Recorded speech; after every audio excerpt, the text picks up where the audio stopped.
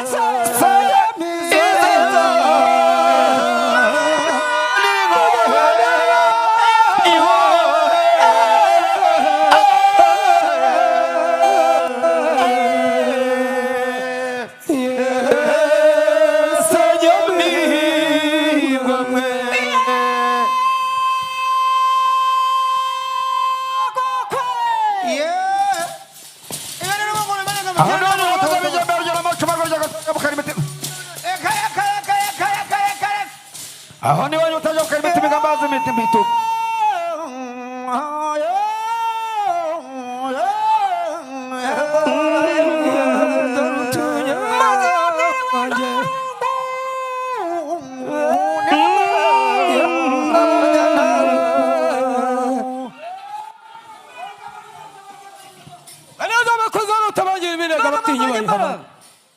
nararwanya cyane aho narwana bacyatoragura bivunuka by'abantu bakana karwana nagunda kana kanyera kuminduruka gaca ibizire iyo ni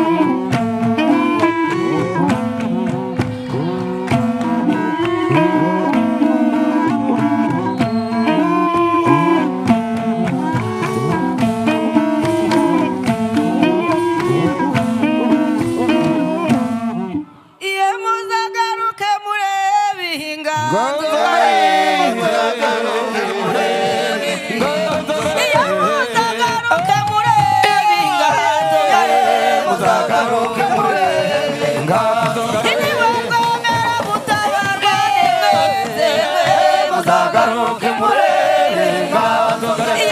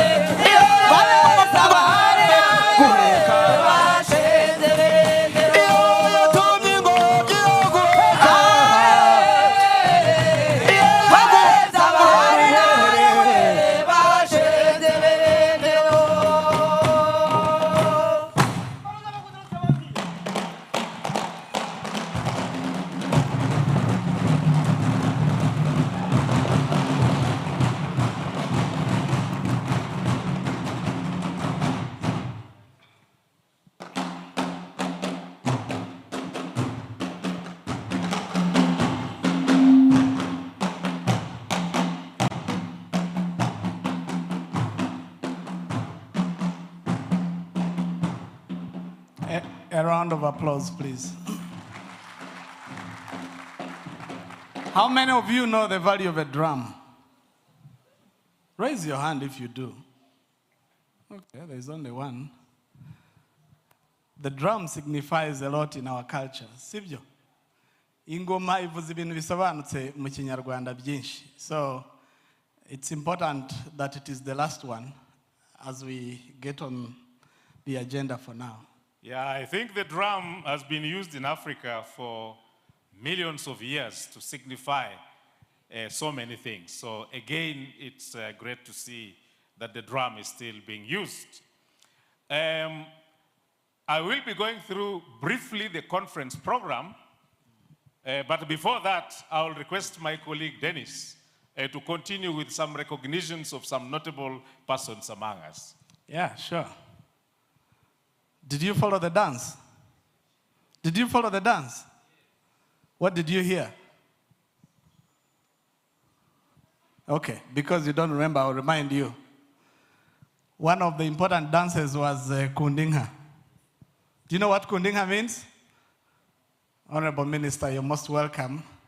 A round of applause, please, for the Honorable Minister who just joined us. Right at the point when I was going to explain what Kundinga means. Kundinga means what? Karame? Love the cow. Wow. Is that from you? Okay. Most welcome, Dr. Solange. I heard you whisper to her.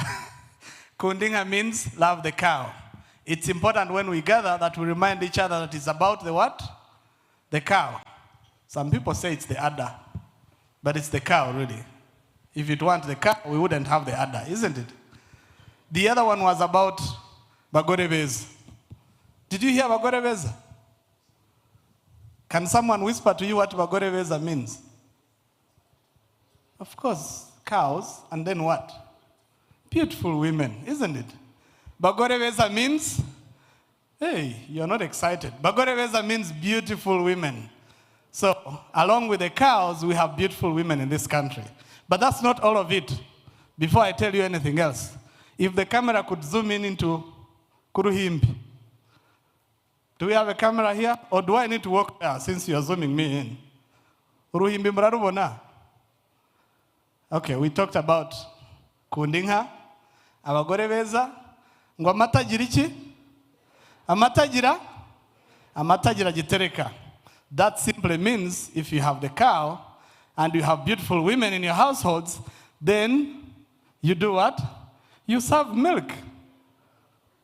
Isn't it? A round of applause then, if you understood that connection. I wanted to recognize a few more people that I missed out earlier. How could I miss Jersey Island? I know you're here. Are you here? The Jersey team, there you are. You know Rwanda is soon becoming a Jersey country. So we better treat you nice while you're here. Did I miss Nigeria? Did I miss Nigeria earlier? Are you here? Oh yeah, of course, I saw you. Nigeria is here. And I think I missed India earlier. Are we here? India, where are you? Oh yeah, India is here. America, the USA. Oh yeah, I see somebody. Okay. Thank you. At least President Trump will know we recognize all of you. So you represent all of the Americans. Special recognition to our Honorable Minister, Dr. Mark Bagabe, who just joined us. You're most welcome. I see we have many dignitaries. I'll just mention a few. We have the International Dairy Federation Chair. And I saw that we have the IFAD country representative here. Most welcome. The chair of the India Dairy Board. Most welcome. Of course, India and milk. Did you know the connection? Do they have cows? You know what they have. We have cows. Okay. AU IBA director, who is here with us?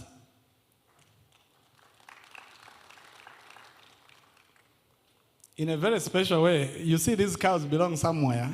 I saw the Eastern Province governor right there. Amatagira gitereka ariko n'inka zigeraho zibarizwa sibyora tubahige abantu bo mu gishwati batabano bandakari.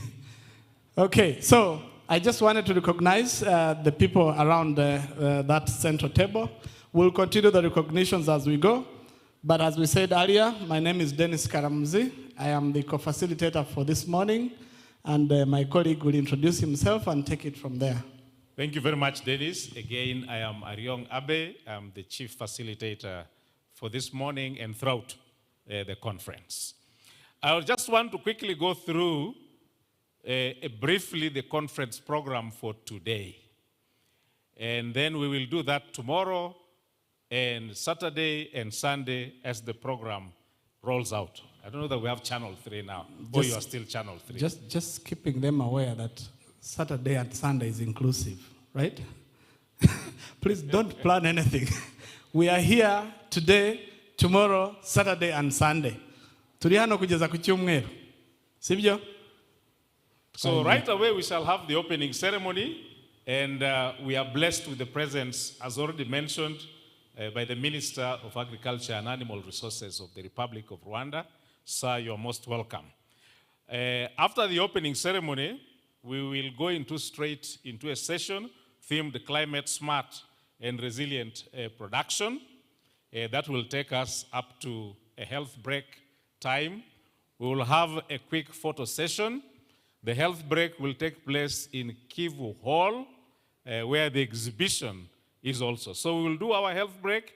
At the same time, we shall also have an opportunity to see what is being exhibited in the dairy sector in that hall. After that, we shall have socio-economic impacts of dairy session, which will take us up to our lunch break. It will also take place in Kivu Hall.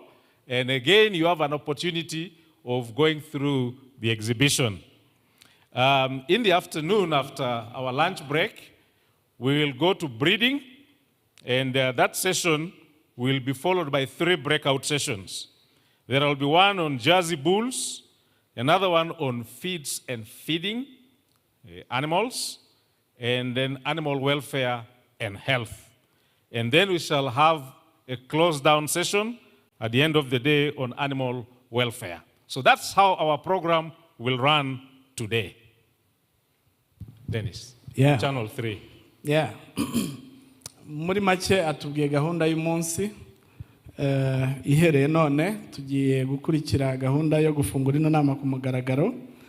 Iraza gukurikirwa n'izindi gahunda z'ibiganiro ndetse harimo n'imurikabikorwa nk'uko muri bukomeze kubikurikira. Ariko iminsi yose turi hano kugeza kwa gatandatu no ku cyumweru. So I know that you have translation gadgets, so I do not want to double the effort. Please, niba utabonye kariya gakoresho gasemura hariya kuri kariya kadirishya, please pick your translation equipment at the back and be sure to switch between channels. Channel 1 English, Channel 1 English, Channel 2 French, Channel 3 Kinyarwanda. Okay, so please be sure to, if you don't have it, please just walk to the back. Okay. I just wanted to recognize one important guest amidst us, the Special Advisor to the President and Coordinator of Livestock Reforms in Nigeria, Professor Atahir Jega. Please, most welcome. Earlier, I recognize him as Nigerian, of course, but this is his special position, and he's here with several delegates. I did recognize them earlier, but special mention as well. Nigeria delegation, I saw you earlier. Yeah. There's a common saying, you can't miss a Nigerian, right? You can tell by the cap, oftentimes, isn't it? Okay, so we will proceed into the agenda. Please, Ariong, go forth. Right, thank you. I have gone through the agenda. Now, as you pick your translation equipment, I would like to call upon the following persons to join us on the podium here. May we request the chairperson of the Rwanda National Dairy Platform, represented by the executive director, to come forward. Ms. Florence Umurungi, most welcome. May I also request the president of the International Dairy Federation to join us on the podium.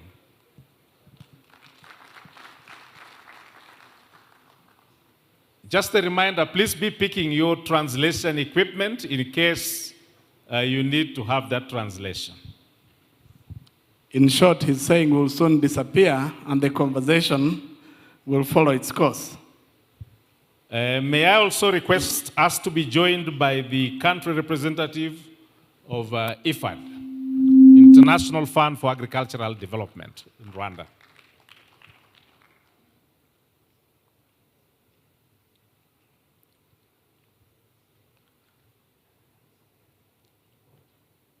And very importantly, before I call upon our guest of honor, do we have the country representative of FAO, Food and Agricultural Organization? FAO representative? If he's... Not yet. Oh, she's in? Not yet. Not yet. May I then now request, very humbly and honorably, to request our guest... Thank you.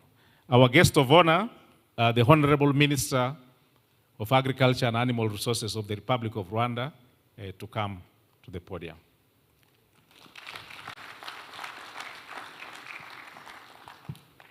I wish I had the drums. Your hands don't sound good enough, so most welcome, Dr. Mark. May I take the honor, following the introduction of the panelists, to now, Ariom, you may sit. There's some comfortable seats. Let's reserve that for the guests. Okay. In case we have more There are no guests seats for us, but I just wanted to take a minute to recognize Ms. Florence Umurungi. As you take the podium, to make your remarks.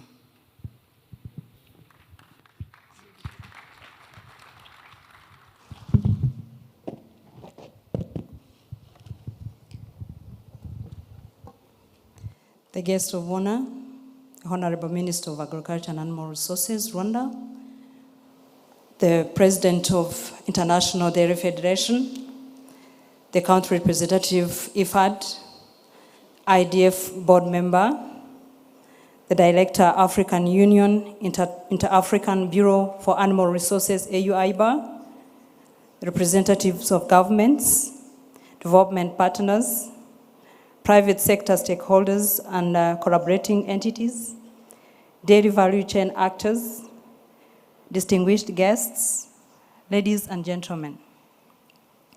On behalf of the Rwanda National Dairy Platform Board and on my own behalf, I am more than delighted to welcome you all to Rwanda, the land of 1,000 hills. I would like to encourage you all to take your free time after the conference to see for yourselves some of the unique captivating attractions and biodiversity that Rwanda offers. The unique captivating attractions, you will be delighted and you will be delighted. My name is Florence Umurungi Musime, the Executive Director of Rwanda National Dairy Platform. We are pleased to be the first to host the first IDF regional conference, Dairy Conference for Africa. Dairy cattle rearing here in Rwanda provides a means of livelihoods in millions of our people, as it is in many other countries in Africa. This great gathering has attracted dairy value chain operators, industry leaders, policymakers, animal scientists, researchers, nutrition and healthy professionals, manufacturers, financial and banking institutions, environmental experts, business development specialists, as well as development partners from African countries and beyond. The conference will focus more on sustainable dairy production and productivity, mirrored under the board theme, Sustainable Dairy for Africa, for a Prosperous Africa. The conference is expected to provide a platform for exchange of insights, strategies, and experiences, and through it, we shall build strong business relationships, hence sector growth. The participation would be through direct interactions and have been arranged to be conducted by plenary sessions, presentations, panel discussions, B2B discussions, matchmaking sessions, exhibitions, field visits, and finally, a women's roundtable as Rwanda joins the rest of the world to celebrate World Milk Day on the 1st June 2025. Honorable Minister, allow me to thank the government of Rwanda, in particular the Ministry of Agriculture and Animal Resources, Minagri, for endorsement and support in terms of material support towards hosting this event. Honorable Minister, we say thank you very much indeed. Furthermore, we are grateful to the International Dairy Federation, IDF, for considering and accepting this Africa Dairy Premier event to be held here in Rwanda. Rwanda joined this global body in 2022, and we were the 40th country in the world of dairying. We thank you for that. Lastly but not least, I take this precious opportunity to thank our sponsors for their unwavering efforts to make this event a success. Your support to this event is a true reflection of your love and passion towards development of the dairy sector, not only in Rwanda, but across the globe.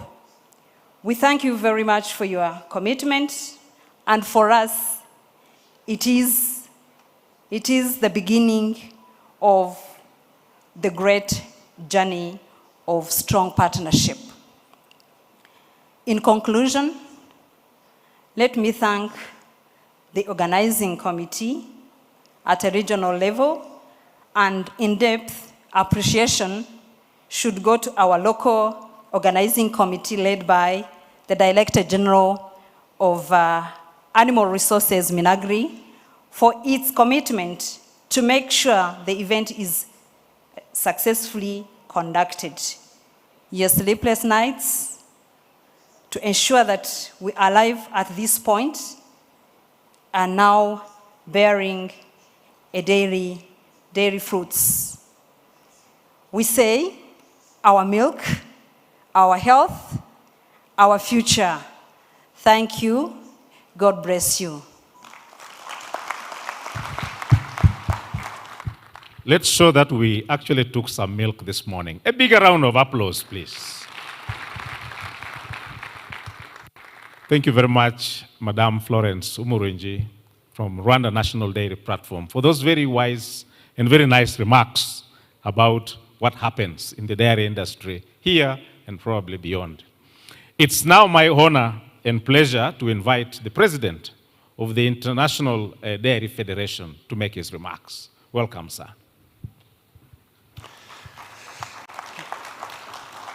So, good morning, bonjour à tous et à toutes, Naramtse.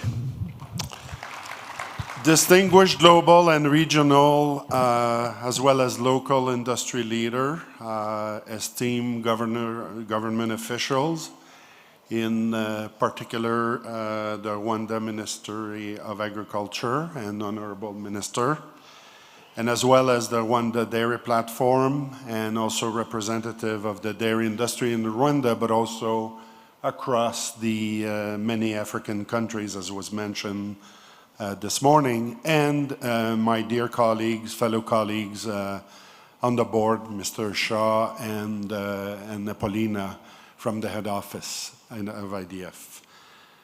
Ladies and gentlemen, my name is Gilles Froment. I'm from Canada. I was elected president of IDF last year in Paris, and it's a great honor for me to be here today to this opening ceremony of the first ever IDF Regional Dairy Conference in Africa. IDF is a very proud partner of this event. And in fact, this year's theme of the conference, Sustainable Dairy for Prosperous Africa, resonates very deeply within IDF's mission. By leverage cutting-edge technology and fostering international partnership, we can ensure the long-term viability of the dairy sector, which benefits to producers, processors, suppliers, everybody across the supply chain, and also the consumer worldwide. Dairy's global impact is very significant, nourishing about 6 billion people, providing livelihood to more than 1 billion individuals through more than 150 million households around the world. So IDF's commitment is very steadfast in nourishing the world with safe and sustainably produced dairy. Supporting a vibrant dairy sector involves continuously improving our ability to provide safe and nutritious milk and dairy products from healthy animals while preserving the natural resources and ensuring decent livelihood across the whole dairy value chain. This includes, of course, mitigating greenhouse gas and methane emission from the farm to consumers. We strongly support science-based nutrition policies to ensure dairy is an integral part of diets for all ages group and contribute to the closing of the nutritional gap. We continue to safeguard the integrity and transparency of the dairy supply chain by upholding the highest standards of quality and safety for milk and dairy products. We also develop, as many of you would know, globally harmonized standards, guidelines, code of practices, and related methodologies to continually improve the sector, as well as to help set a fair regulatory environment for the dairy sector. Since our inception, or the inception of IDF more than 120 years ago, representing now around 40 countries and about 2/3 of the global milk production, IDF has been the long-standing formal relationship with FAO, Codex, ISO, OECD, WHO, just to name a few. We contribute to standard settings, and we continue to participate in major relevant events such as this one and conferences. As we move forward, it is very essential to continue embracing sustainability in all of its dimensions and at all levels of the dairy value chain. This includes maintaining and even increasing the productive capacity of the dairy sector, providing decent livelihood for all stakeholders, and adapting to global challenges such as climate change and market fluctuations. By working together, we can build a resilient and sustainable global dairy ecosystem. So in closing, I would like to thank you for your attention. I look forward to our continued collaboration with Rwanda, but also with all the African countries and the global sector. And as we advance our common interest in the dairy sector, and I wish you all a very successful conference over the next few days. Thank you. Yeah, thank you very much, sir. And thank you most especially for making sure to say you're from Canada. I didn't intend to say it's part of the USA, right? So that's very clear, right? And on this note, allow me to invite the representative of the FAO country director to make your remarks.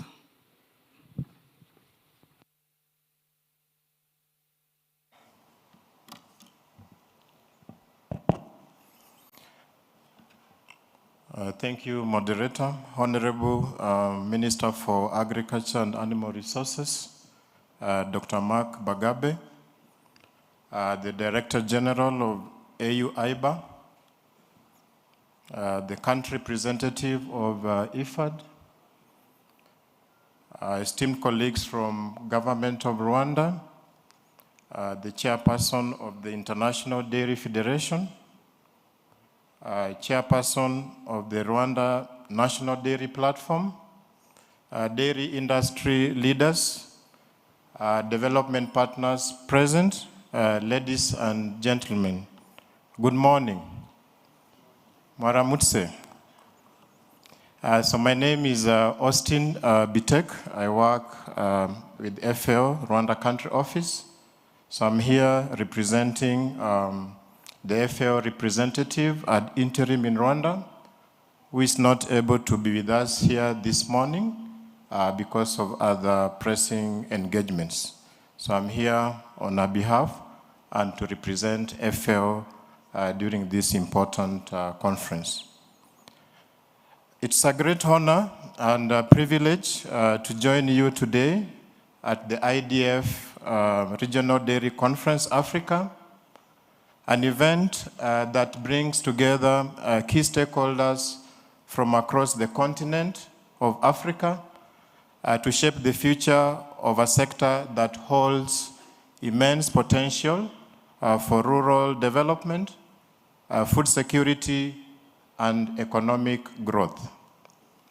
On behalf of the Food and Agriculture Organization of the United Nations, FAO, I would like to express our appreciation to the organizers of this important gathering.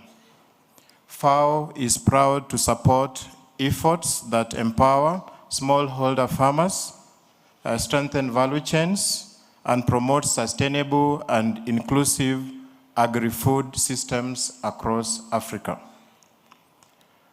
The dairy sector plays a very central role in the continent agricultural landscape.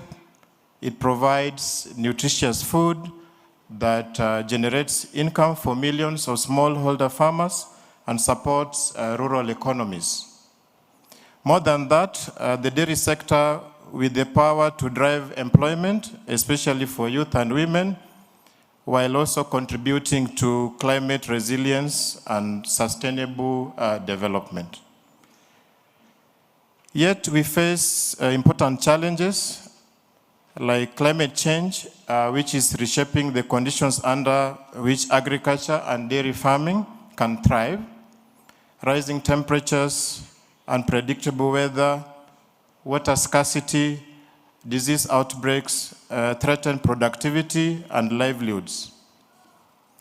At the same time, the sector must evolve to create more decent jobs, particularly in rural areas where opportunities are often limited. This is why this conference matters.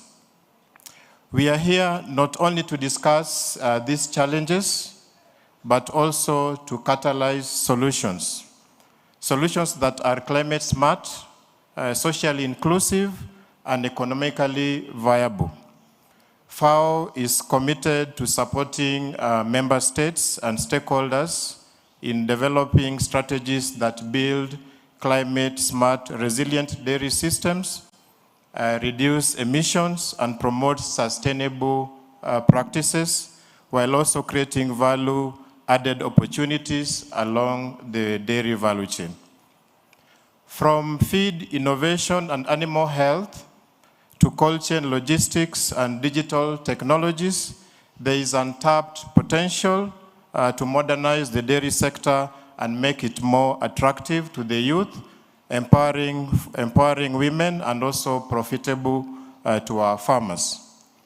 FAO stands committed to supporting governments and stakeholders through evidence-based policy support, innovation, technical assistance, capacity building, and also partnerships to strengthen the dairy value chains, improve animal health and breeding, and support smallholder farmers, particularly the women and the youth. We recognize that transformation of the dairy sector requires collaboration across borders and also across sectors. Through the initiatives like the Sustainable Livestock 2050 and partnerships with governments and regional organizations, FAO helps to foster inclusive growth, ensure quality and safety standards, and increase access to markets, contributing to economic development and nutritional improvements across the continent. FAO stands ready to work with you, the government, the private sector, actors, producer organizations, research institutions, to build a future where Africa's dairy sector is not only more productive, but also more resilient, inclusive, and sustainable. As I conclude, let me seize this opportunity to share knowledge and best practices, scale up models, and invest in sustainable dairy future for Africa, one that nourishes people, protects the environment, leaves no one behind, and commit to bold actions and strengthen our partnerships. I thank you all, and I wish you all a fruitful and inspiring conference. Murakoze cyane. Many thanks for those great remarks. And I am very sure we all appreciate the work that the Food and Agricultural Organization does around the world. So thank you very much, and just one more round of applause. Thank you. May I now take this opportunity to call upon the country representative of the International Fund for Agricultural Development, popularly called IFAD, to give his remarks. Welcome, please.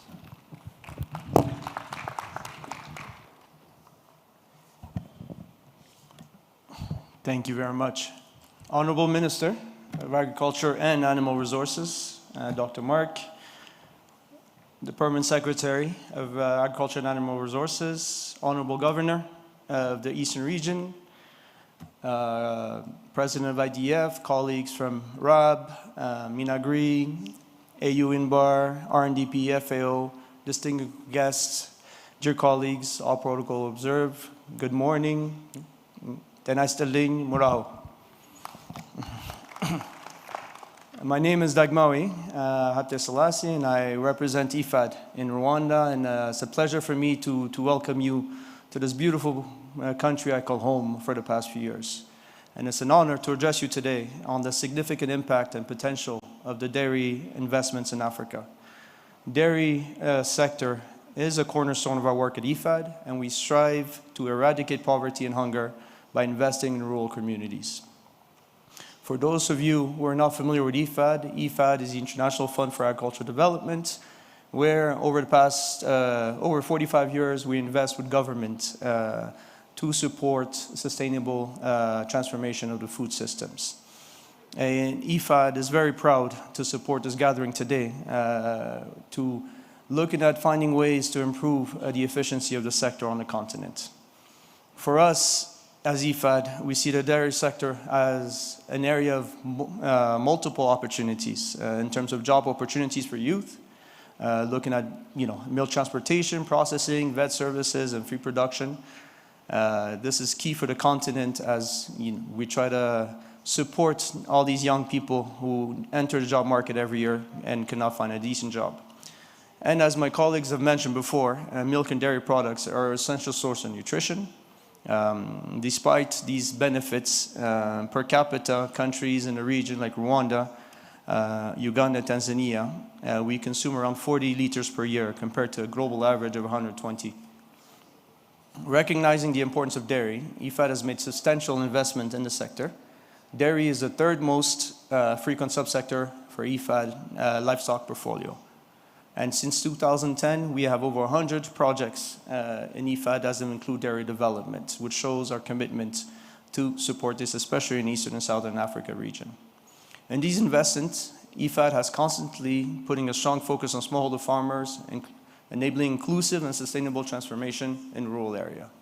And specifically in Rwanda, we're now currently implementing the second phase of RDDP, the Rwanda Dairy Development Program, which you've seen signs here. And that program is a 128 million partnership between the government of Rwanda, OPEC, Equity Bank, Heifer, and other partners.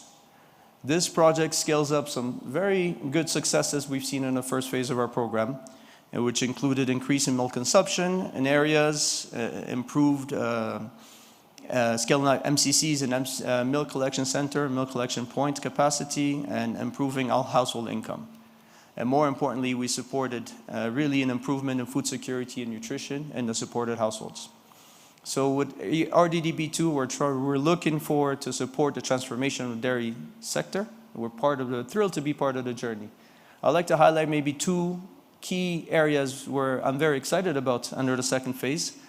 First, I think the Songa National Insemination Center will provide a state-of-the-art center in Rwanda to address the genetic challenges in the sub-region, and ensuring that the farmers in the region receive the best cows suited for their needs to increase the productivity.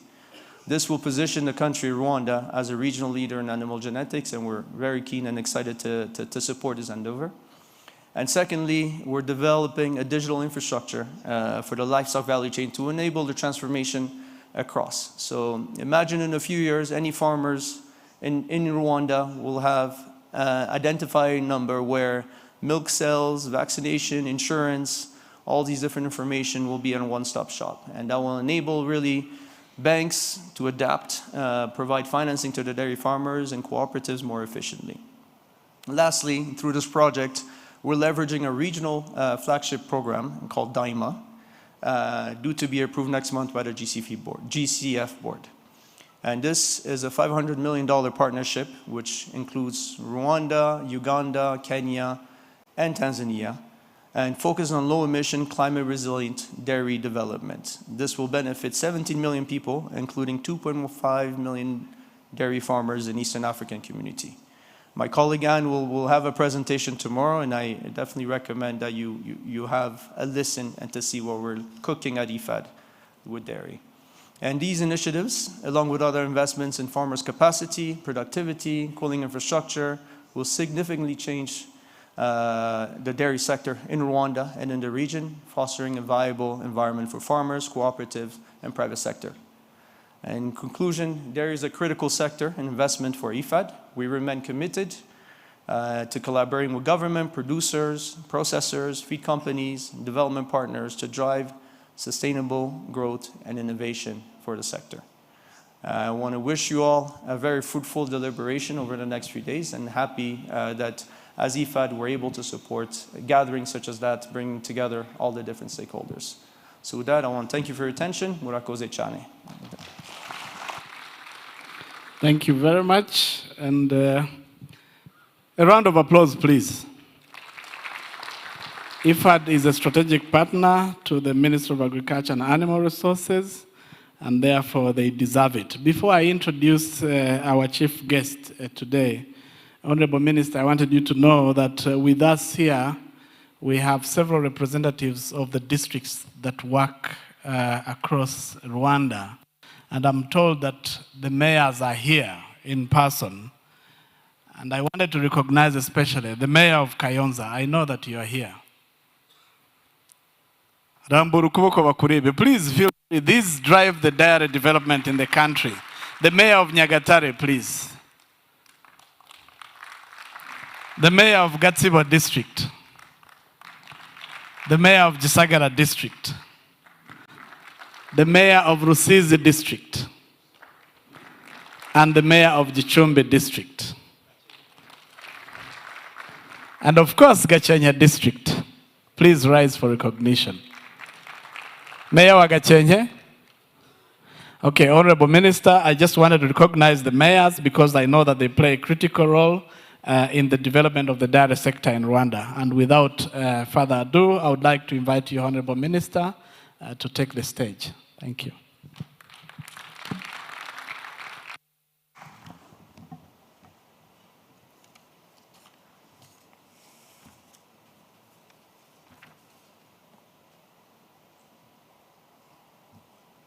Honorable governors who are here, in particular I want to recognize the governor, Eastern Province, the home of a lot of cattle in this country, and other governors who are also good farmers like the West. I think every province has got a lot of cows here. Senior officials of government represented here, including the Permanent Secretary of the Ministry of Agriculture, the mayors of districts, heads of government institutions. I want to recognize our good friends from the UN agencies, IFAD, FAO, and African Union for being here, AU, IBA.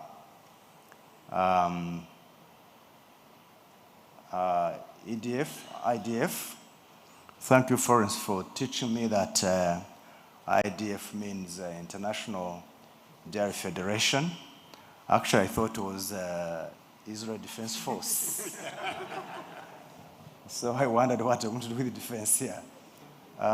The chair of RNDP, Rwanda National Dairy Platform, Florence Murungi, participants here this morning, all protocols observed. Good morning.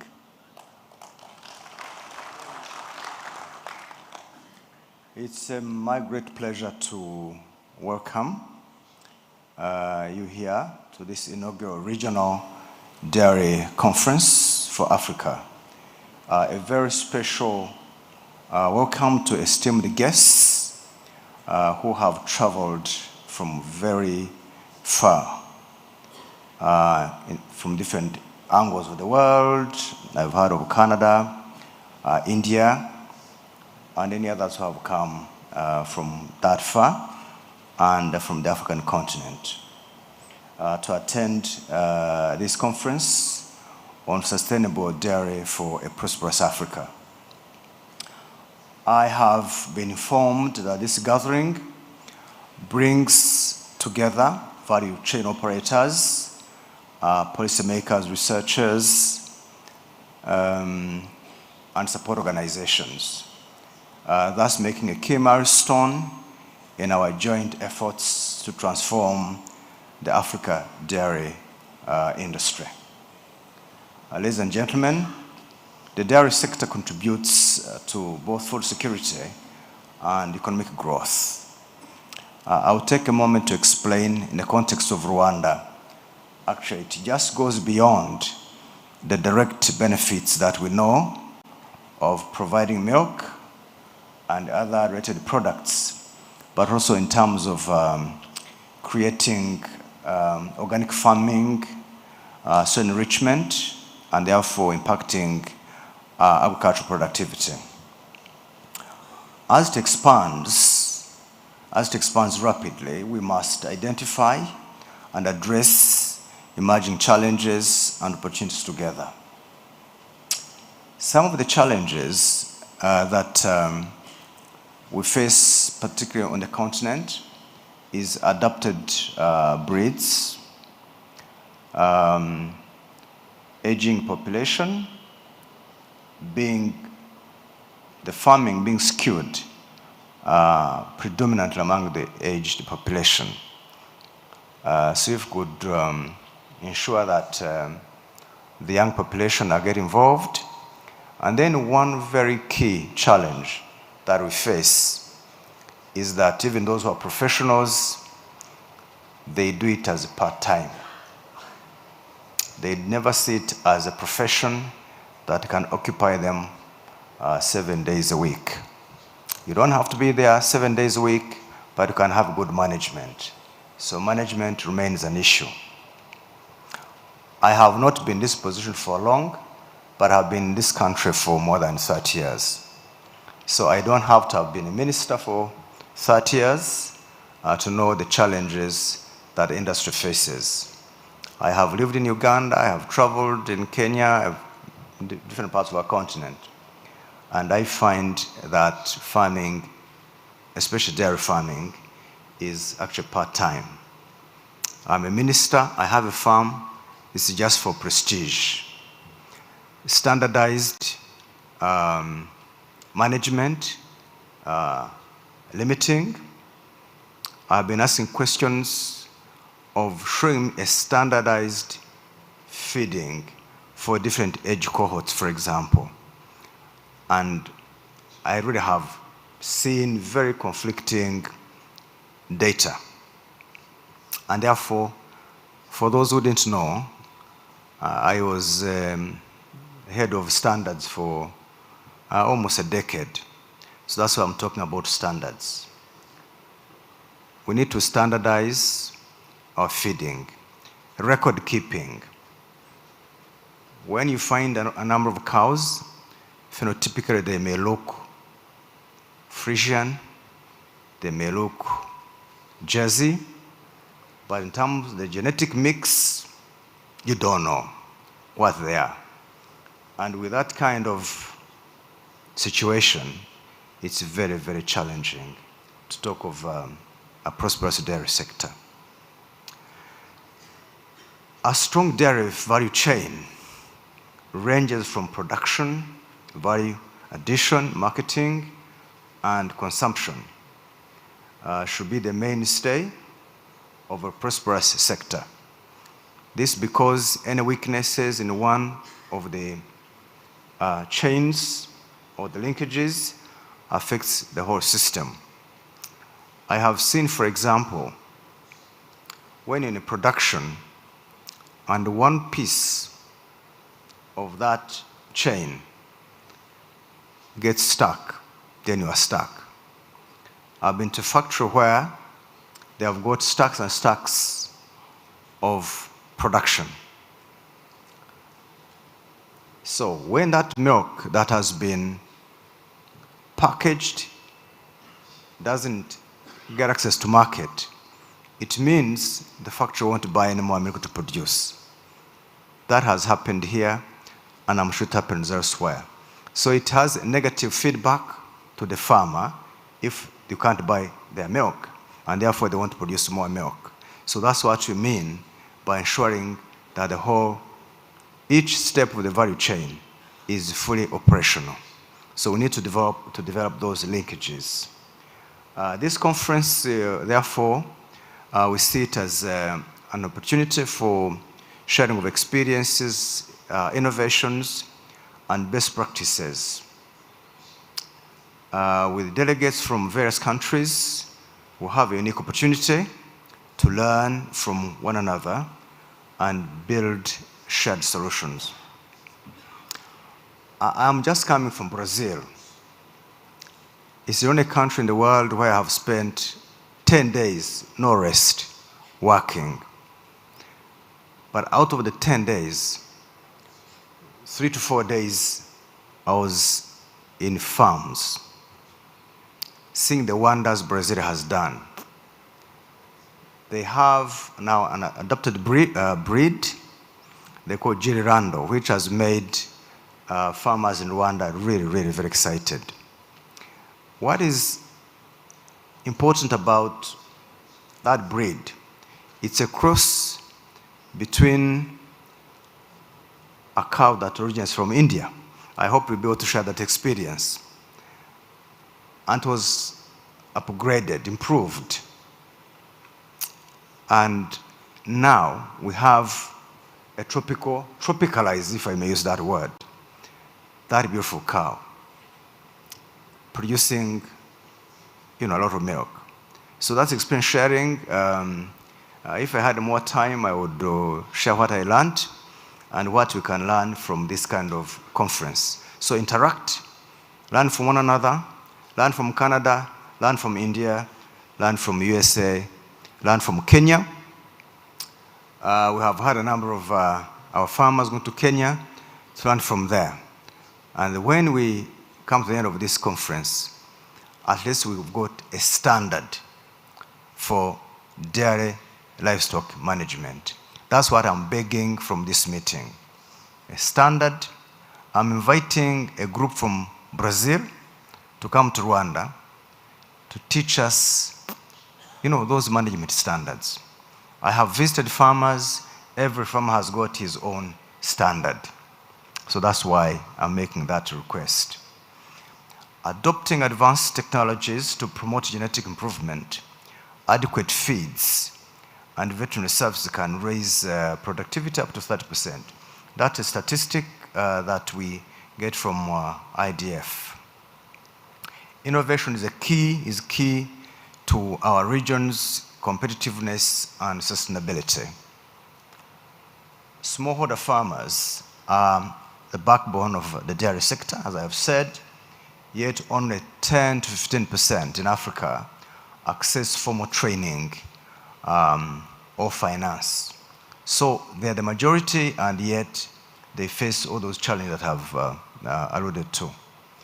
Equipping them with the skills and tools will build more resilient and job-creating dairy economy. Furthermore, we must attract youth and women into dairy business. For instance, that's what you should do. You are the head of the sector, so get more women, because I experience that when women do a job, they perfect it. And in Rwanda, we know that. Tiered approaches, inclusive policies, and targeted investment can unlock their full potential across the value chain. how do we get the youth? Let's get the value chain, various steps of the value chain, and ensure that we get these people, these groups involved. For example, we can get cooperatives of young people just to produce forage and fodder for animals. They don't have to be farmers who have got animals, but they can be specialists in producing forage, and so on and so on. That's how we can create an inclusive community. Dear audience, this forum fosters collaboration among governments, development partners, the private sector, farmers, and farmer cooperatives. By working together, we can overcome barriers and scale innovations for sustainable dairy development. Such a collaboration model has remarkably contributed to the Rwanda's dairy sector growth. Milk production tripled as it rose from 334,727 metric tons in 2010. Just in 15 years, we've been able to triple that figure. While per capita consumption doubled with increase from 37.3 to 79.9, almost 80 liters per capita. So that is an achievement, but we can double that in the next 3 years if we go by the prescription that we have given ourselves if you check our PSTA 5. Such a collaboration model has remarkably contributed to the Rwanda's dairy sector growth. And I had read that. Despite this progress, we still face challenges in fully meeting domestic demand and scaling exports for milk and milk products, as well as issues of market linkages, as I did say. Learning from advanced countries can help to accelerate toward the self-sufficiency and regional leadership. As I conclude, I extend my sincere gratitude to the organizers, sponsors, speakers, and to you all participants. When I entered the room, I was absolutely impressed. And therefore, I really want to say our hands up, our thumbs up for our sponsors, for organizers. I can see a lot of institutions, banks, and other organizations for recognizing that the dairy sector is a very important piece of the jig puzzle of our nutrition and economic growth. So your dedication to Africa's dairy transformation is inspiring and vital for our collective success. I wish you a very productive discussion and impactful outcomes that will shape a stronger and more sustainable dairy future for Africa. I thank you very much. Murakoze cyane.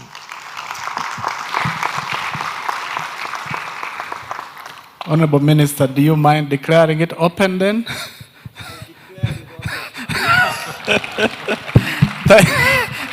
You have to say it loud and clear. I thought it was open.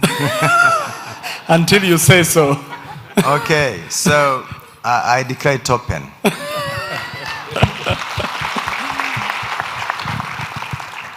Those who are as old as me, like Dennis, it reminds me, once upon a time, there was a president from across the border. He attended a meeting, and so he was actually telling people that they should stop smuggling coffee across borders. So he went on the platform, and then he said, the people of Uganda, coffee. Then he stopped there. Then they told him, we didn't say smugglers. So he went back and said smugglers. So for me, I just want to declare this very important meeting open. Thank you. Thank you very much. Thank you very much for closing that on a very light note. Thank you so much. Yeah, thank you very much again. Thank you. Another big applause, please. Among the key messages that the minister has just passed on to us, I picked one very important one, and that was women in dairy and women in livestock. Specifically, on the last day of this conference, on Sunday, we shall have the women's round table. That does not mean that men are not welcome to attend. I think it's even more interesting and very important that men come and listen to some of the key messages, challenges, and issues that women have on the table in terms of the dairy industry. So thank you very much for that very strong message, Mr. Minister. We have decided and thought, I hope wisely, that we go in for a health break.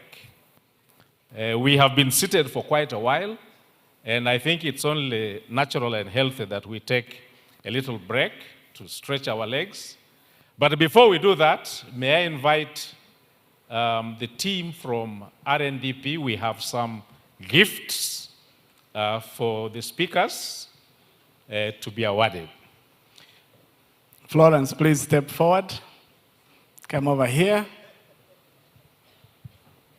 Come this way, and they'll walk all the way here. Yeah. Please. Just right there.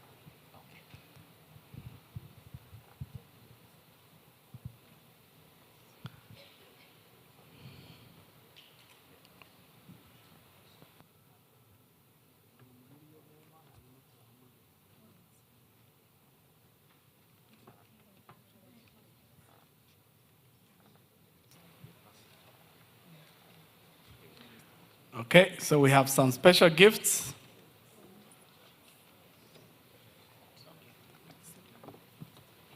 So we'll start by the Honorable Minister for your beautiful remarks. Florence would like to appreciate your presence.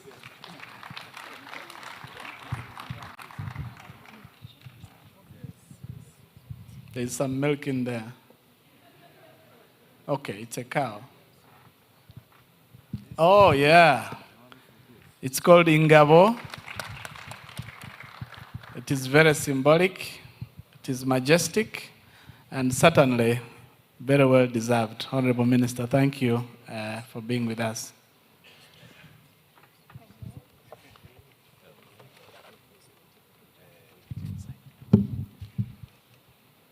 Okay. Oh, that would be very nice. Very kind of you. And now I invite the IDF chair, International Dairy Federation. Not a defense force by any chance. Most welcome to Kigali. That is about the cow and the milk.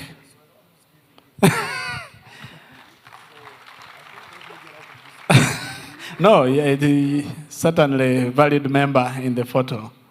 That symbolizes the milk, and the horns is about the cows. Thank you very much.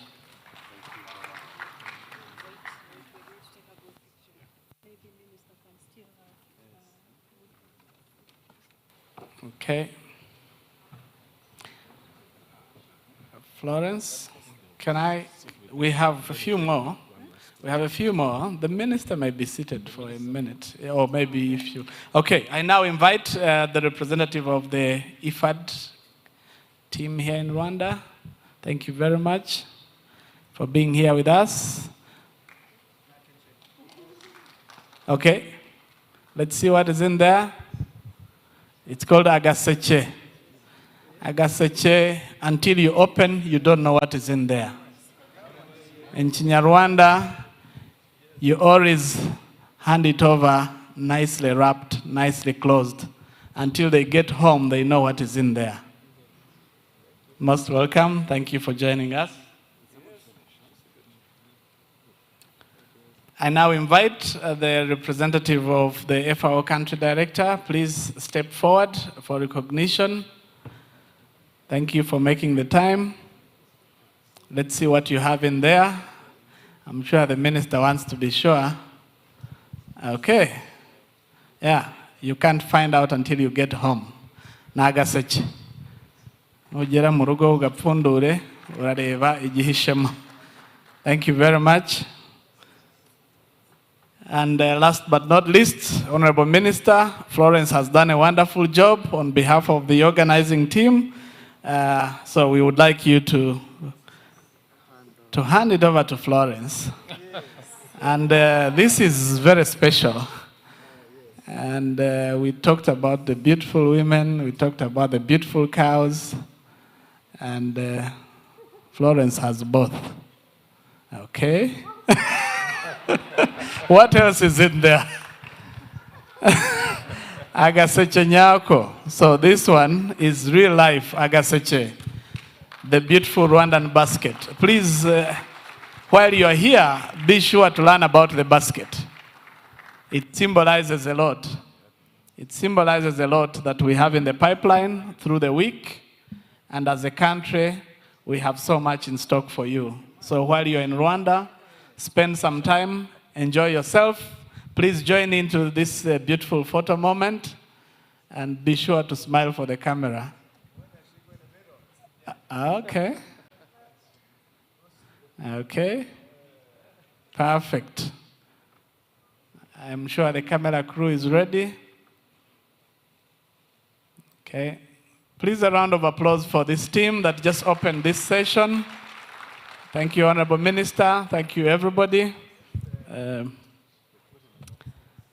Okay, so as Aryong just mentioned, we have decided, as he said, hopefully wisely, that we take a coffee break, a milk break, a tea break, and the tea will be served in the hall up here, and we won't have more than 20 minutes.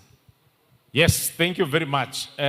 What we are going to do, we are going to go, all of us, for a group photo session outside the hall, led by the speakers. We can just stand around them. Shall we see them outside the hall? And then after that, we'll take a walk to my left, straight along that corridor, straight to Kivu Hall, where we shall have Chivu. Chivu or Kivu?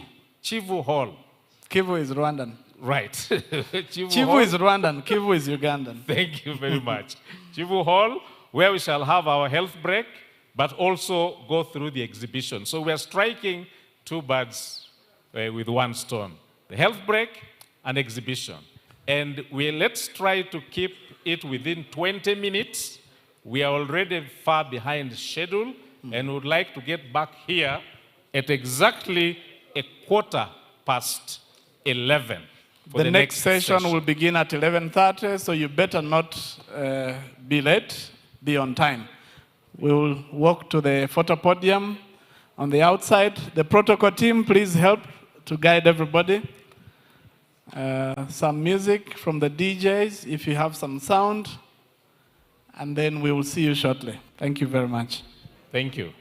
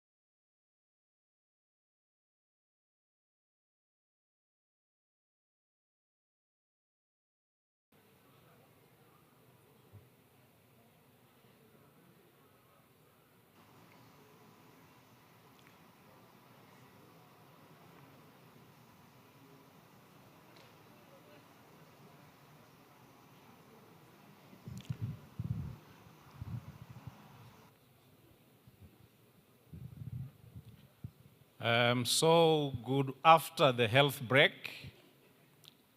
I hope we have sort of stretched our legs and refreshed our bodies, and therefore we have some extra calories to go through the next two sessions. While during the health break, I noticed that we all tried to take some milk, which is your participation in consumption. So just imagine that cup of milk. What percentage of consumption have you contributed to marketable dairy products across the world? Of course, one by one makes a bundle. Now, let's go straight to the first session of this conference. And we have this session's theme as climate smart and resilient dairy production. Remember that from the remarks of the minister, of the Honorable Minister, the first stop he talked about in the value chain is to produce, production. That's the most basic part of the value chain, of the dairy value chain. And that's where we are going to start from. This session will be chaired or moderated by Dr. Martin Kimutai. From your program, you saw Dr. Margaret Kibogi. Now that person has been replaced. We will have Dr. Martin Kimutai, who is the chairperson of the Kenya Dairy Board. In that session, we will have the following speakers: Mr. Giles Froment, President of the International Dairy Federation. We shall also have the Director General of African Union, Inter-African Bureau for Animal Resources, AUIBA. And representing the Director General will be Dr. Sarah Ashanut Osia. And then we have Mr. Alex Gathi Gitonga, Managing Director of Tanalope Consultancy Limited. So we will have 3 speakers and a chairperson. It is now my humble request to call upon the chairperson of this session, Dr. Kimutai Martin, to come forward, and also request the speakers, Director General IDF, Dr. Sarah Sia from AUIBA, and Mr. Alex Gathi Gitonga. Please take your seats. The Managing Director of Tanalope Consultancy Limited. This conference should be action-driven and result-action-oriented. We want to capture as many ideas that can be packaged into actionable items. And we ably have 3 rapporteurs who are going to be capturing what we are presenting. Can we have Dr. Sarah Osia? I hope that all our presentations are already with the control team. And I will now hand over to Dr. Kimutai to conduct this session as the chairperson. Thank you. Thank you so much, my senior Ariang, and esteemed delegates. I wish just to correct, I think the nomenclature in Rwanda is, there is an interchange of word chairman and CEO. So I am actually the acting managing director of Kenya Dairy Board, not the chairman. We have a chairman of the board. So that is so that those who are taking notes can make that correction. As he has rightly said, is that I'm a vet by profession, a veterinary doctor, and I've done epidemiology in my master's. I've worked in public service, going now to almost 30 years. I joined Kenya Dairy Board 4 years ago from the Ministry of Agriculture and Livestock Development. I've been in this space. I've been the chair for Africa on Codex. I think the minister here said he has been a CEO of Standards Body of Rwanda, I think. So that is where we meet. And in this particular exercise, we are here. I think this is the right time. We are here. And as Africa, this is the opportunity to showcase what we have. Most of our activities, we don't talk about them. We have been keeping cows older than anybody else, but nobody knows we have been having cows. But I think now it is an opportunity to tell them. You see, our milk guns are not like you as IDF president. Our milk cans are very natural. And they are also food grade. So I think you'll have an opportunity to see them. And that is what we use at home. And they are very, very hygienic. So to me, I think we are now starting the session. And I think the 3 presenters are chosen specifically because of the role they play in the value chain. One is global. The other one is regional, which is Africa. And the other one represents the farmers, which I think those are the 3 legs of the stool, which we are going to deal with today. So having said that, I think I will be fair enough to introduce... Dr. Yes. If you allow me, you're talking of a stool, the boat is not balanced. Can I have the panelists move up to the center? Oh. People cannot see them because they are behind the... Thank you so much for that observation.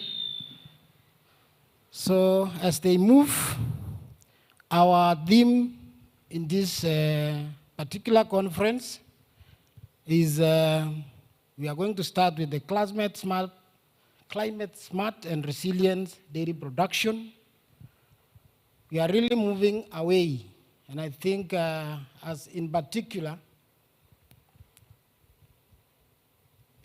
dairy production has a very big role in climate change issues, and that is why we want to address it here, and how best we can improve our production without necessarily affecting our climate or environment. Most dairy technologies now need to adapt to the current systems of production. And in that regard, we shall be sharing experiences from these keynote speakers, both from globally and our regional speakers. I would wish somebody up there to show us the resume of the first speaker, who is the president of IDF, Gales Froment. He had spoken, but this time he's now going to talk technically in that as regards to dairy. So I think we wish to see his rich resume. Do you have his resume which can be posted here? Because I don't have it myself here. If not, I think probably himself, he can tell us the journey has traveled in dairy, and more so focus on his presentation, because we shall really need to make some deductions out of these 3 presentations, which will guide us for the next 3 or 4 days. So it is important we listen to their 3 presentations, because it will be actually the deal breaker. So without much ado, I would wish to invite the first presenter, Gales Froment, to make his presentation.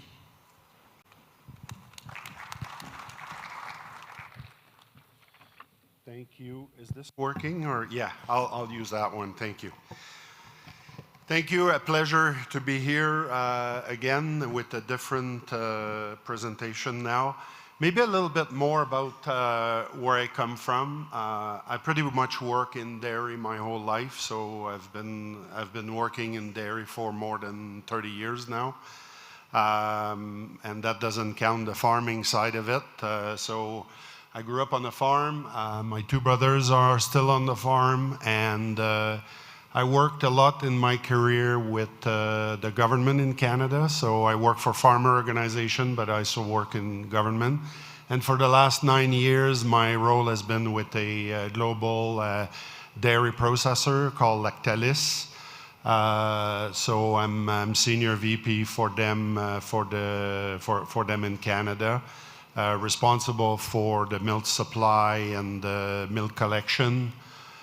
For 20 plants that we have in Canada, but also regulatory affairs, government relations, and communication as well.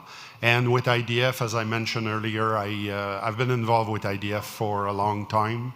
I've been president of our national committee in Canada for about 20 years, and so it's an organization I know well, and I was very pleased to be elected president last year.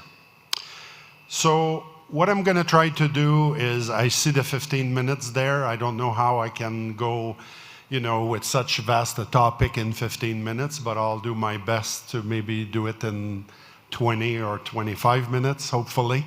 And what I want to do is give you a bit of an overview of what IDF does, but what are the challenges and opportunity we see at the global dairy level, and try to highlight some of those.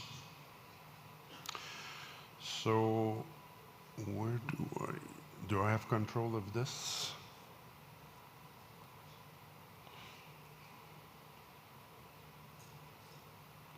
Do we know if that works? Or the arrow doesn't work. I don't know where I need to point.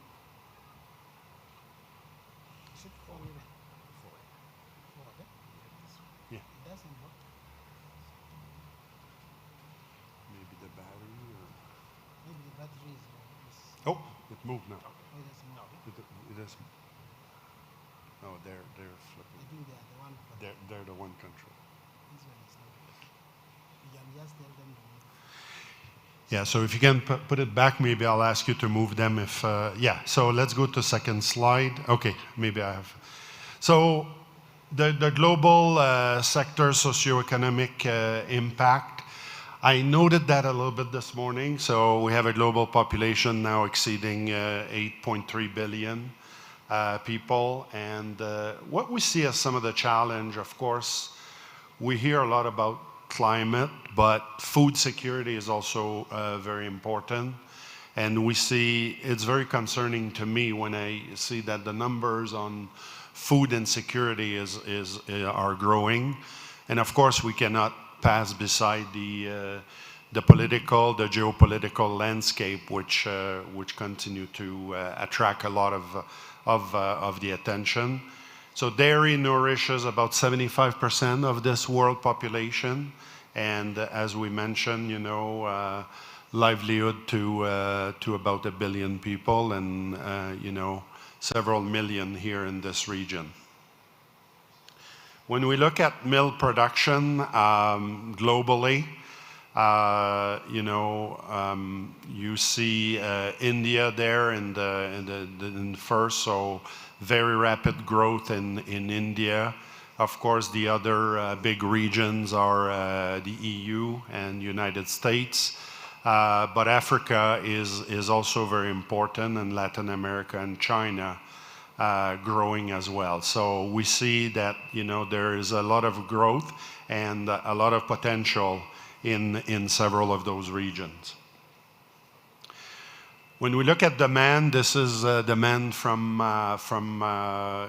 data from a publication we release annually at the World Dairy Summit called the World Dairy Situation Report. So these are data, and you look at the way that the per capita consumption is growing worldwide at close to 120 liters per or kilos per capita in 2022.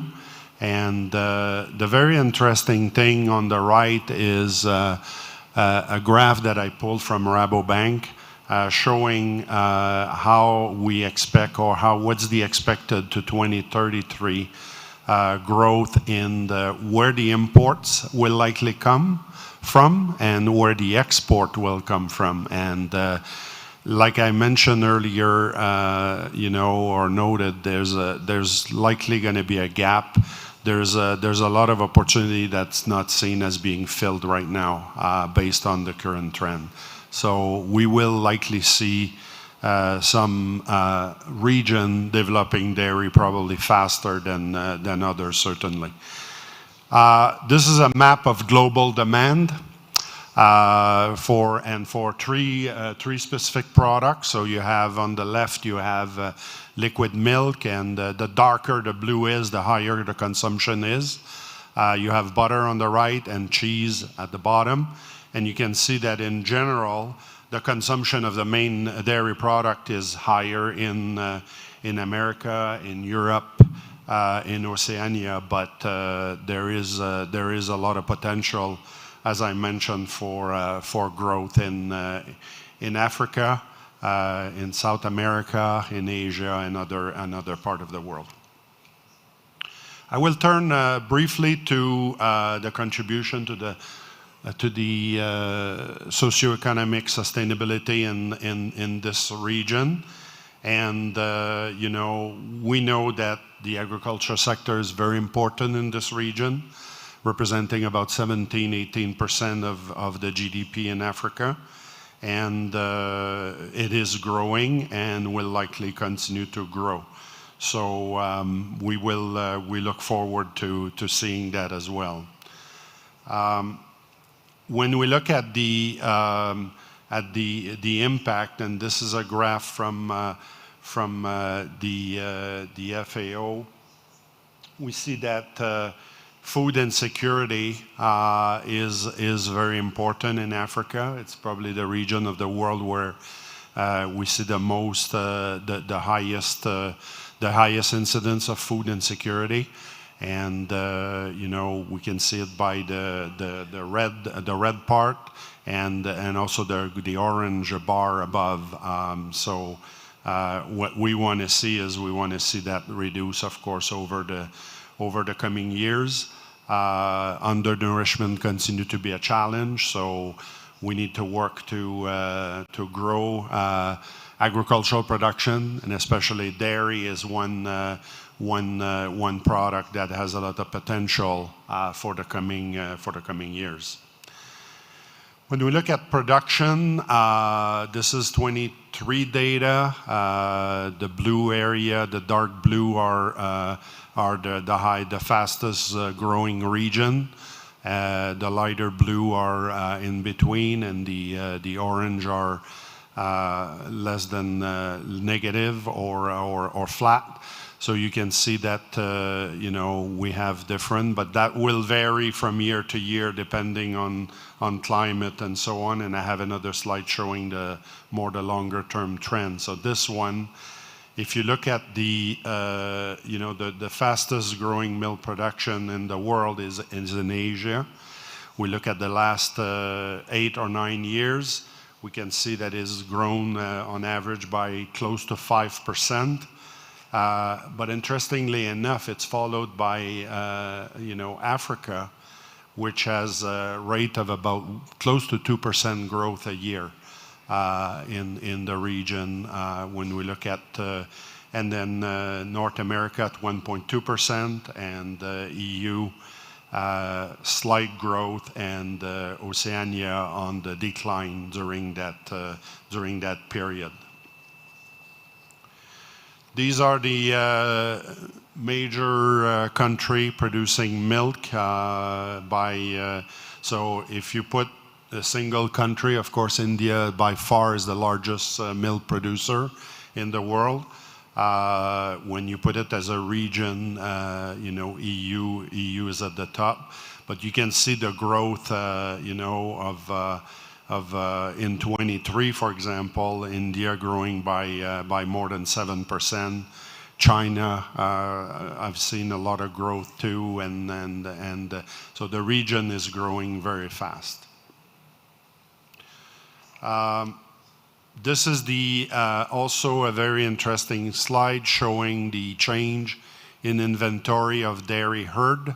So the growth in herd and yield in the last a few years, and you can see the change in yield on the y-axis and the change of inventory on the x-axis. And you can see that Africa is there in positive territory, with a relatively smaller circle, of course, compared to Latin America, compared to Pakistan, and compared to India. And then when you look at the per capita consumption of processed and fresh dairy product in milk solid, again, this is data from the OECD, but you can see the various region, and the green bar being very important, seeing a lot of growth in Latin America, US, and the EU in terms of growth of milk solids. Now, turning to IDF a little bit, and I'll flip-flop a little bit, but looking at, so IDF is really the global leading voice for the global dairy sector. As I mentioned earlier, we represent, we have 40 countries, very present in certain regions. We would like to have more representativeness, of course, in Africa, and it's been growing over the last few years, but we would welcome not only membership from Africa, but from also expert involvement in our work, because, being part of an association is to learn, to share, but also to influence the direction of the organization. And we are very pleased with the growth that we've seen in membership over the last few years in those regions. We represent the entire dairy sector. I touched on that a little bit, going from dairy farmers, dairy processor, association, government, suppliers, and employees in the dairy sector.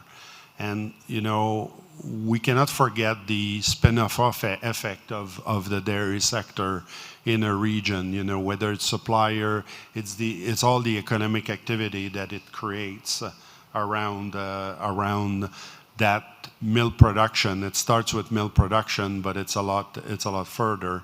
And we represent, so you can see the various areas of work that we do in that wheel there, looking at economics, animal care, dairy policies, nutrition, technology, innovation, and all those things.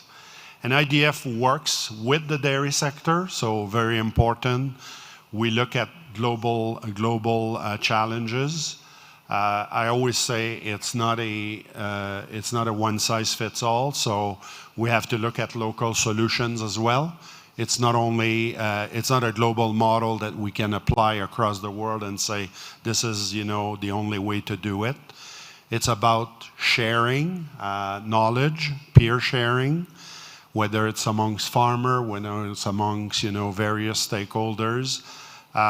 It's about learning about other disciplines and bringing, new generation, recognizing the important and critical work of women in the dairy sector, looking at the latest science and field expertise as well.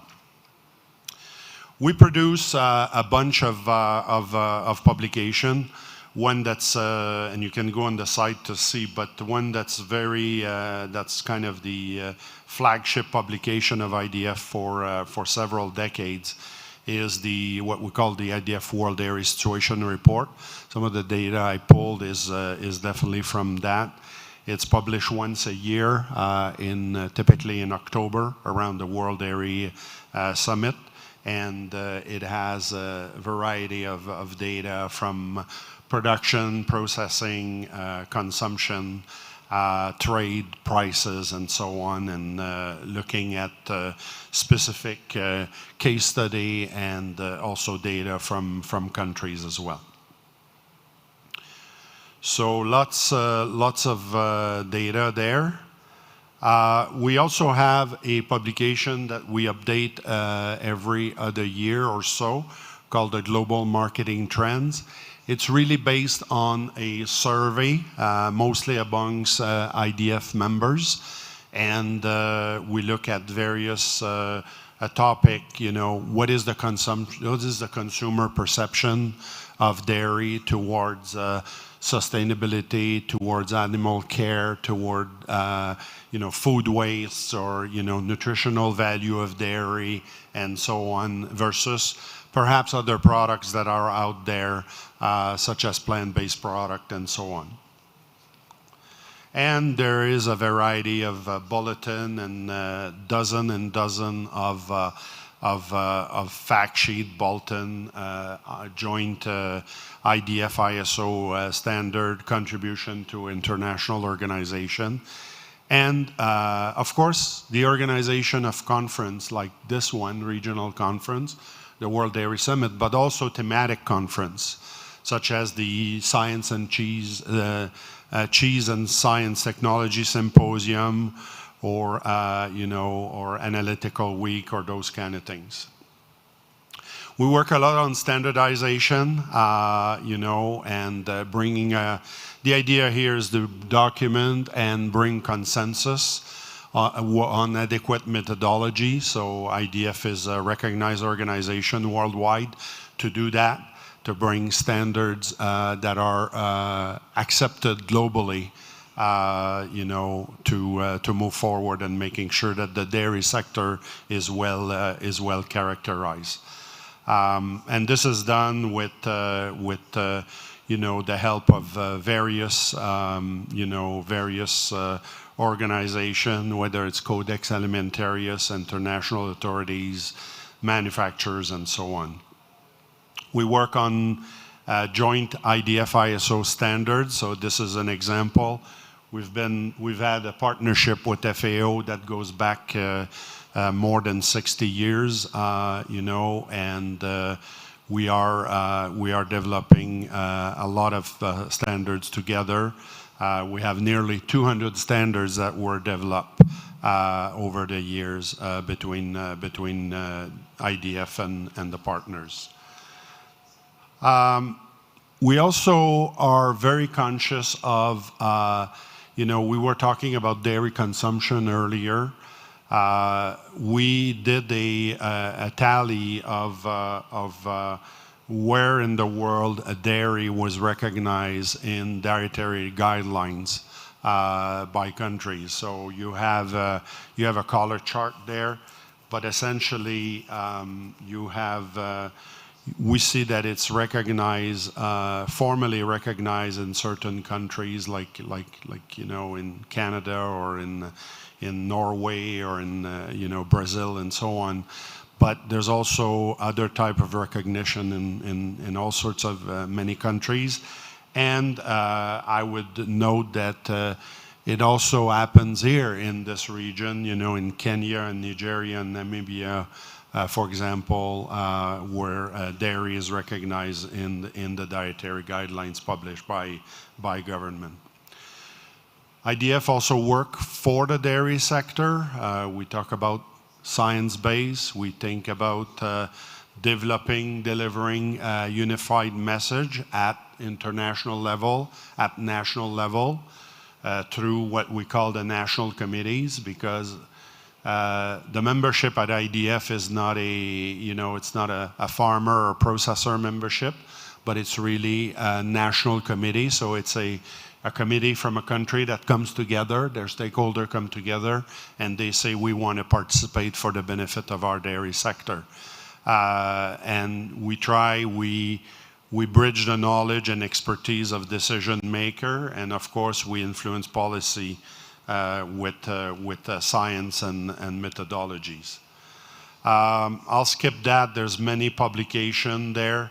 This is an example of the advocacy work that we're doing at IDF on Codex Alimentarius. So you can see many examples there, from allergens to milk and product standards, to food fraud, to probiotic traceability. So lots of areas of work. Maybe a bit of work on the more sustainability. And when I was elected president last year, I mentioned, for me, sustainability has four main pillars, and which are economic, because you need to have a viable supply chain if you want to be sustainable. Of course, it's how it supports the local communities, the whole social aspect and the stakeholder. The environment, which we talk all the time, is very important.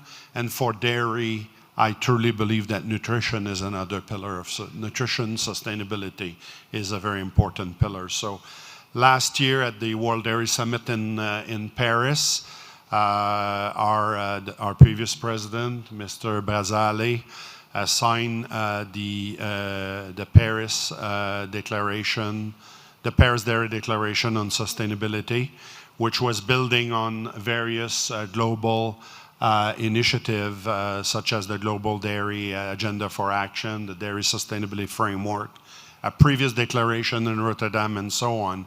And the idea is to work together with FAO to look at, solidify that commitment towards sustainable dairy development, and highlight, what is being done, what is the global progress that we're doing, and it's not going all at the same speed. So we've looked at, I think, more than 300 different organizations around the world. And I think we have more than 100 now that have public, quantified, and timetable objective regarding the various aspects of sustainability. And of course, we have a call to endorse sustainability moving forward. So the purpose of the declaration, as I mentioned, is to bring tangible commitment with a clear message to government decision makers on the very important dynamism of the dairy sector. The declaration is really a call for action to the stakeholder, to government, to decision maker, to finance, build, and implement ambitious environmental policy. We want to partner with various institutions and government to look at the future. And we see that as an evolutive process. So at IDF, we created a task force that I'm participating. It is chaired by our previous IDF president. And our role will be really to monitor, quantify, update, and communicate the global progress moving forward. And then in just a few words in closing, we have started a few years ago what we call the IDF Dairy Innovation Awards. So this is the 2025 version of it. Registration is open until June 7. There's a jury evaluation. The finalists will be announced on September 1st, and the winners will be known in October at the World Dairy Summit. So it's been very successful. There's various categories, so I would encourage you to look and submit your ideas for innovation. The other thing, of course, is our next World Dairy Summit, which is promising to be very successful, will be held in Santiago, Chile, for the first time in South America in the history of IDF. So I really look forward to that, and that summit is going to be held in October. So I will stop there, and thank you for your attention, and look forward to the discussion we will have today in this conference. Thank you very much. So thank you, Gilles. I think very insightful presentations. And also being the president, I was a bit patient. Our timer here broke down because he went beyond the time allocated, but we appreciate. And I hope the participants have really enjoyed the presentations. Of key importance is to look at the figures, look at the map. I think Africa, in this regard, has issues to address based on the presentation. And I really urge you to, figures don't lie, and it has really shown us how we are performing as regards to dairy. As I rightly said, is that we don't put our things in written, but I think we shall start doing it in writing. So the map will be different after this conference. So put down your questions, observations, which you really require clarifications for the presenters, so that when time comes for questions and answers, we shall be faster. And so our next presenter is on, again, our continent, the Director, Africa Union, who has sent a representative, Dr. Sarah Osia, who was actually in this space. So I think it's the right representation. Dr. Sarah Osia works in AUIBA in programs which is supporting dairy, and I'm sure she will give us, he will probably change the map or color some parts which were missing by her presentation. And two, I think since we were supposed to be 5 presenters, and now you are 3, each presenter donated 5 minutes. So I think now we are operating on 20 minutes presentation. Welcome, Sarah. Thank you for the extra time.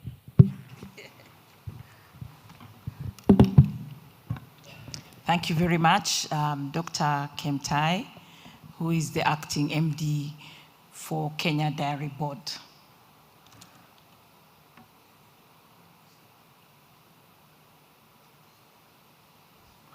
So my presentation today is on behalf of the director, AU IBA, and she sends her warm greetings. She was unable to come and join us today, but she wants to pass her very big congratulations to IDF and especially to the government of Rwanda for this extremely powerful conference and meeting. I want to make a presentation on behalf of the Director AU IBA on the status of African dairy, some critical issues to consider. When we were given this topic, we thought to ourselves, do we have the data to make this presentation? I think we have the data for East Africa, and we also have the data for West Africa.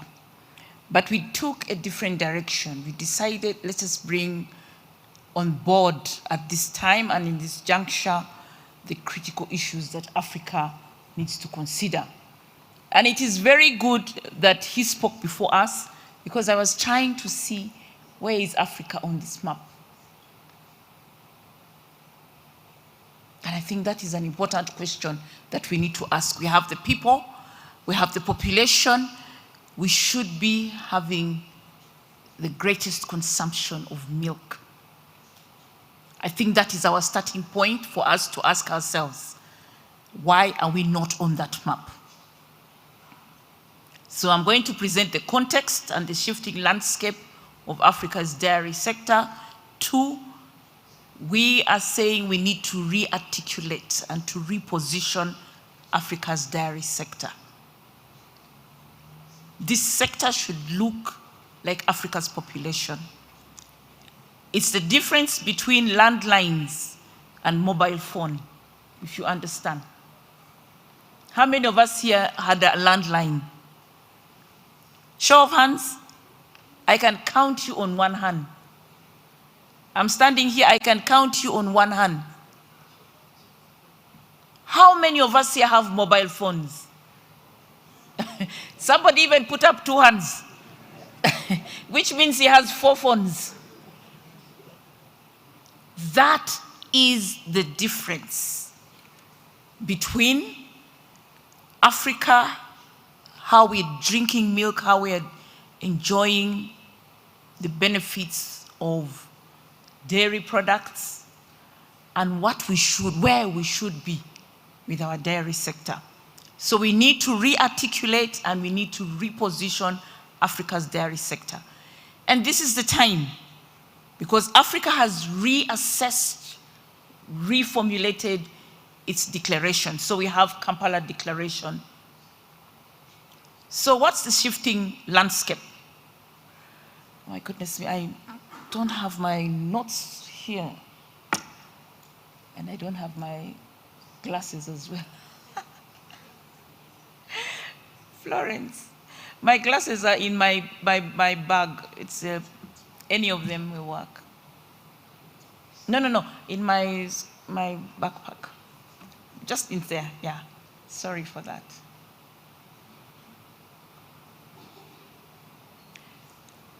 I think on the side pocket.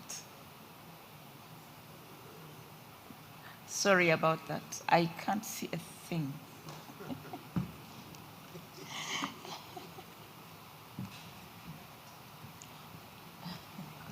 I should have put this on my phone.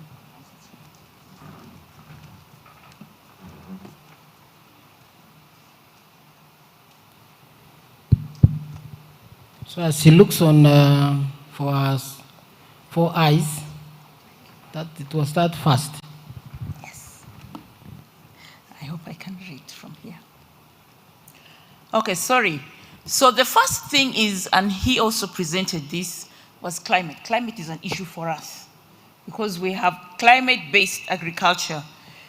And the issue and the biggest problem is that all the last 4 droughts that we have had have been in turn declared as the worst in living memory, including the drought that hit SADC in the recent period. So what is visible? What is visible is 10.5 million livestock dead in the last drought in the Eastern Africa region. That's what we see. And those are the figures that we sort of work with.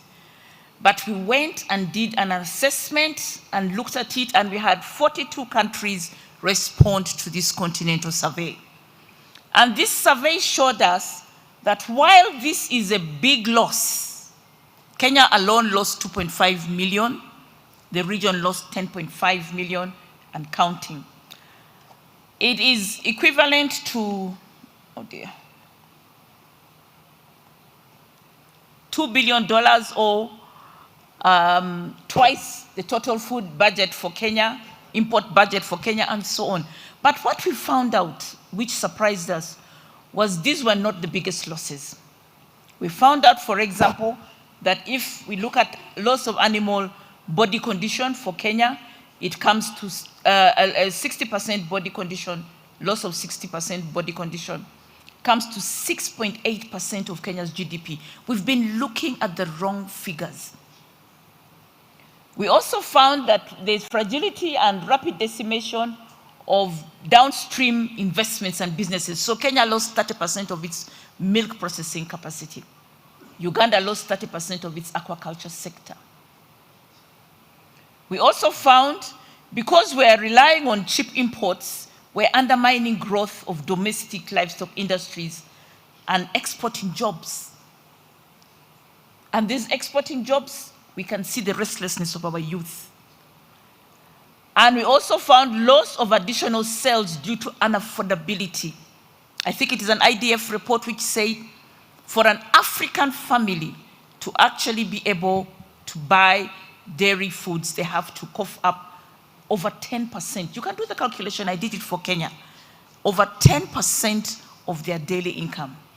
The minimum wage in Kenya, I think, is about 16. These together are 90% of the losses. And we found that if you calculate it, the loss of animals, for example, is less than 1%. But we've been looking at this. So, what are our issues here? We are saying that we have to take a different direction from the rest of the world. The rest of the world, I attended, I think, IFCN workshop on European dairy at risk, and they have to reduce their herd, they have to reduce their production. We cannot afford to do that. We are not drinking enough milk. We are not even anywhere near where we should be. So policies advocating for drastic global reductions in livestock and consumption of animal source foods could undermine Africa's development goals, especially in rural economies and among growing urban poor populations. So while we have, Africa has 17% of the world's population, but we contribute only 4% of global carbon emissions. Everything we do, building, livestock, everything, 4%. We cannot have the same blanket rules as the rest of the world. So many arguments are based on different studies, and I will leave you to read them. Okay? So we need to take a completely different direction.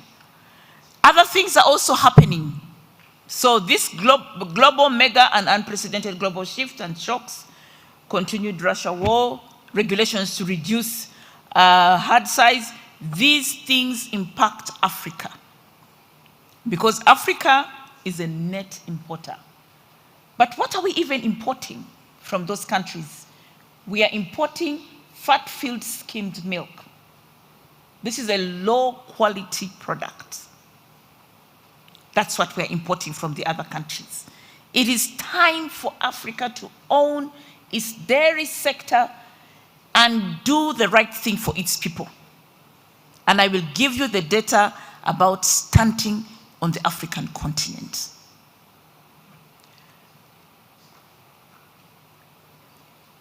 So these things are in our livestock development strategy for Africa and also CADEP. And I will not go back to mention them. But these are our overarching frameworks which we should use to develop our sector. So we need a re-articulation. I want to look at these maps, and these are old maps. Aryong, we will need to sort of update these maps at some point, but these are old maps. But I want to look at them in a very interesting way.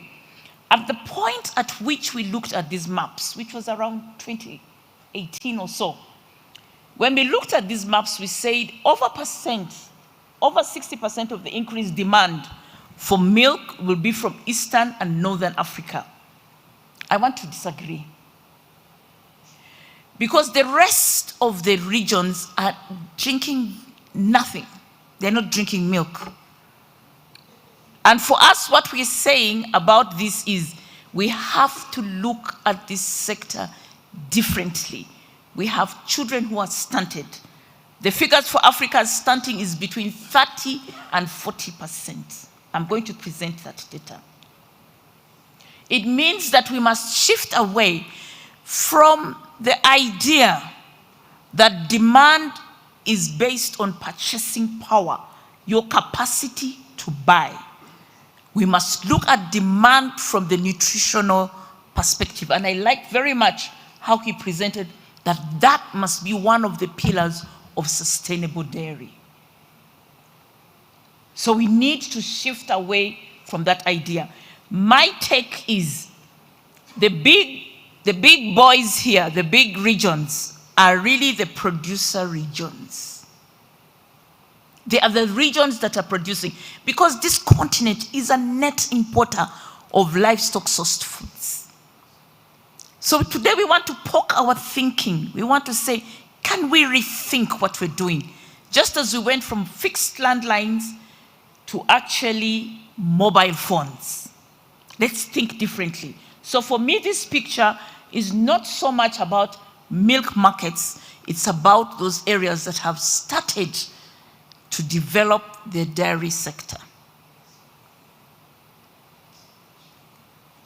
Okay, so these were the projections for what we call the livestock revolution that has sort of quietened down, and this is where it needs to go. I say these figures need to go much higher, because every child in Africa should be able, through their parents, to afford livestock source foods, to afford dairy foods. Okay, so these are the milk markets, and I think he presented it quite well. But what I want to focus on is not even how we presented this when we did. It is to say, look at those figures of world population and percent markets. They should match, but they are not. That's where they should match. We should say we have 15% of the population, we're drinking 15% of the milk. We are not. It should say we're growing to 26.8% of the population. We should be drinking 26.8% of the milk globally. We are not. We are at 10%. This figure tells you that we will continue to have serious deficits. And those deficits have serious consequences for these countries, all the countries of Africa. And this is what we call the nutrition gap. There's those people who can purchase, but there's those people for whom livestock source foods, highly nutritious livestock source foods, are essential. Therefore, Africa has to change its narrative.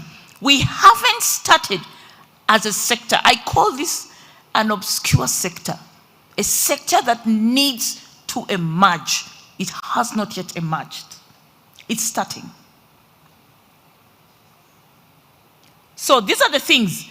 These are the things we found out from that study. For example, globally, 2/3 of arable land is for raising livestock. How much of arable land in Africa is for raising livestock? And 54% of coarse grains, such as maize, sorghum, and so on, are purposely produced for feeding animals. In other words, feed your animals, you feed your people right. As long as you cannot feed your animals right, you cannot feed your people right. This data is validated by the biennial review report, which goes to our heads of state and government since 2015. The last report says that since 2015, Africa has failed to make any important moves or significant improvements in nutrition. Because around the world, globally, they feed their animals. It's a premium activity to feed your animals, and then you can feed your people right. Africa has 1/3 of global resources. This is vast. This is vast, a vast resource held by 1/3 of the population. But how many of these people have enough feed? In fact, our animals are always hungry. And we always say, they're such poor quality. Really? If you can't feed your animal right, how can you call it a poor quality animal? This underscores that Africa is under-harnessing its livestock resource that is critical to achieving important goals that have been elusive for such a long time. So these are some of the trends, and I will not go through all of them. In some regions and countries, the livestock sector is the fastest growing. For at least 18 countries, increase in value add per tropical livestock unit is a driver of GDP per capita growth. In other words, this is a powerful sector, but we need to feed it, to nourish it, to utilize the correct inputs into that sector. So some trends. So impressive small dairy growth, smallholder dairy growth, but much of it is actually numbers. Increase the number of animals instead of productivity. So we also have diversification as well. But growing demand is met by importation, and as I said, often low quality products.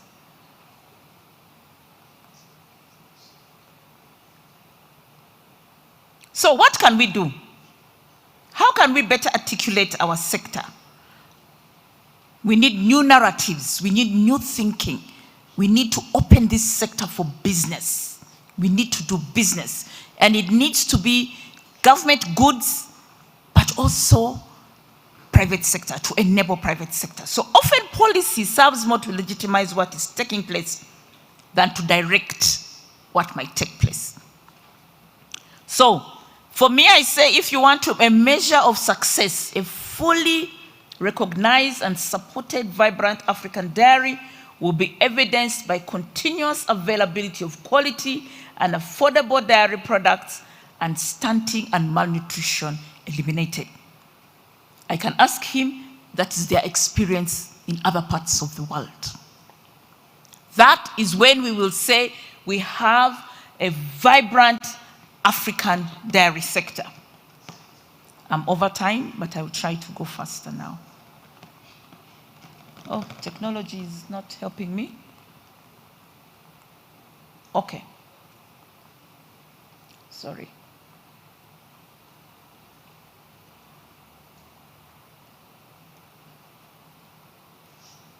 Sorry, there's something skipped.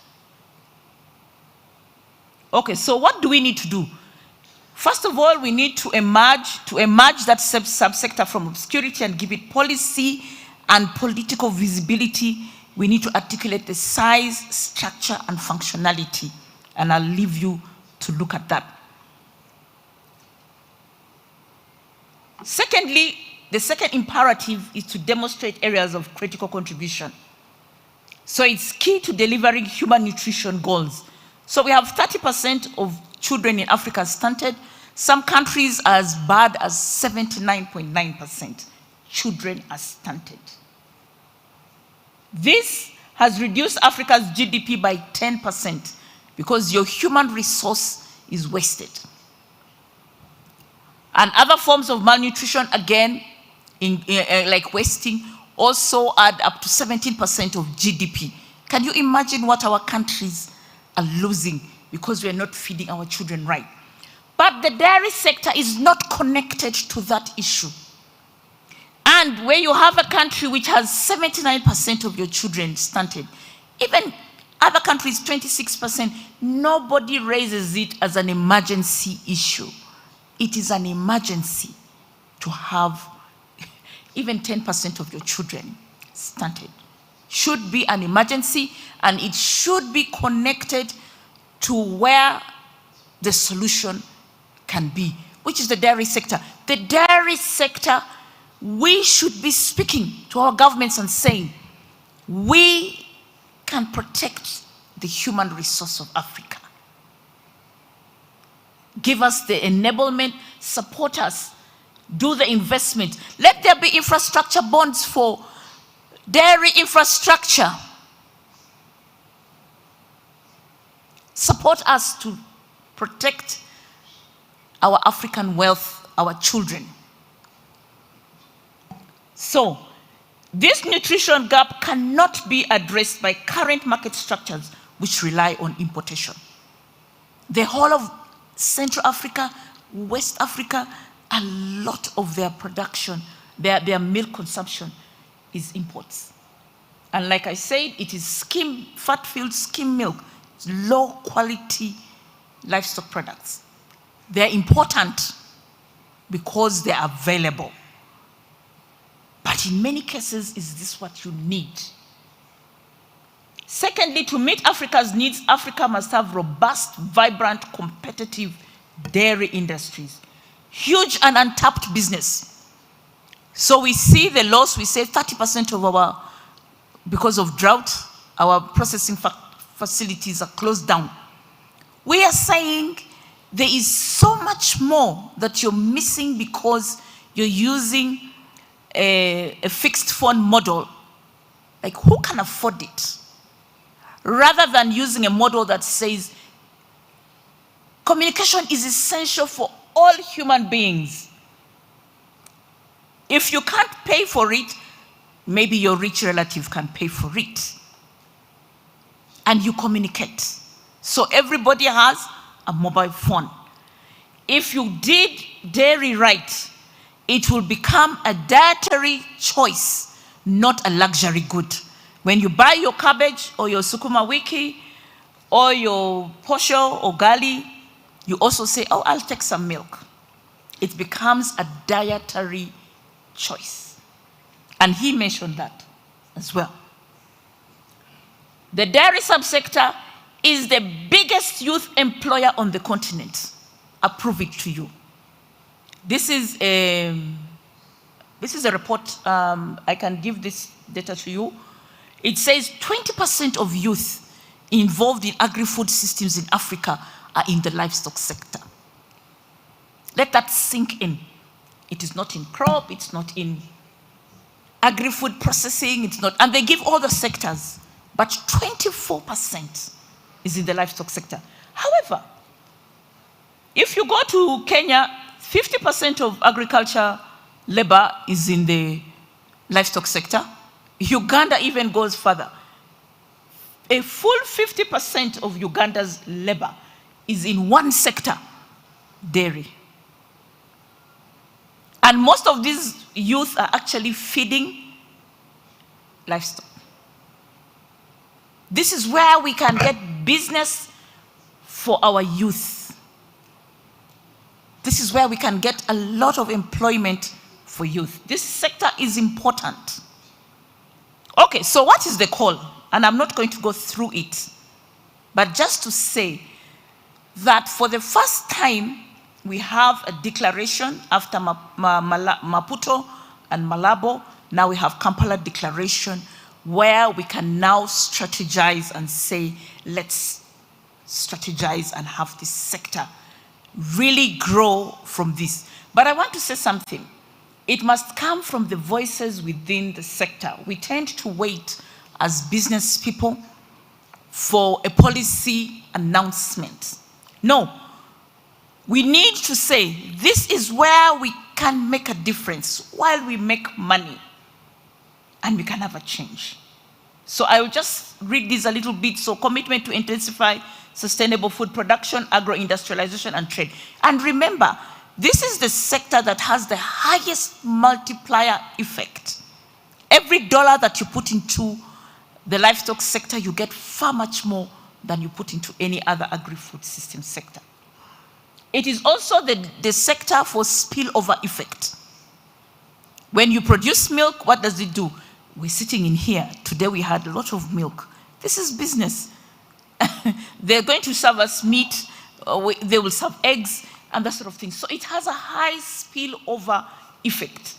It also has a high effect on industrialization and opportunities. So this is the sector. So to strengthen and ensure functionality of agriculture input systems, and so on. For me, I point out also create an enabling policy and regulatory environment. I say we have to go back and not ignore the nutrition gap. We have to be part of addressing the nutrition gap.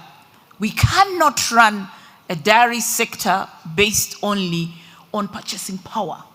Who can afford it? It cannot be a luxury. It's an essential nutrient. Okay, the second one is to boost investment and financing. So increase both public, and I say they are public goods. There is infrastructure that needs to be built into our countries to support our sector, which should not be private sector duty, it should be public sector duty. So you can see here, it says expand public sector investment to support critical infrastructure. It says commitment to ensure food and nutrition. This is like they're writing about the dairy sector. I don't have time to go through it in specifics, but it is there. The next one is commitment to advancing inclusivity, equitable livelihoods. And the next commitment is to building resilient agri-food systems, and I think you pointed it out. We say the early warning system here should move away from looking at droughts and should look and say, do we have enough feed for our animals? Because that is supported in every constitution on this continent. Every constitution supports the right for everybody to have enough food at all times of quality. That's number one. Number 2, it supports and protects productive assets, which include livestock. The next one is commitment to strengthen agri-food systems governance. Again, you can look through it. So what are some of the critical areas for action?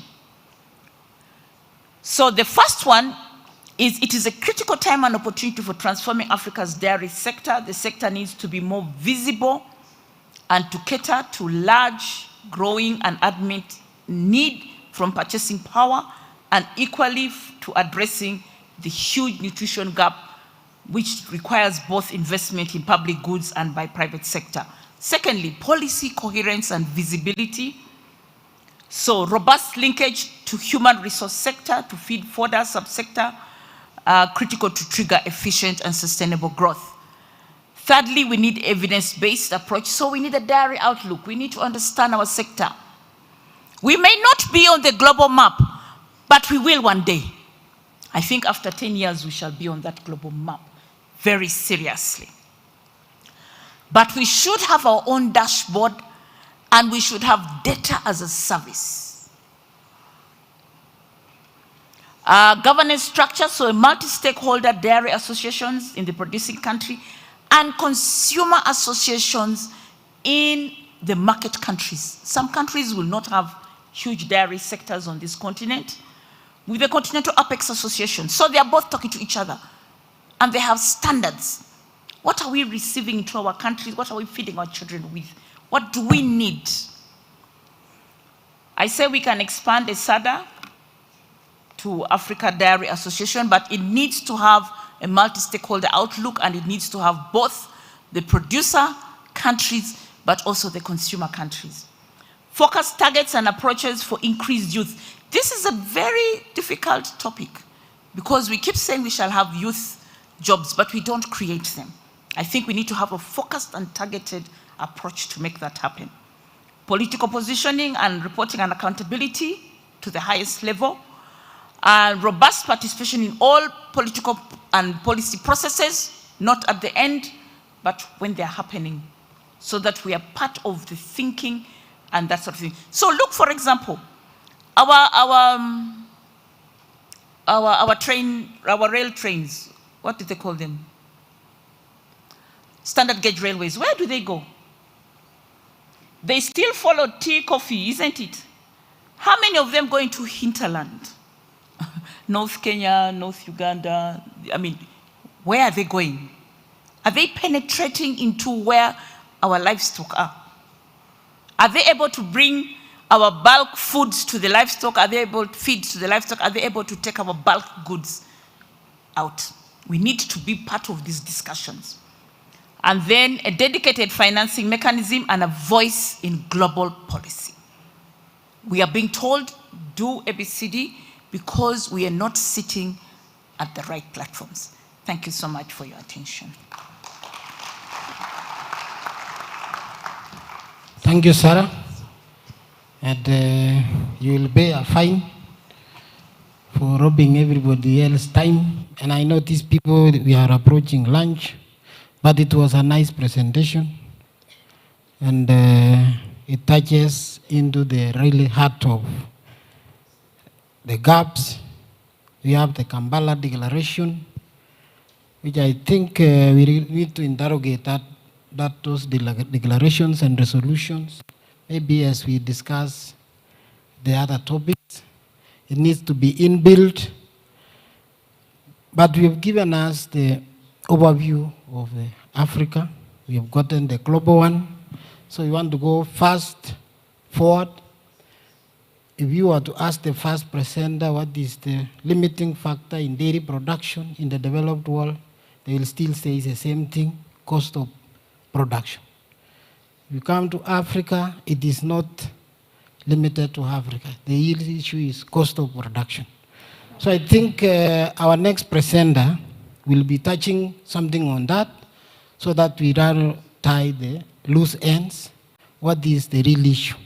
Other than the market access, other than the milk we produce, but how the real challenge in having milk and increasing the production It could be the cost, other than the breeds. So, Bwana Kitonga, you've donated your time to Sarah and the first presenter. So probably limit your time less by 5 minutes. Thank you. That's good. I'm already a donor, so thank you very much. How do you greet in Rwanda? How do you greet? Yeah? Mulaho. Mulaho. Bonjour. Maybe we can stand. Let's stand and stretch a bit. Let's stand and draw a cow. You know, we draw a cow, with our body. Let's put our hands up. President, let's raise our hands like this. We go this side. We go this side. Let's do it a bit faster. 1, 2, 3, 4, 5. Thank you very much. Again, you have donated your 2 minutes, so you have 8. Wow, I'm becoming a donor. I like this. Thank you. He's my friend for many years, and he is also a dairy champion. We have worked with him for many times. Riding on the previous protocols, I bring greetings from Kenya. And my name is Alex Gadi. As the president has just checked, I'm a certified cow signal trainer. I'm also a data investment consultant. Probably I'm among the very few people with so many friends in this room. From Nigeria, from Zambia, from Tanzania, from Rwanda here, I have so many. Somali, Ethiopia. Anybody from Ethiopia? Good. Ethiopia, I'm also going to Hargeisa. There's a big project we are doing there. Tanzania, who is there? I'm doing Bashe Farm in Tabora and Zega. We are doing many projects. LNZ, Mzee Alhaja Bakar, we are doing quite well. And Zambia, we are doing Tiwabuino Farm in Chogwe District with Mr. Goma. We are doing big projects. Can I see the presentation? Can we have the presentation slides so that we learn very fast? I have 18 slides, and I have donated so many minutes, so I'll do it in 10 minutes, probably 12, thereabout. Can we have the slides, please? You move the slides so that we move faster. The ICT, we can do it very fast.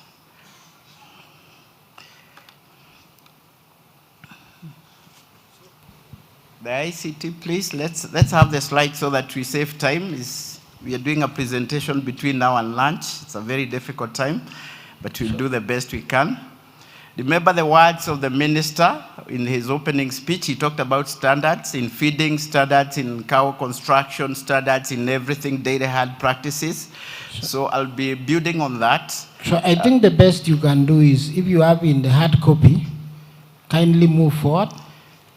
Yeah, but because time is not with us. I had done a very good presentation, but the ICT people have really failed me. You see, that's where we fail. That's our weakest link. It's not very fair. I worked on this presentation for the last 2 weeks. It's just not fair. Okay, I go ahead? Yes. Okay. It's not fair because I presented this presentation yesterday. Okay. I've been asked to talk about the cost-effective balance for the feeding and use of appropriate feeding technologies for increased milk production suitable for small, large-sized smallholder dairy farmers in Rwanda, the expert narrative. In my presentation, which I'll do it, is about 18 slides. I'll do it in 10-12 minutes. I'll introduce Tanalop. I'll also talk about the Rwanda milk movement, what's feeding and feeding systems. I'll talk about the feeding technologies and approaches. I'll talk about how to double Rwanda's milk production at the lowest cost. I'll also talk about the conclusion and way forward. And I'll also give my details of my contacts. Ladies and gentlemen, distinguished guests, Every liter of milk we fail to produce is an opportunity lost to nourish, employ, and prosper. Feeding innovations are pathways to food security and increased incomes. Rwanda can feed herself, create millions of jobs, or by harnessing the potential of a cow. Feeding technologies will optimize 1 billion liters of milk annually. Currently, Rwanda is producing 500 million liters. Just to mention briefly about turnaround transformation story, we just don't talk about cows, milk, and farms. We revolutionize Africa's dairy industry at the lowest cost possible, and we provide a 360-degree data entrepreneurship consultancies and training across Africa.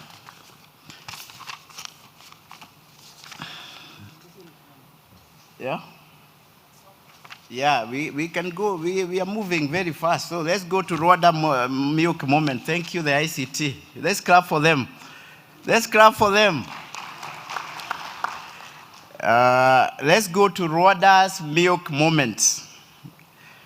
I trained in Israel and time is of essence, so we have to work in a military way. And also your president he works with military precision. So, Rwanda's milk moment. The demand for milk in Rwanda is about school milk program and also processing plants, which are operating at a capacity. And we need to have a twice daily milk collection system. We want to increase the Rwanda's milk production from 1.5 million liters currently to about 3 million liters. That is the projected milk production per day, through enhancing husbandry practices for the existing dairy herd, not importing. That, for me, is very critical.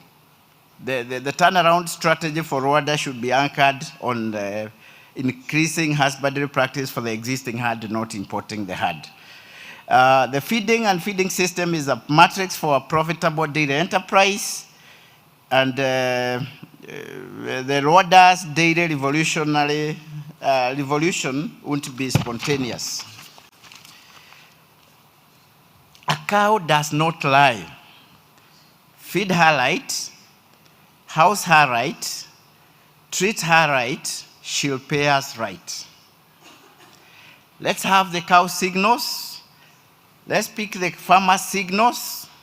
Let's pick the market signals. Dennis has been talking in Kinyarwanda. I want to know, Dennis, whether you know Ichanilo. What is that? You don't know. I'm here to teach you what is Ichanilo. It is the white smoke that the cows love, and they produce more milk. I need to send an invoice to you. Thank you, Mulakozi. Could Ichanilo do the magic to double Rwanda's milk production at the lowest cost possible? We need the Rwanda's dairy scripts need to be anchored in 4 pillars. The mindset, from subsistence to business. Practices, from traditional to data-driven. Returns, from survival levels to profitable. Sector setup, from fragmented to unified and competitive. I want to go very fast about what is feeding and feeding systems. I don't want to become very technical because we are not doing a PhD. The PhD we are doing is to double the milk production at the lowest cost possible.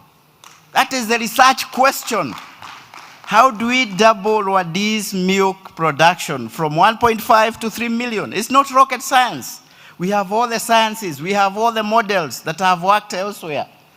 And we can also customize them to make sure that we achieve that. If we define what is feeding and feeding system, is providing dairy cows with the right mix of nutrients at the lowest possible cost using locally available resources. The feeding cost is important to note that the feeding cost constitutes 60 to 80% of the total production cost. So once you tackle the feeding, you are 60, 80% sorted. The rest we can work on it. Cow comfort, dairy herd management practices. Name them, the rest. Avoid heat stress, social stress, water stress. The rest will be done. Balancing how do we balance the modern dairy feeding practices with traditional African dairy system to ensure cultural relevance and sustainability?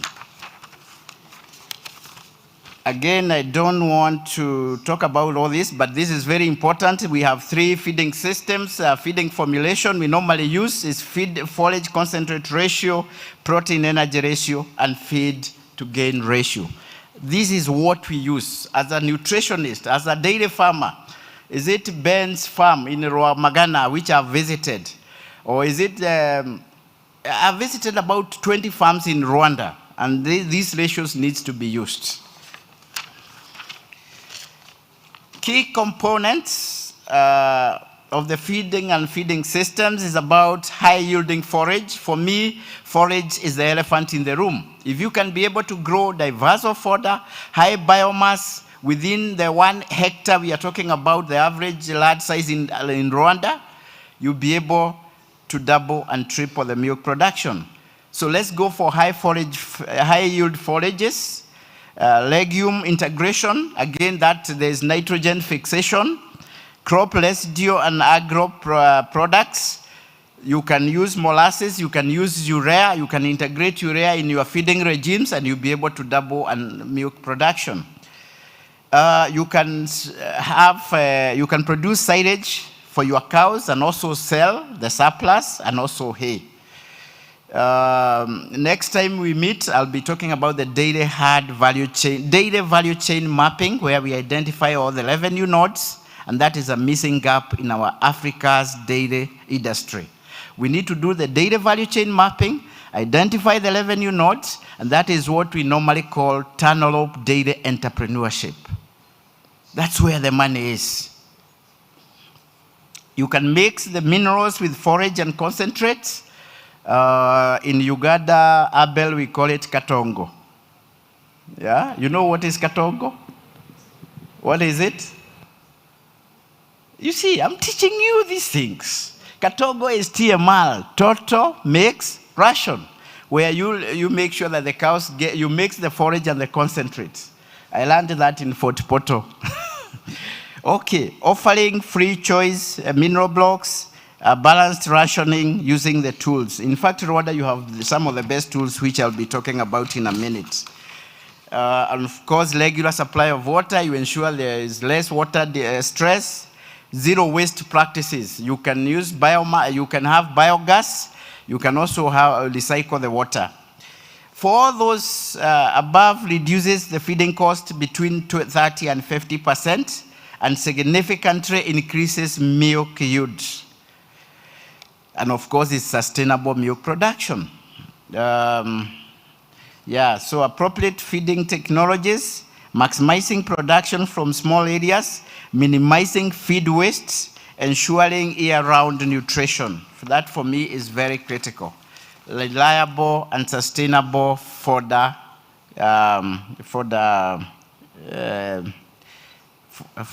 things. What is it? I'm forgetting. It's about lunchtime. So, yeah. So it is very important to do that. And by the way, let me give this keyword. When the Rwanda fodder systems are working, you should be able to feed your cows with fodder and minerals alone to the tune of 10, 15 liters per cow per day before you go to concentrate. And that is where you'll find profitability, and that is where we will find sustainability. Opportunities in feeding systems, fodder production and supply. I've just talked about that. You can supply excess, and then you are able to sell to them, you offload to the market. Investing in high-yielding and easily propagated pastures, incorporating forage and cropping systems. Adding value to low-quality forage is a viable strategy. The maize stovers, the overgrown fodder, they are like hay. when it has low protein and energy levels, you can incorporate molasses, you can incorporate urea, you can have feed additives, and you will be able to increase the milk production. Developing local processing units, feed processing units, that's very important, that you'll be able to avoid imports. Collaboration and partnership with between farmers, cooperatives, and feed stores. Again, that's very important. We can have feed bins, feed centers, and that again, I know Florence and your team, you should be working on that. These are viable, sustainable business models. Let's talk after this, and we should be able to implement this. The training and extension services, we can have a toll-free cow call center implemented by the platform. For instance, a farmer has a problem. They just call free. My cow has given birth. It has not raised, is it raised or what? The English is bad. The cow has given birth and it has not, what is it? Raising, kusimama. Nioge Kiswahili ile ya Kenya, kusimama. The problem is milk fever. So how do you advise such a farmer? How the intervention will be. So let's have a toll-free call center. We can have exchange visits, benchmarking trips, and study tours, access to finance and inputs, facilitating access to affordable credits, and also subsidies and matching grants. Okay, impact of strategic feeding system investments. We talk about data investments, that's very important. Increased productivity, profitability, and sustainability in the Rwanda's data industry.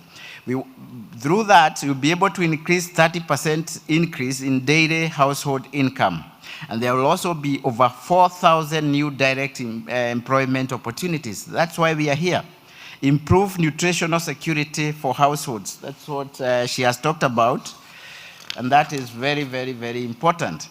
I've talked about the innovative feeding technologies in Rwanda. I think you are reading here. Rwanda is a digital hub. I come from Kenya where we have so many hubs, but I'm declaring that you are a digital hub. You have so many apps for your dairy farmers. Can you clap for Rwandese people? Can we clap for them? There are so many Zirakamwa, the Rwanda Dairy Farm Assessment and Advisory Tools, Participatory Feed Assessment Tool. May God bless Rwanda. If I'm not Kenyan, the next one will be Rwandan. Forage improvement, preservation and conservation, introduction of high-yielding forage, training in silage making, and hay production. A vision for change. We want Rwanda to hit 1 billion liters per year. This is possible. This is doable. We are here to tell you, we're here to support you, and it is going to happen. That farmer in Magana called Ben's Farm, or any other farmer. I have so many farmers that I've met here. Let's work together. Smallholder farmers, let's work together. So we need more she has talked about Maputo Declaration, Kadap, Malabo, and now Kampala. So we need to domesticate all these declarations. How do we domesticate all these declarations to the smallholder farmers, to the large farms, to business models that are sustainable and viable? So we need to commit to concrete steps that can be taken post-conference, knowledge sharing, investing in local projects, and supporting policy formulation and reforms. As I conclude, I have 2 minutes. President, His Excellency, Paul Kagame, must have believed that a liter of milk could be more powerful than a barrel of oil. The Greenha project, did I mention that right? People may mention the K there, Green Hub project. That was the turning point. It is a story of resilience, revival, and about milk. Luanda has a daily potential of about 6 million liters per day. It is doable. We are here to tell you that you can make it, and we will support you. And please, let's walk the baby steps. Thank you. Luanda's dairy revolution is not a dream. It is an inventable reality. One cow, one farmer, one investment at a time. The world is changing. The time for Africa's dairy revolution is now, and Tanalope is your dairy partner. Thank you for starting with Rwanda, and let's make Africa's dairy industry profitable and globally competitive. Thank you very much. Thank you so much. Mulakozi. I think we've lost quite a lot of some time, but because of that, I think they will read the presentation. You will leave the presentation with the conference organizers. I just want to request at least 2 questions per presenter, very short questions and very focused. I don't know who's the first to go. I wish everybody said there was no questions so that we move to the next session. But we welcome 1 question at random, 1 or 2 per presenter, if there is any. Somebody who is there can see the people behind there. You see, I'm using 4 eyes, so I may not see far. Anybody who has a comment or a question?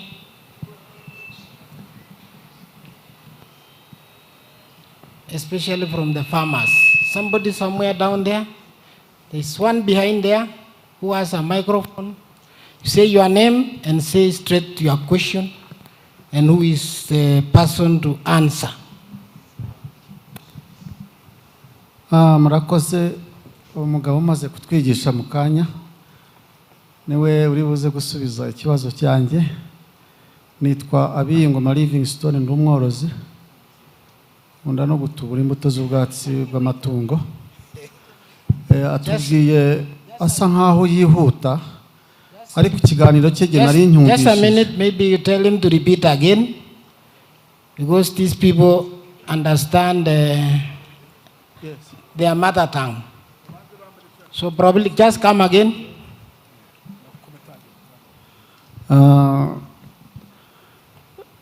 Avuze asa nkaho yihuta ariko ikiganiro cye cyari kiryoshye kuko yarageze ku ntego nyamukuru yo kuvanga iriya mirire kugira ngo tubone umukamo.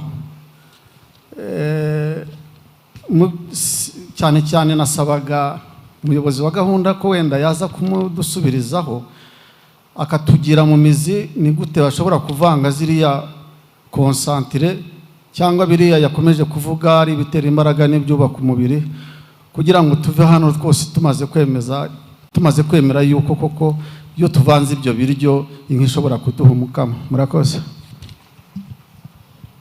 I hope you have gotten. I'm told there is no English, so probably I saw the translator also standing next to him, so you can again repeat the question in English. Hey, is our friend who was standing there. I know, Gadi, you have worked in Rwanda, so you don't need any translation. The question was, I think it could take us another day. He was interested in the last speaker, particularly because he thought we rushed him too much. So he would like him to return at a later time to talk through the, the sort of feeding, preparation, the different rations that you are talking about. He found it quite interesting.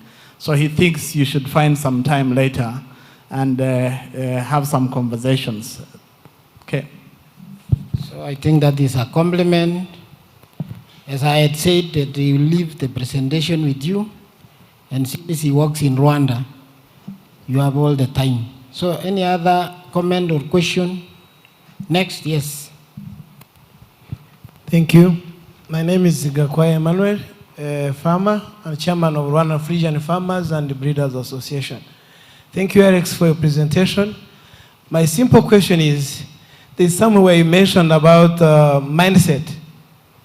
When you were in Kenya, we found that most of the Kenyan farmers are on a small scale, but producing more milk.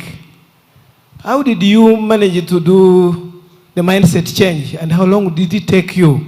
And what do you think we should do in Rwanda? Thank you so much. I hope that is a question for Giti. Right? Yes.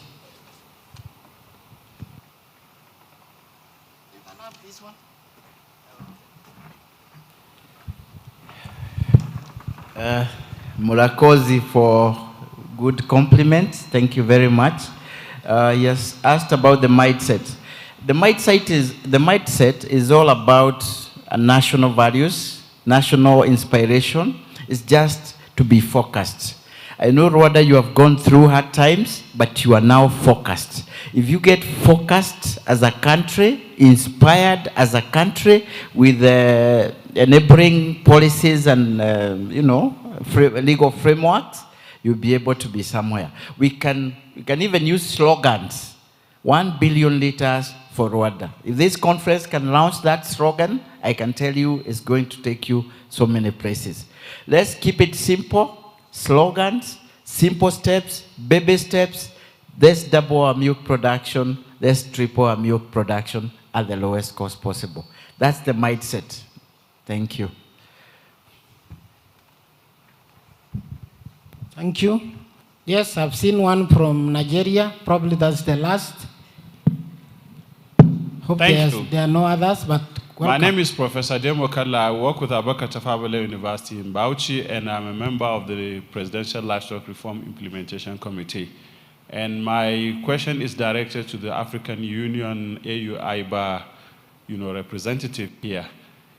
Beyond a declaration in Kampala, which is very welcoming for Africa as a continent, what practical steps must we do not to remain as a dumping nation and to take, the declaration more seriously within the African region and have clear milestones so that beyond another meeting like this, we'll be able to have clear,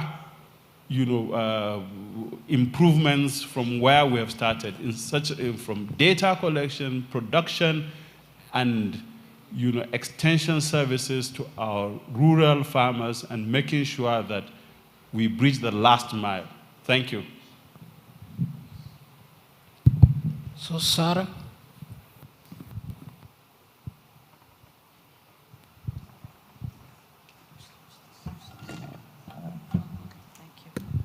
Okay, thank you. That's a very good question and one which I cannot answer in any detail. But I want to throw back to you the same. I believe it's Nigeria that decided that for its confectionery, you must use 30% cassava flour, isn't it? I think it's Nigeria that made that decision. I think it's a policy direction. Nigeria has at least 27% of its children stunted. This is a serious issue. And it should be addressed because it's in your constitution. I think to take a policy stance is what will push you. And that policy stance, when you take a policy stance, it should be backed up by a policy action or some kind of incentive. There has to be some incentive behind it. But it's interesting that you ask that question also, because when we were looking at the poultry industry, for example, in West Africa, a lot, I think between 40 and 60% of all poultry products are actually imported. And we went into a few countries, including, maybe I should not mention the country, but anyway, it was Ivory Coast. But when we went to Ivory Coast, they told us that in order for them to shift from an importing country to become a country where they do domestic production of poultry, they actually had to take some very serious decisions, because there's people who are importing. There are people who are making their livelihoods out of importing. So they actually had to even protect people. They had to be guarded until the country now developed their poultry industry, the domestic industry. And of course, you take some, you set some tariffs, you know, to discourage. So it's import substitution, but the benefits that you get out of it is tremendous, because now you shift to actually a domestic industry. I'll tell you, this is not the dairy sector, but I'll tell you the same graphs that I shared with you. We looked at it, and I think with Ariong as well, and we saw, for example, East Africa has only 3.4% of the poultry industry in Africa. ECAS, for example, Central Africa has 7.4%. West Africa has 20%. But where is the domestic growth? The domestic growth is in East Africa. So East Africa has a domestically driven poultry industry. It's jobs. It's done in the region. Meanwhile, Central Africa, 40 to 60% of their table eggs are imported. So these are questions that countries need to grapple with, and he said it very well. I liked what you said, that when you have milk, it is for what? Incomes, jobs, nutrition.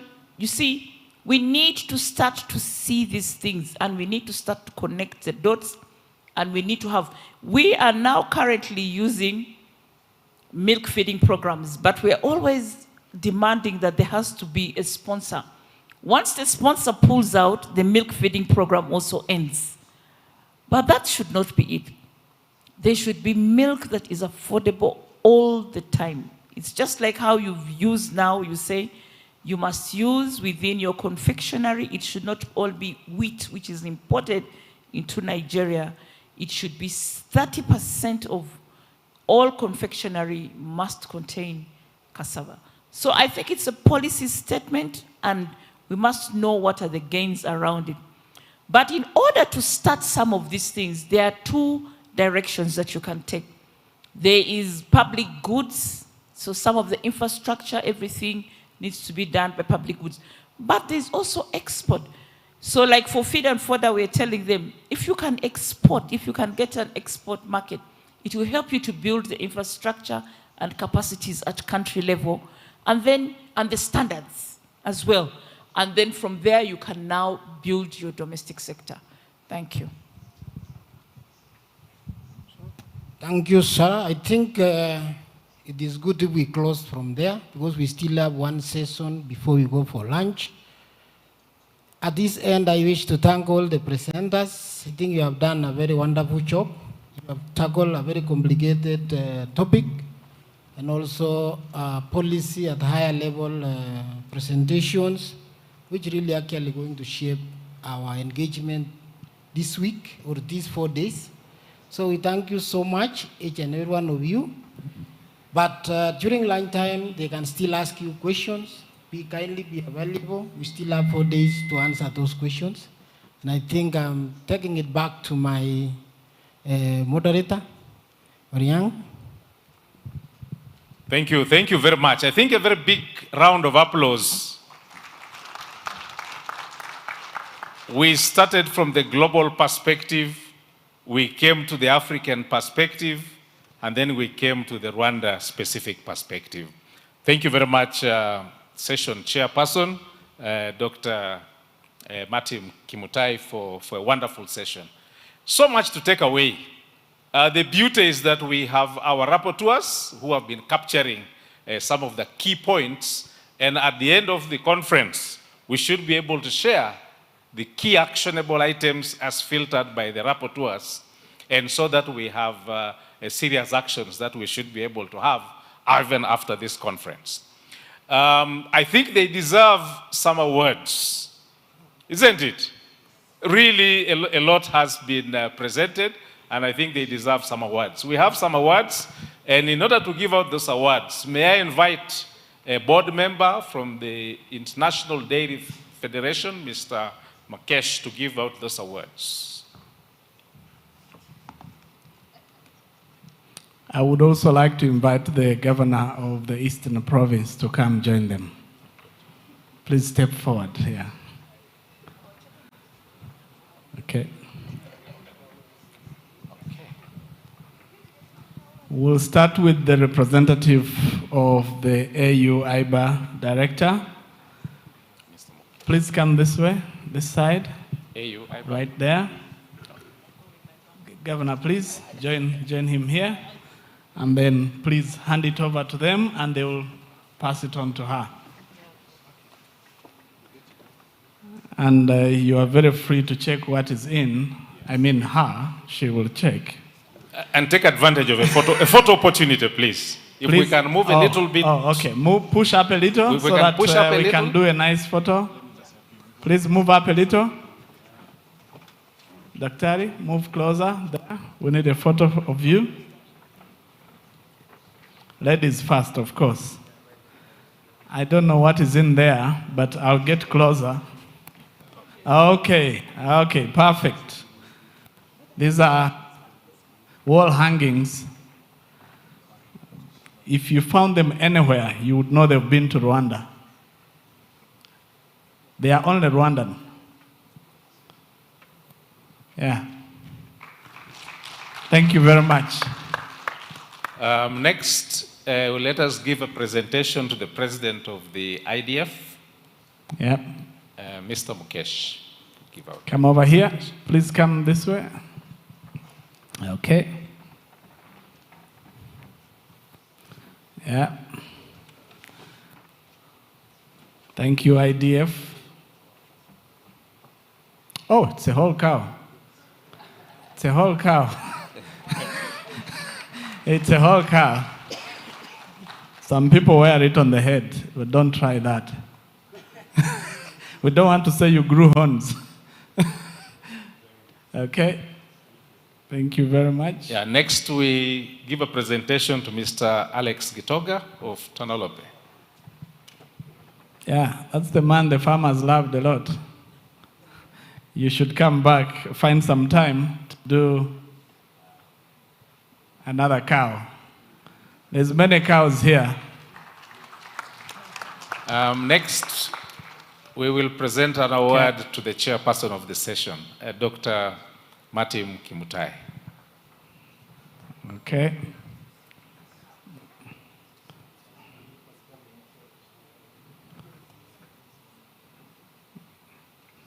Dr. Martin, sometimes they say vets look like cows, so this is your time.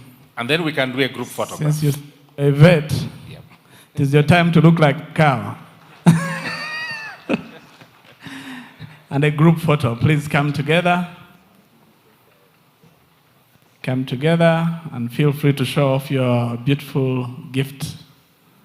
Feel free to show off. You won't find another cow in another place like this one. Okay. Perfect.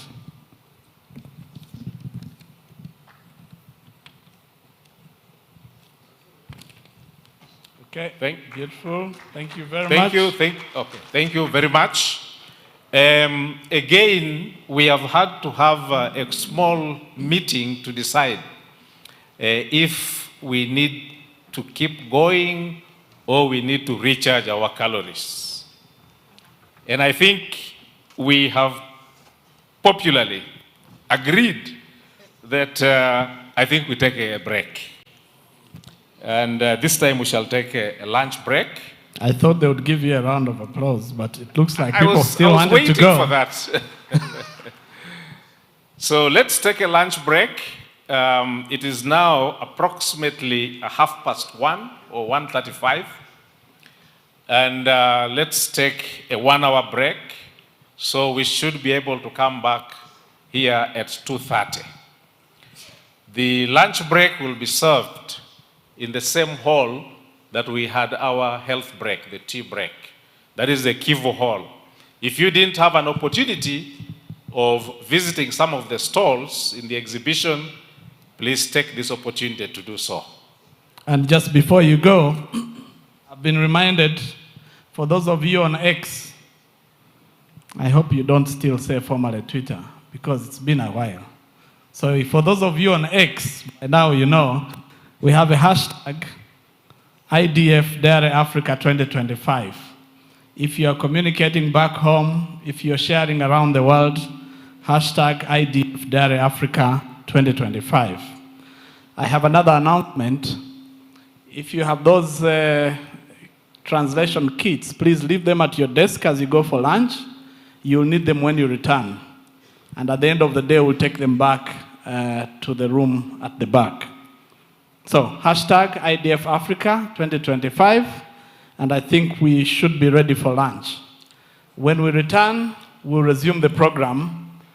When we return, we'll resume the program with Mr. Giles Fromet chairing the session.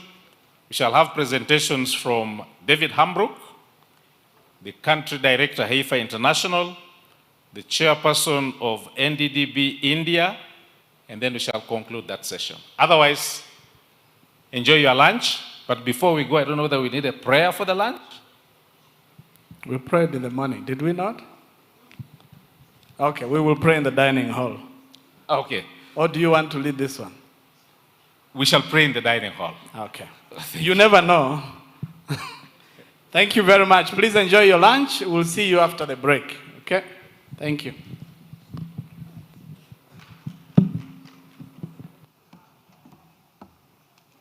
Okay.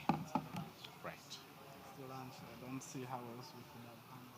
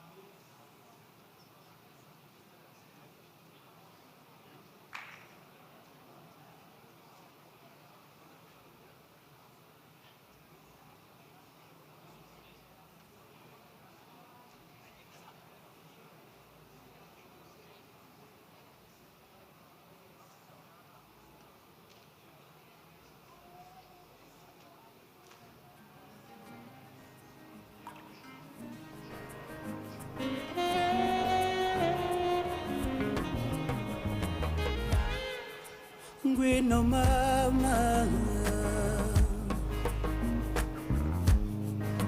ngwino shenge, aho nahereye muhamazi, kandi ziwanyu zikamwa zose, amarwa yuzuye intango, kandi nubuki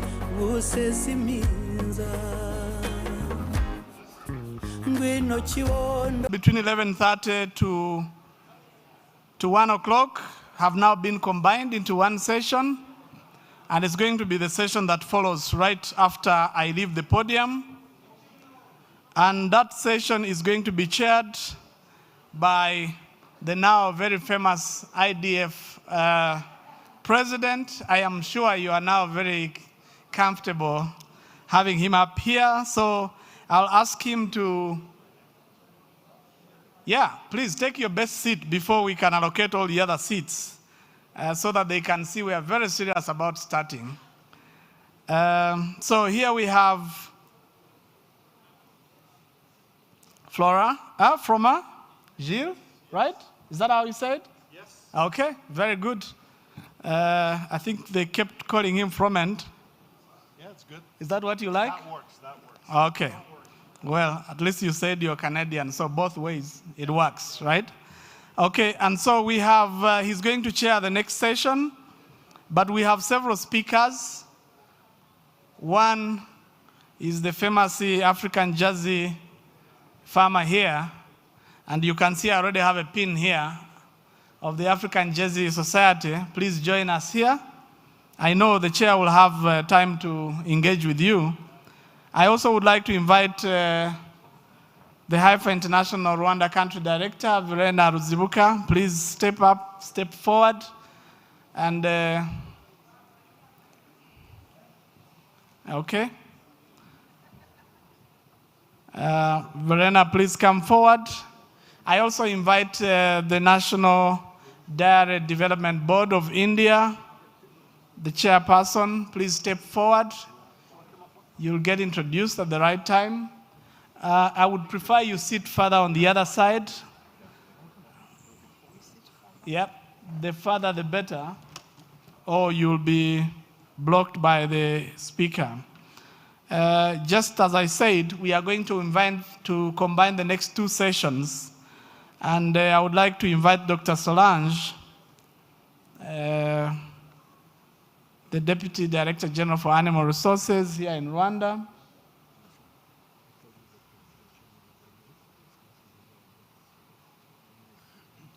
No, he's here. Yeah, so Dr. Solange, sorry, you didn't know we have combined yeah, no problem. I know Dr. Solange is always ready. And my colleague, co-facilitator, Abi Aryong, he's changing hats. I mean hats, I don't mean hats. Please come forward. We are going to listen to an interactive session, and I've asked the speakers to keep time. We don't have a lot of time, as I said, but we have a lot of content. And we would like people to be able to listen to you. And at this point, please take your seats. And yeah, as Dr. Solange steps forward, take your seats. It's a good afternoon here in Kigali. I don't expect anybody to sleep off at any point. If they do, we'll blame the speakers. Please keep them engaged, keep them alive. Please sit in the best place, right there, right there. May I ask the protocol team to help? I see some empty bottles here. We need them filled with water. Not empty bottles. And then I will now hand it over to Mr. Afroma. Please take it from here. Thank you. Thank you so much, and a pleasure to be back here to this afternoon to share, to chair and try to facilitate a very interesting session that we have. That's essentially a continuation of what we had this morning. So, as was mentioned, we merge both sessions. So we have 5 speakers. And we will start very quickly. The time I'm going to try to be. We're going to try to work with the 12-15 minutes each, if that works. So because I was told that ideally we would want to have the session done by 4 o'clock. So including hopefully some time for discussion session after and some question. So without any further introduction, I will introduce Mr. David Hembrook. He's going to talk to us about increasing milk production in Africa, focusing on the dairy cattle breeds with high feed conversion ratio, and of course promoting Jersey cattle breed in Rwanda as an alternative for sustainable milk production. So, Mr. Hembrook.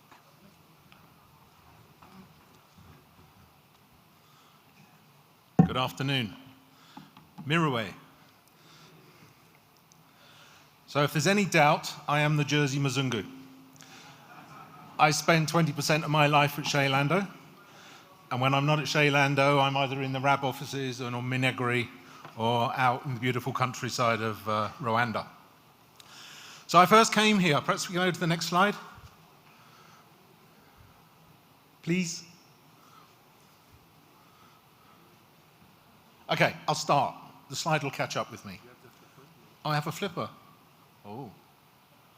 There you go. I have a flipper.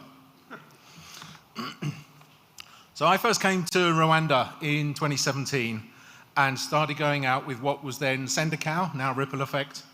And we were talking to various smallholder farmers and very quickly realized that they have this belief that actually what they want is a Ferrari, a big black and white Ferrari that's going to do 10,000 litres.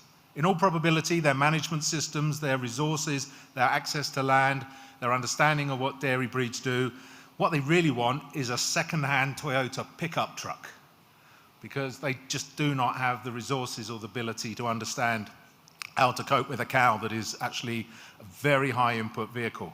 Added to which, the random roads, whilst improving, a lot of them actually can't cope with Ferraris, far more suited Toyotas. So that was an analogy I started to use, and actually people started to understand fairly quickly that actually what they thought they wanted wasn't necessarily what they actually needed and what was going to be good for them or their family.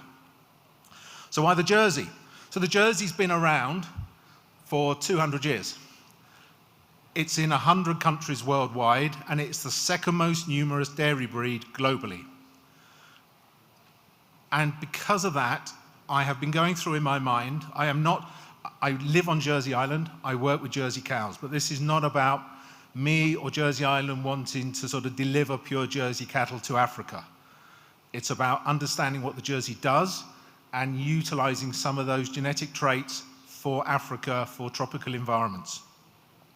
So back in 2014, I listened to an eminent ILRI animal scientist at a presentation in Joburg, where the very attentive audience heard that ILRI research was leading them to confirm that the black and white, the big black and white, wasn't necessarily the most logical exotic breed for Africa, but perhaps more so it was the red-coated breeds, and of those, the Jersey seemed to be the most logical option.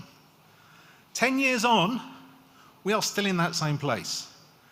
We are still battling uphill, we are still focused on a big, predominantly pure Holstein type cow.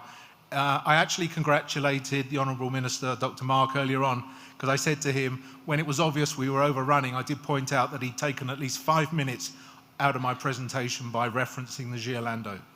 So that was something we would definitely support, but a smaller version, please.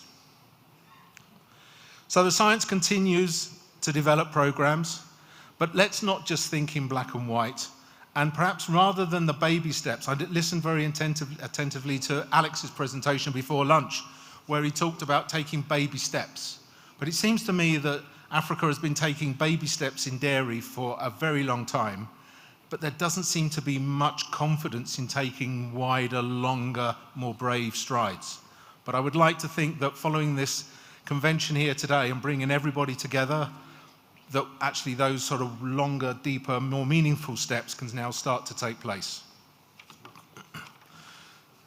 So, sorry, I'm going to have to get used to this. Put simply, the three things. A Jersey cow needs 32% less water than a Holstein Friesian to produce the same amount in weight of protein, milk, fat, and other solids.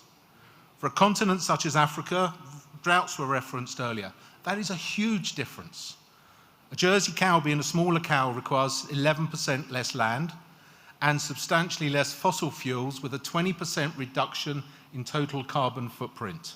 So that's looking at a pure Jersey over a pure Holstein Friesian. But why Jersey? Heat tolerant. The Jersey is the most heat tolerant of the European pure Jersey breeds.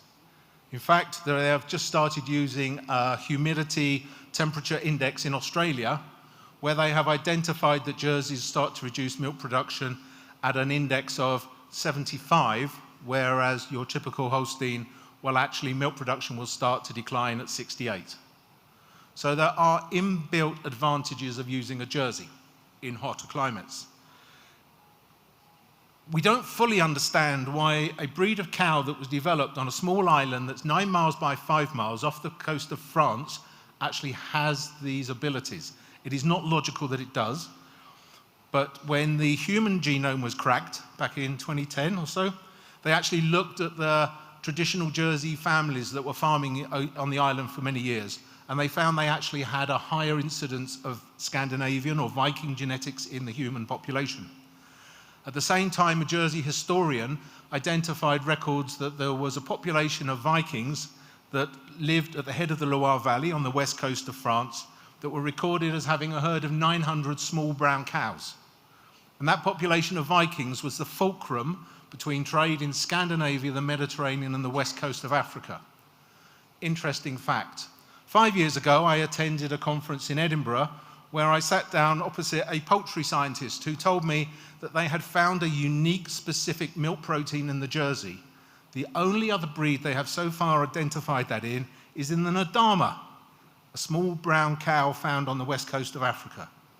So is it possible 1,000 years ago that actually that population of Vikings were trading with the west coast of Africa, took some Ndama back to the Channel Islands, and that may have been the start as why the Jersey breed has this unique ability to withstand differences in heat tolerance. The Jersey, as a pure European breed, also has the highest recorded resistance to tick-borne disease. That doesn't logically come from Jersey Island. That must come from somewhere else. Perhaps the two are connected. The Jersey is also known, because of its smaller size and because its more efficient gut system, it actually requires less total feed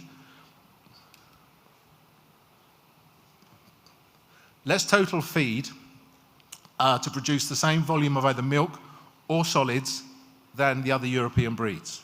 That is extremely important in a smallholder, or as we are calling them, emerging or SME dairy farms. Those farmers that perhaps might have between 10, 20, 30 cows. Higher components. The Jersey naturally produces milk with a higher butterfat and protein ratio. There are populations of Jerseys around the world that will easily do 6% fat. Protein percentage rises incrementally with butterfat. So if you've got a cow doing 6% fat, she should, if fed correctly, be doing 4% protein. Jersey milk, therefore, over an average litre of milk, will give you 15 to 20% more protein. It will give you 20% more calcium. It will give you 10 to 20% more phosphorus, and importantly, exceptionally high levels of the essential vitamin B12. It also tastes better too. Cheese density. In comparison to other milk, Jersey milk is more cheese dense. There is a very large cheese factory in California called Hilmar. It is, I believe, it is the largest single product cheese factory in the world. It only accepts Jersey milk. To produce 500 metric tons of cheese, the reduction in carbon footprint will take 443 large cars off the road if you use Jersey milk over average milk. Better fertility.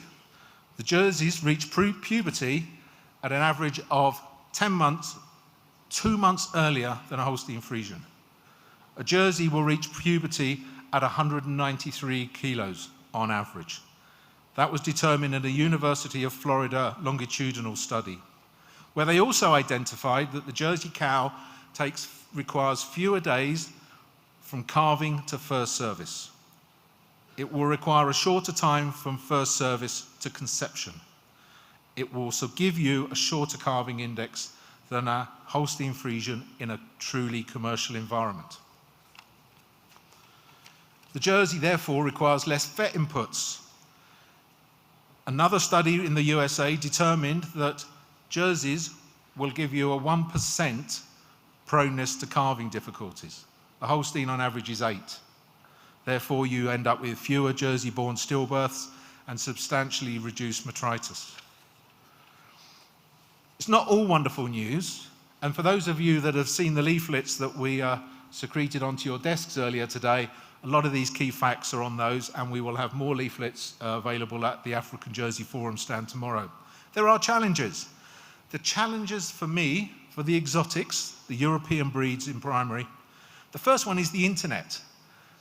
As access to African smallholder farmers improves and they have mobile phones, they have smartphones that they can use to look at beef or dairy breeds on the internet, they all assume they either want a huge Charolais or they want a big black and white cow that's going to give them 50 litres of milk on fresh air.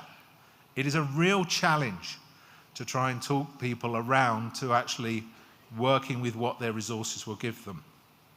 Then we talk about disease resistance. I will not stand here and say the Jersey in a pure form is the solution for Africa. It is not. But a synthetic breed, we are actually, I was really interested in saying what Dr. Mark was talking about, the Giolando. We're actually working with Jersey Overseas Aid at this moment to try and find funding to create a Jersey breed equivalent.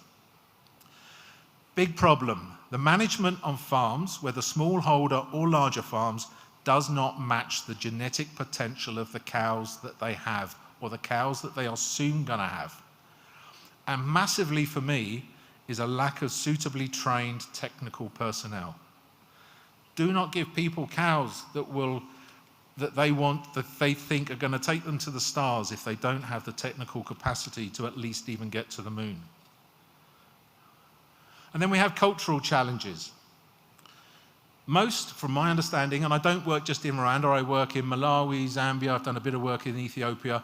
So most African traditional farmers seem to see themselves primarily as cattle keepers. Even Dr. Mark acknowledged that fact, that he has a farm, but he has it for prestige.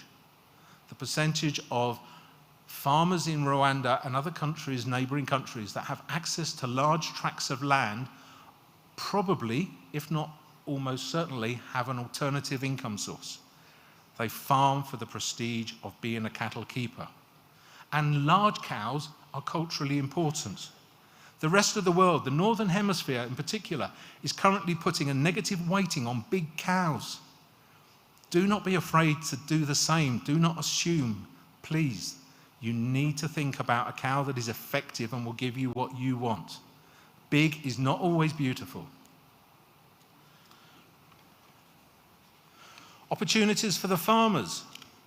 We have a project here in Rwanda at the moment, out in the eastern districts, and we're trying to engage with the farmers out there that own a good number of cattle that are very poor milk producers. And this is not about making everybody into a dairy farmer, but if you want to be a dairy farmer, be a professional dairy farmer.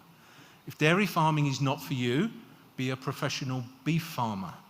But please, you have to no longer be a cattle keeper. Opportunities for processors. Stop hauling water huge distances over this vast continent if you're buying milk for processing. If you purchase milk at 6% fat, you only need 2 lorries in the road to haul the same volume of weight of product at the end of processing as you do if you're hauling 4% milk. So if we look at in breed terms, if you can haul 6% fat Jersey milk to a processing factory, you only need 2 lorries on the road for every 3 lorries that you will need to move Holstein milk. Milk is a magical product, but be realistic, it's predominantly 85% water. Why cart water across countries as large as they are in Africa? Opportunities for development partners. I mentioned earlier we have a project on Jero Mata out in the eastern districts. And we're finding there, do more than just deliver cows and consumables. Change the landscape, change the genetics, but stay and farm. Help to build sustainable change step by step, hoof by hoof. Think longer term, commit, and then stay committed, please. African Jersey Forum is a concept I announced here in 2019 based on something that was working exceptionally well across Europe. It is funded by Jersey Overseas Aid. You'll see their logo at the bottom of the screen. We will be having an African Jersey Forum conference in Zambia in September of next year, which will follow on immediately after the World Jersey Cattle Bureau conference in South Africa. So if you're not busy at the end of August, early September next year, we would love to have you join us. And details of the event will be posted on the website probably during this September. So I just wanted to get that in. This is not a message that you're going to hear from me and I'm just going to disappear. If you want to stay connected to us at the team, we want to stay connected to you. Take-homes for today, please. Jersey milk, in one form or another, when compared to Holstein Friesian milk, needs 32% less water to produce a litre. The Jersey cow requires 11% less land and uses substantially less fossil fuels with a 20% reduction in total carbon footprint. Thank you for listening.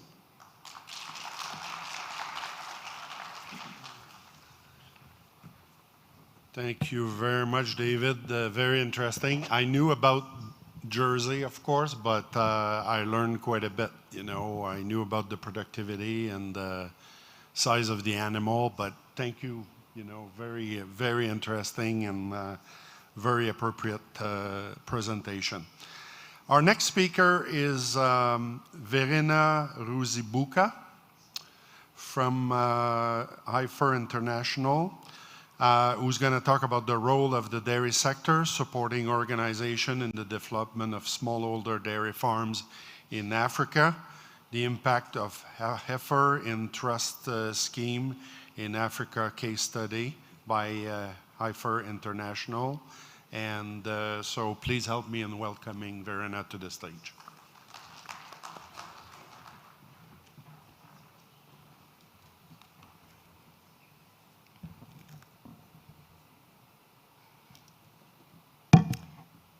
Hello? Okay, good. Good afternoon, ladies and gentlemen. My name is Verena Ruzibuka, and I serve as the country director for heifer International here in Rwanda.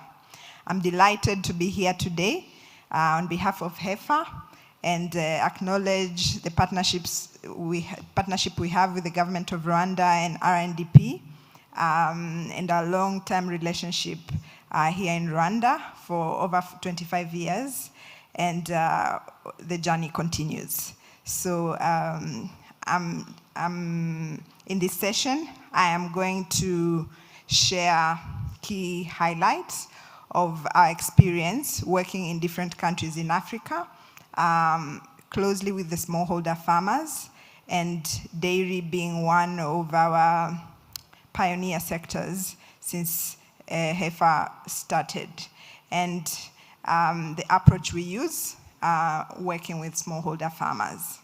So heifer International is an over 8 decade long development organization that is really focusing on sustainable, locally led development approaches and with intentionality of empowering smallholder farmers, because we believe smallholder farmers are part of the community, they exist within an ecosystem, and if they are empowered, they will be able to interact better and unlock those opportunities that are within the ecosystem and be part of the development.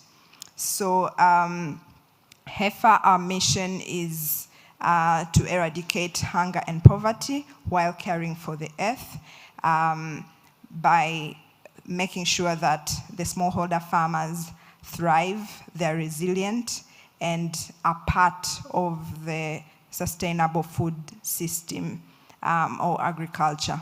And with that, the dairy sector is one of those very key important sectors that heifer has invested and has worked with smallholder farmers across the globe. And with that, we believe that an empowered farmer is able to connect to the opportunities, and hence transformation follows from multiple angles. So why dairy now?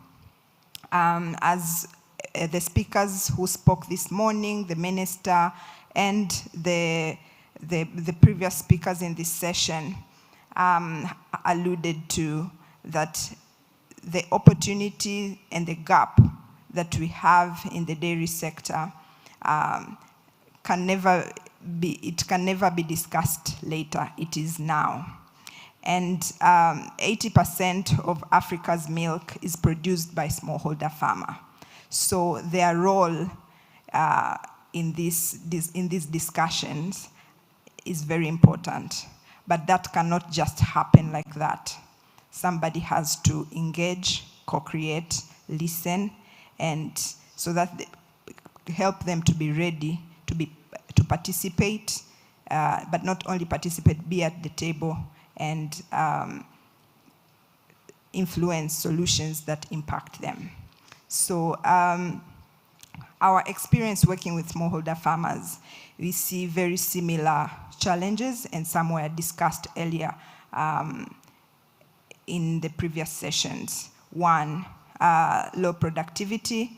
I cannot speak more than all the discussions that were alluded to earlier.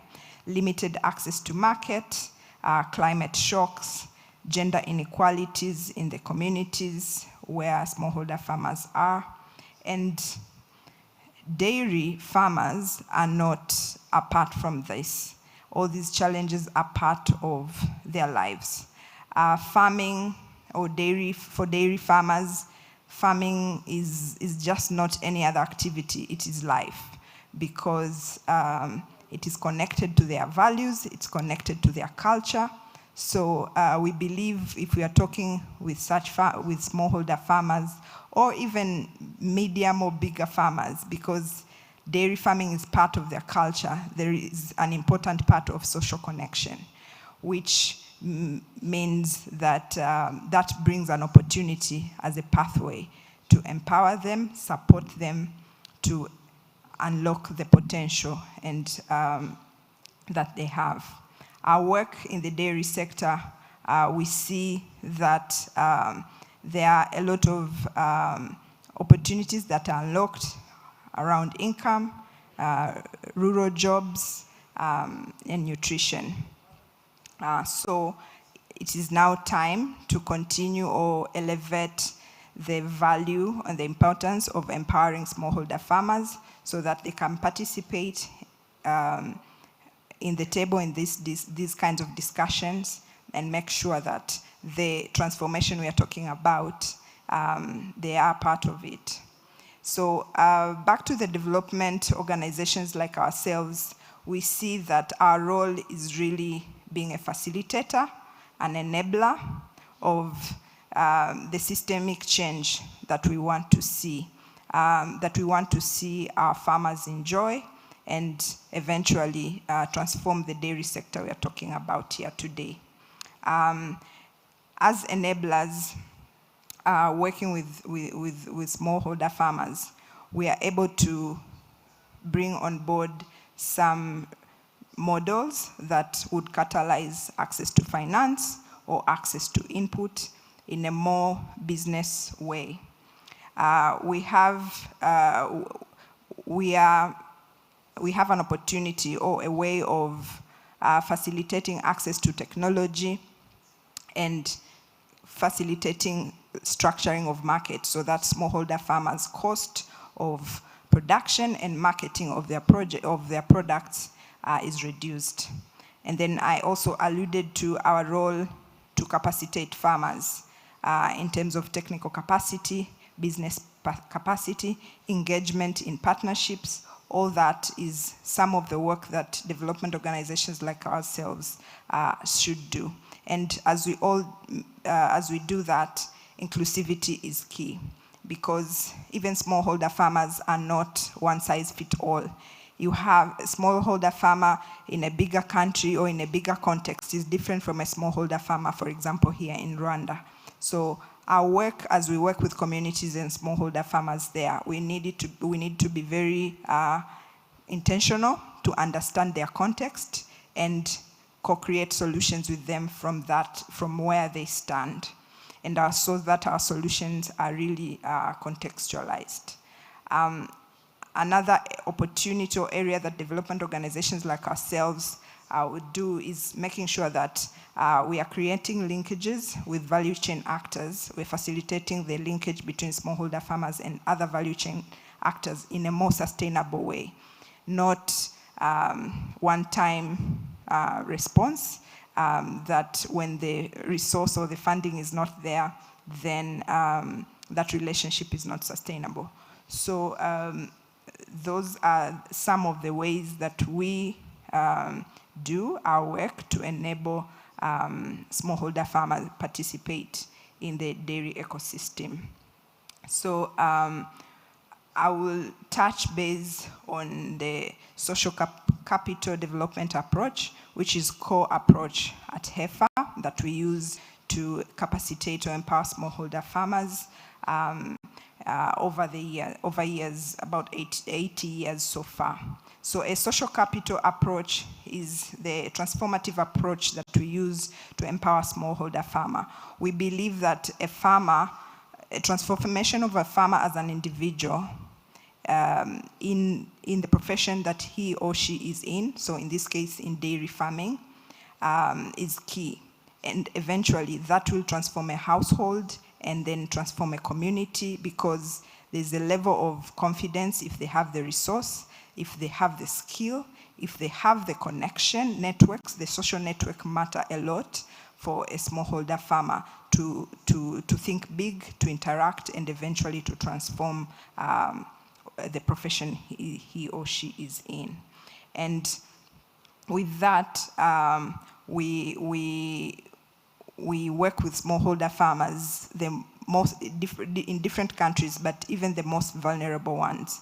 And we help them identify what opportunities they have, how the dairy sector, because dairy cattle is not just cattle, but around that there's a lot of economic resources that a cattle or a cow brings beyond. There's milk, there's manure, there's which eventually unlocks income. There's a lot of a lot of opportunities that come with that. So after individual transformation, we connect the farmers with other similar farmers within their own community to build that social network that help them to learn from each other, eventually creating groups. And with those groups, they do saving, they do loan, they co-invest together and set goals, and also do marketing, access to market input, and be a solution to their own community members. So with that, we see a lot of trust that is being built, accountability and ownership of the profession and the businesses that they're doing. So in this case, this would be a dairy farmer. Beyond that, with that trust, there's a cultural aspect that we approach nurture, and that is highly appreciated, which is passing on the gift. In many cultures, especially here in Africa, we see a cattle is something that people pass on to each other, gift each other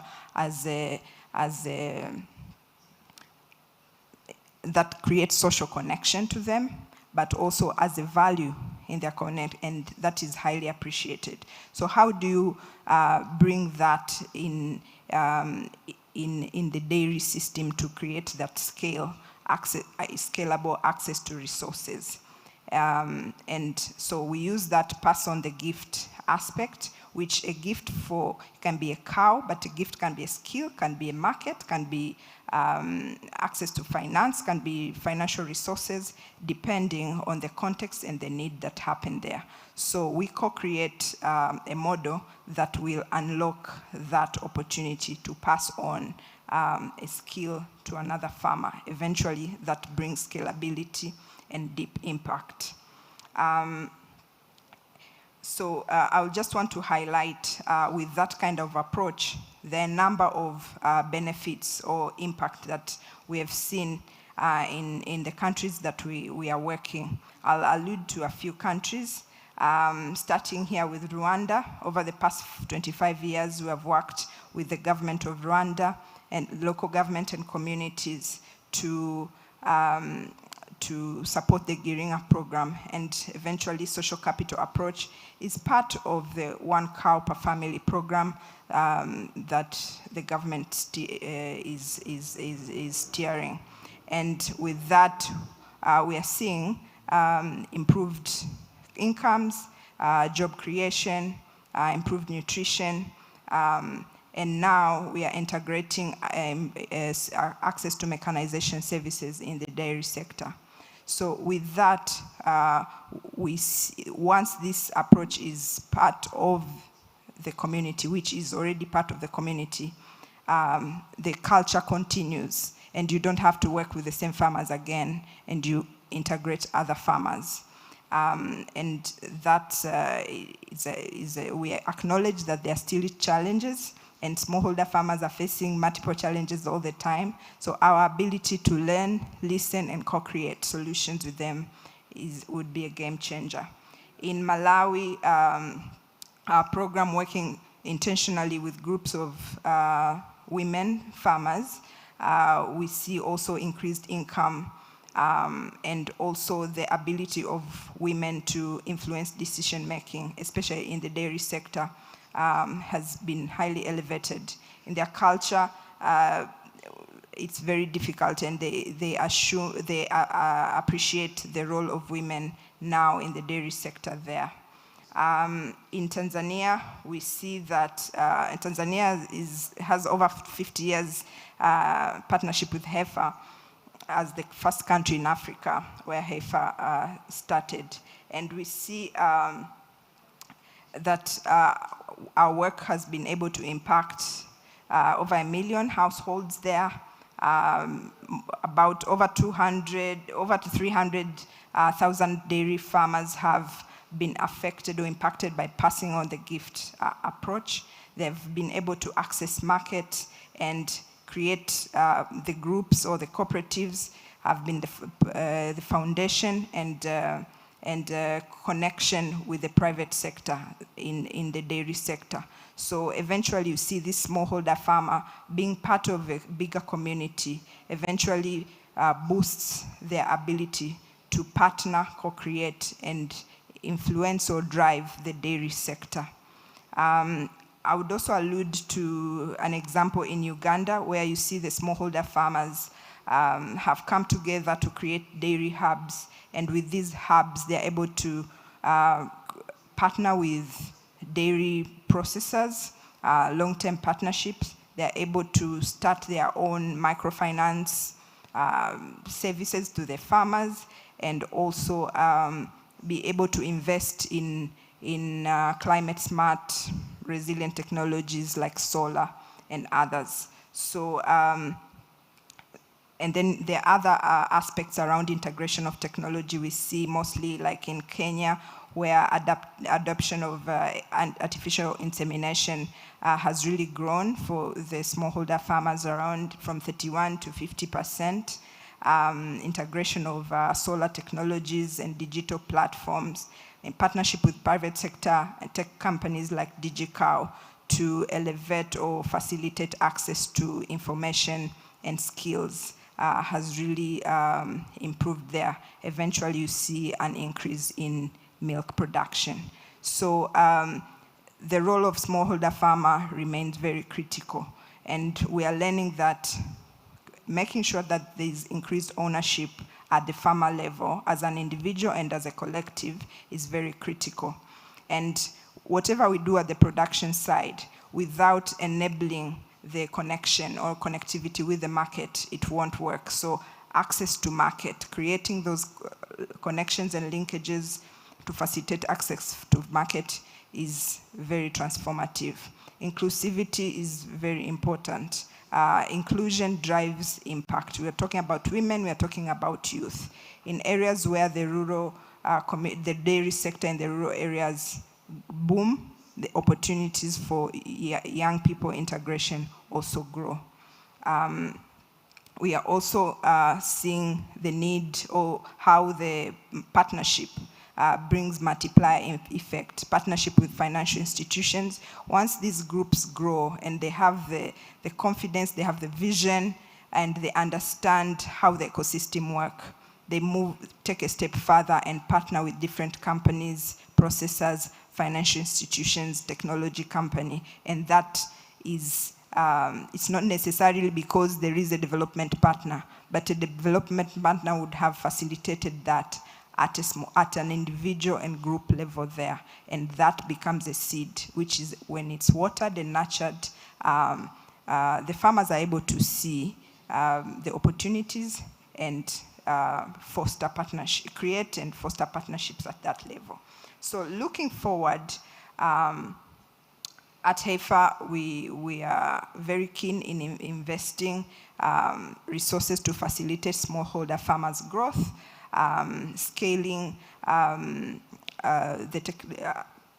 innovations at a farmer level, and while making sure that the innovations that we are fostering are supported at the ecosystem level, because the farmer interacts with, a farmer is an enterprise and interacts with other actors in the value chain. Youth, integration of youth, women is also very key, and integration of technology. Here in Rwanda, we have a new program that we are partnering with the government and the private sector company, Hello Tractor, in facilitating access to mechanization services, which serves the dairy sector as well. And we are looking at how else can we partner with the enterprises that are keen to bring innovative solutions to address the issue of fodder and water. And with that, we see that a smallholder farmer will benefit from that. So not necessarily partnering with, like, there are different ways that you can partner with other actors in the room here to create that impact to the smallholder farmer. So our work is not necessarily directly with smallholder farmer, but also in partnership with other actors, especially those in the private sector, to create impact to the smallholder farmer is keen. As I conclude, I just want to say and acknowledge the earlier presenters that the future of the dairy sector is bright, and a smallholder farmer cannot be left behind. So our role to support smallholder farmer readiness in this transformation is key.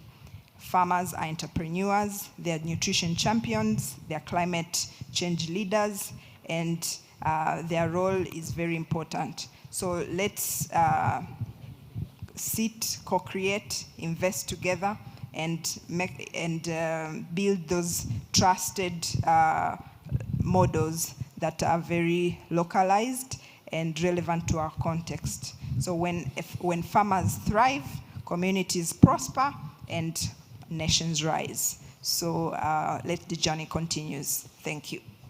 HEFA International was born from a simple idea. Instead of giving hungry people a cup of milk, why not give them a cow? 80 years later, this idea has helped more than 46 million families around the world. HEFA's work with farming communities provides the animals, resources, and training families need to lift themselves out of poverty. With the right tools and practices, people can produce their own food, earn better income, and build a brighter future for themselves and our planet. By listening and learning, HEFA staff develop solutions that are community-led and sustainable. They have a team of veterinarians and technicians that ensure families receive the support they need to succeed. It's not a handout, it's a path out of poverty, the chance for an education, better nutrition, and an opportunity to thrive. Learn how we can build a brighter future together at heifer.org. Thank you very much for a very interesting presentation. You know, the role of smallholder farmer and the support you and your organization provide is truly amazing. We're going to hear about another experience on smallholder dairy farmer and its impact on the global milk production. So I would like to welcome Dr. Manish Shah, who's with the National Development Dairy Board in India, but also one of my esteemed colleagues on the IDF board.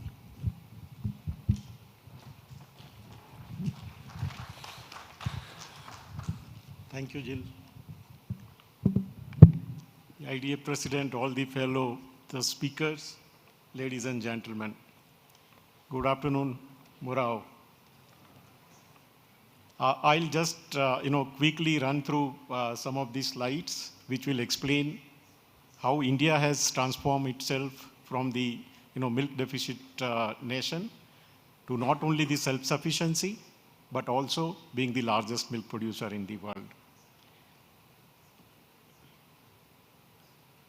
So just to go back to the historical background, when we became independent in 1947, around 1950s, 1960s, we had the severe shortage of milk and milk products. In the context of India, it is much more important because almost 35 to 40% of our population is actually lacto-vegetarian. So they are vegetarian and take milk and milk products also, leaving the poultry, meat, and any other meat sources. So the population was going up. The milk production was remained stagnant between 15 to 20 million metric tons, and therefore the per capita availability of milk was constantly declining. It was just 115, 120 grams per person per day. And during the same time, there was a small experiment which was going on. The then, the Deputy Prime Minister of the country advised the farmers to form their own cooperatives to take care of some of the exploitation which was happened because of the private dairy processors. And thereby, almost at the same time, a small cooperative, Amul, was also set up, and it was growing well. It was providing better services to farmers. The farmers were able to get benefits not only in terms of the social upliftment, but also the economic development in the rural areas. The Prime Minister of India visited the town. He saw the cooperative working himself. He spent a night in the village, in fact, interacted with the rural milk producers. And it was very clear that because of this initiative, a lot of social and economic empowerment has happened in that area. And thereby, he wanted this experiment to be replicated throughout the country. And that's how the National Dairy Development Board was born. So we started our activity in 1965, and we took about 4 or 5 years for planning, how we can replicate. We had the planning process. We had to arrange for the funding. And, initially, with the support of European nations, and subsequently, the funding support came from the World Bank. We implemented the Operation Flood program, which continued from 1970 to 1996, and India became the largest milk producer in the world. Next, please.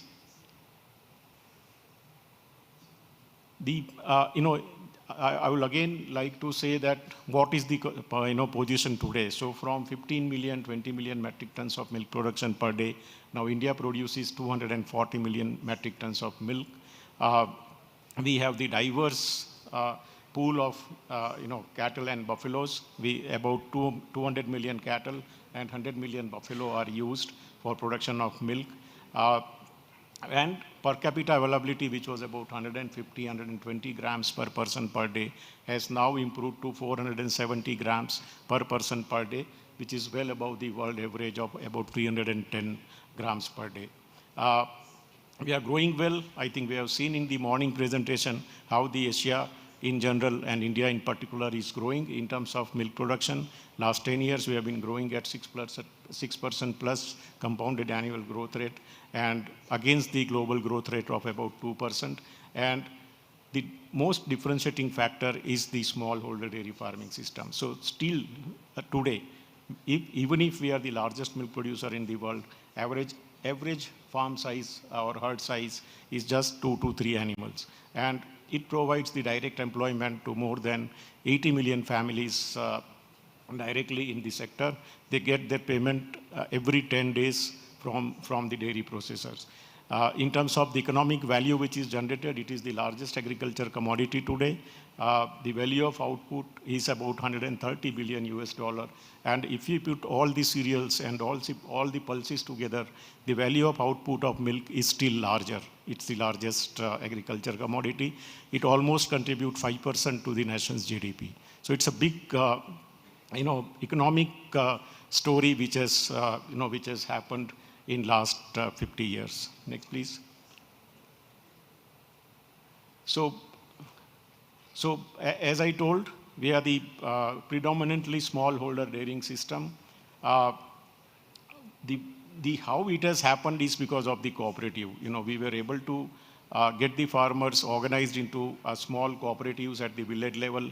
Then these cooperatives, they in turn had the one more cooperative at the district level. So all the village level cooperatives became member of the district level. The village cooperatives' major job was to procure the milk. At the district level, the major job again was to process the milk.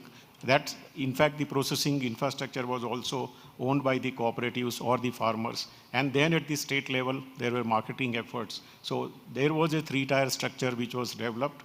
And this structure, we were able to pass on almost 80% of the consumer which he is spending to buy milk and milk products back to producer.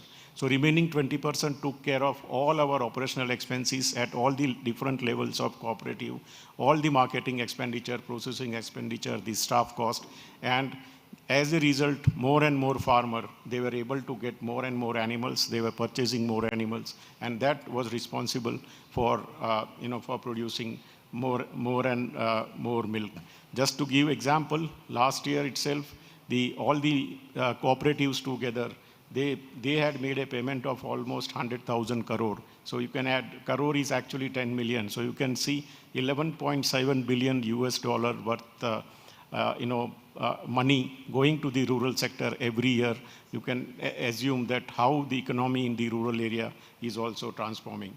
And because of the efforts of the cooperatives, one more significant factor which happened was all the major private players even have to, benchmark the price of the cooperative. So if the cooperatives are paying such a high or good price to the producer, then all the major processors have to follow that, it became the benchmark even for them.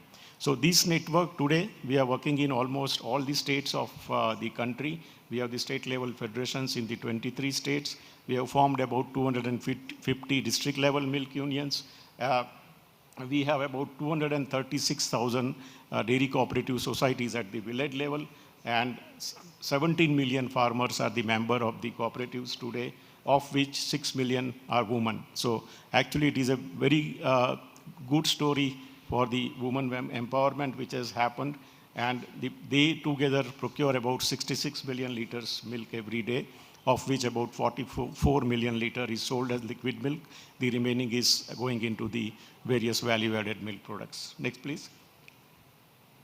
So, how this has happened. Next slide, please.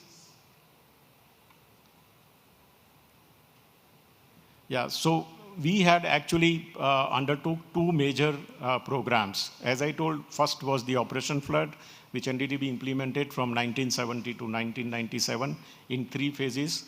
Even today, it is the world's largest food for aid and development program. It was funded by World Bank through the loans and community aid from the European Economic Community, and it transformed the country. So at the end of the Operation Flood, we were able to set up almost 73,000 village level milk cooperative societies, and we started procuring milk, about 11 million liters milk per day, and we also had about 10 million farmers as the members of the cooperatives. These efforts made the India largest milk producer, but then there was a challenge again that we may have to import the milk again because of the industrialization, because of the urban development. The demand for milk and milk products was going, and therefore we again contacted World Bank.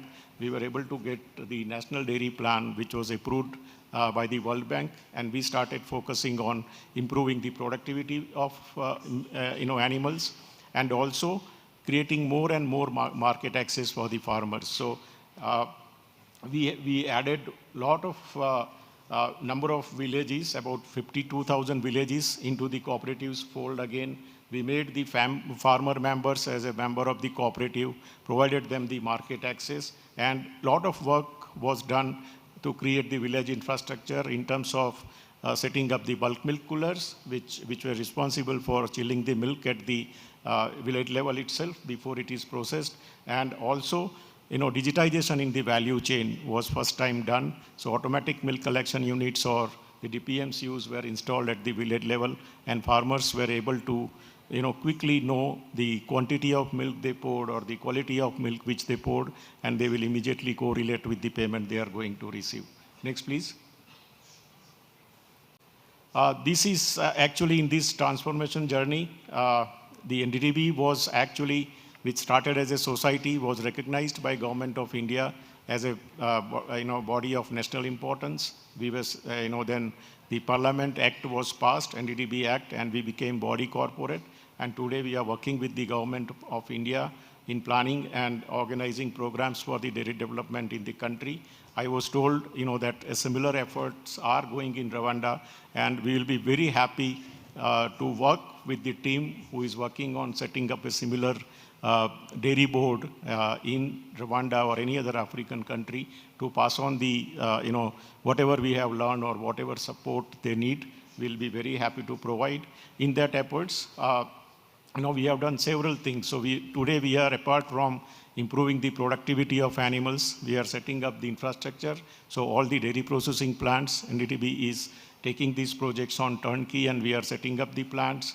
We are also actually helping to plan the projects for the Government of India for the development projects, and we also provide the policy and advocacy support to Government of India and the state governments. Next, please.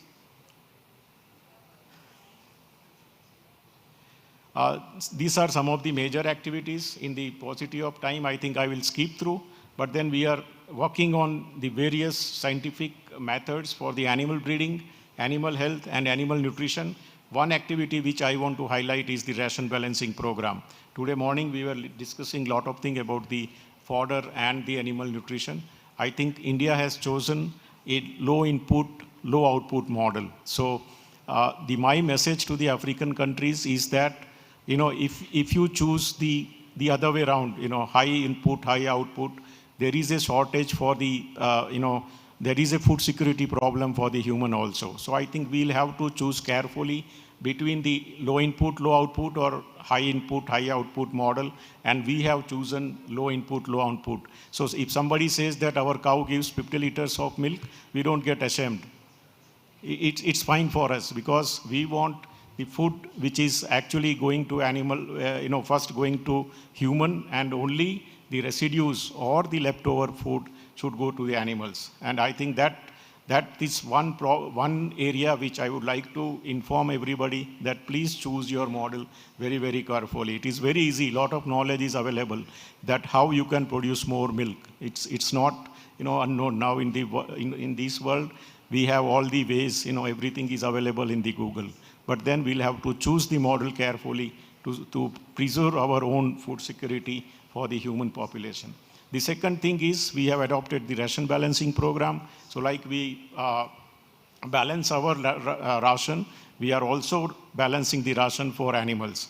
All the possible food material which is provided to the animals, we have analyzed for the nutritional profile. It's put into the software. It also has the least cost formula. So farmer has to just, say that these are the 4 or 5 different feed ingredients I am feeding to the animal.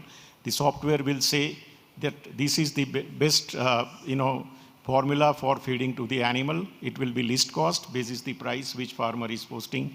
And apart from, balancing the ration, increase milk yield and also more milk solids, it also helps us to reduce the methane emission. So it's more sustainable, and I'll be happy to provide more details. We are working with FAO to take this model in the other countries as well, especially where the smallholder system is adopted. Next, please.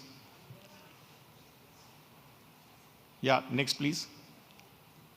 So these are some of the other activities which we are doing. In fact, the entire value chain we are catering from cow to consumer. Next please. And these are the various subsidiary companies which were set up by NDDB in order to fulfill the larger objective. And they are set up as the public limited companies. And they are all helping us to fulfill our objectives. Next, please.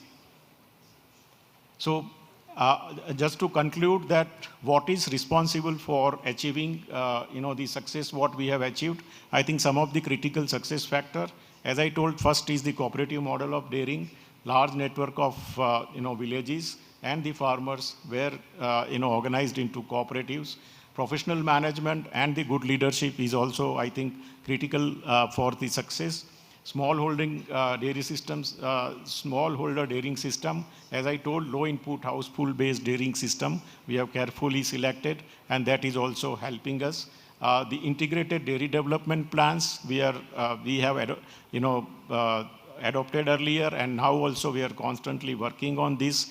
We are working on the whole of government approach. So whether it is a farmer or all the ministries together, they always see that we'll have to cater to the farmers' needs, and farmers are always in the center for any discussion or policy support which is happening. And the continuous research, development, innovations, it's something which is continuous, and more science-based and technology-based systems are being developed and which are passed on to the farmers. Next, please. As the way forward, I think we are now working on providing more and more market access to the remaining villages, to the remaining farmers, and very recently we have launched the White Revaluation 2, under which we are going to set up 75,000 more cooperative societies at the village level, which will increase the milk procurement what we have today in the cooperative fold to at least 50%. So that is one of the area with which we are working now. The other important thing which we are working now is making these dairy cooperative societies into multi-purpose. So when we have realized that the farmers which actually produce milk, they also have some other products like the fruit and vegetables, the edible oil seeds, or honey, or fodder, or the manure. And now we are making them multi-purpose dairy cooperatives. So if we have a sizable quantity of these products also with our members, we are also providing them market access for these products. And we are using the actually resources which are in the dairy alone for the other sectors as well. And this is actually adding to the farmers' income. Next, please. One more thing which I want to highlight is last few years, at least 7-8 years, we have now started focusing on the sustainable dairying. As we all know, we have the largest population of cattle and buffaloes, and it's adding to the methane emission. And it is important that we work towards mitigating this challenge. So we have developed various models for utilizing the methane productively, and also the resultant slurry productively for the production of organic manures. So we have a smallholder dairy model where a small capacity 2 cubic meter biogas plant is put up at the backyard of the farmers. The methane produced from 2 to 3 cattle is actually used productively in the kitchen, so they don't need any LPG or any other fuel, and their family needs, it is completely satisfied. And the resultant slurry, again, by forming cooperative, all-woman cooperative for handling this slurry into organic manures. And again, we are selling it to the farmers. So it's also promoting organic farming. We have set up more than 30,000 such biogas plants at the farmers level. The another area where, because we realized that, setting up such small capacity plant at the farmer's backyard will take long time for us, as there are 80 million families who are involved in this sector. So we have now set up another centralized biogas model where 100 metric ton of dung is collected at a central level. We have a large capacity digester, 4,000 cubic meter digester, where the dung is fed, digested. The biogas which is produced is used either for the thermal energy in the dairy processing plant. So we have directly fed the biogas to the boiler, and almost 100,000, 150,000 liter of milk every day is processed with this biogas. The other model which has emerged is with this biogas produced from 4,000 cubic meter biogas plant.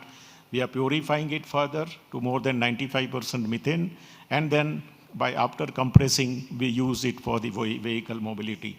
And all these three models are being replicated now throughout the country, and this we hope that this is going to take care of the sustainability problem which we have by the methane emission from the cattle. Next, please. Last slide, in conclusion, just to say that what we are doing now for the 100th year of independence, in 2047, India will be 100 years of independence. And what we have now decided is we are going to expand the dairy cooperative network further, so that all the villages, we have about 600,000 villages in the country, so that they all become under the cooperative fold. All the farmers, they get the good market access and they are able to sell their milk. We are working on the productivity enhancement methods, all the scientific tools and technologies we are using today, leveraging the information and communication technology what we have. We are working on genetic improvement. We already have developed genomic chips for all the cattle breeds we have. We have also developed for the buffalo for the first time in the world. We are now using these chips for selection of bulls, for example, for the semen stations. We are also providing this service to the farmer with a very nominal cost. We are working on the digitalization of the entire value chain and the traceability, because it is going forward, it will be more and more important for us to know where from the milk has come, if we have to stop the adulteration and various other practices which are going on. India today produces about 25% of the world's milk, and we hope that going forward, if we are able to maintain the same growth rate as we have now, maybe we will be able to produce 1/3 of the milk, global milk production in another 6 or 7 years.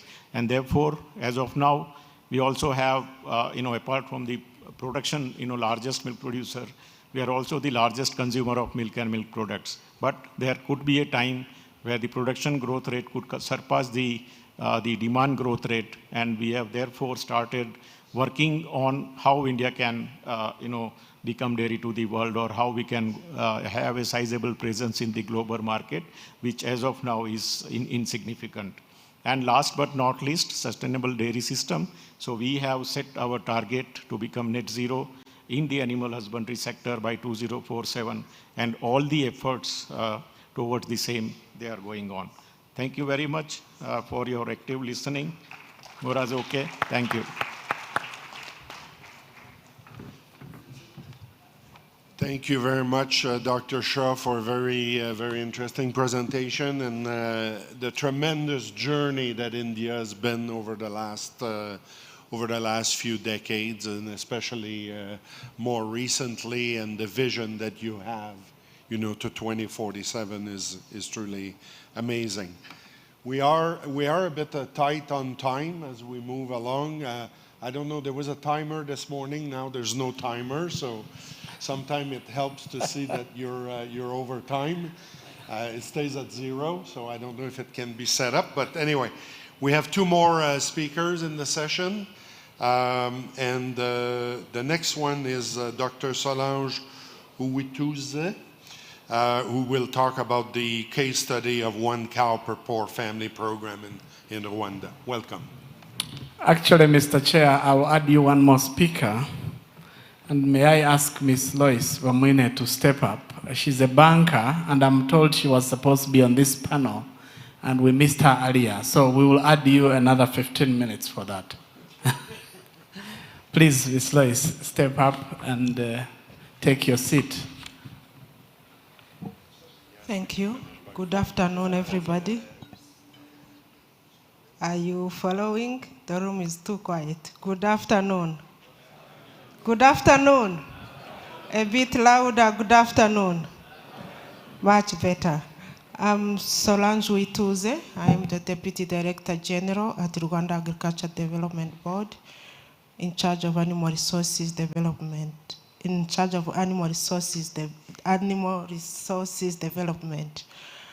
I am very privileged to talk about a story of how a cattle can be a silver bullet to turn the country around, like the previous speaker from Kenya, Alex, mentioned. Next, please. Next. One Cow per Poor Family, also known as Girinka Program, is an initiative by His Excellency, the President of Rwanda, Paul Kagame, who started it back in 2006. He started it with 3 main objectives. One was for social reasons, namely social cohesion after the 1994 genocide against the Tutsi. There was some kind of mistrust among the community. And in our culture, once I give you a cow, I become your keeper, and I have to look after you and your people. Second, there was a problem of malnutrition, which we had to tackle by milk and dairy products. There was also an issue of economy by income generation. So it is one of our, what we call homegrown solutions, because we coined it from our own culture. As July 2024, when we closed our 7-year government plan, also known as NST1, we had given 468,000 cattle against a target of 300,000 cattle. And in this scheme, a family is given 1 pregnant cattle, and it is expected to give down an offspring that is female to another family that is also least deserving. Concerning the Girinka program impact, we are going to look at it from two angles. One is social impact, a second one is economic impact. From a social impact standpoint, we saw in a study we did back in 2018, we are yet to do another one this upcoming next year. We saw improved social welfare in receiving families. We saw increased families' income and enhanced access to health. Here in Rwanda, we have a universal health scheme, which we call Mutuelle de Santé. So every Rwandan has a health insurance scheme, and so people contribute to that without defaulting. We saw increase in education levels and improved nutrition, and yes, social cohesion and decision making, because communities are the ones who choose the beneficiaries who are going to get those cattle. From an economic standpoint, we saw an increase in milk production, so much so that before 2006, the milk consumption per annum per capita was 20 liters per annum per capita. And by the time we closed the NST1 in July last year, we had quadrupled that consumption. We are now at 80 liters per annum per capita. We also we started a school milk program, and we saw improved agricultural production and improved environment protection through manure management and also forage cultivation, instead of having cattle moving around on pasture. Looking at now diving into economic aspect, we wanted to see how are those vulnerable families feeding their animals. We saw that about 39%, that's the purple color, are feeding a mixture of Napier grass, crop residues, and miscellaneous grass, but they were not feeding concentrate, and they were feeding a little bit of mineral blocks.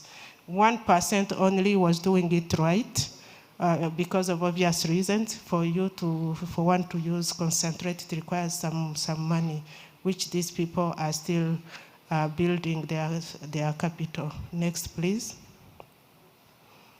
We wanted to see if people are starting to get their cattle, how soon they get it. And so we asked them a question: if within the next 4 months from the time they received the cattle had started calving, because we give them a cow that is at least 4 months pregnant.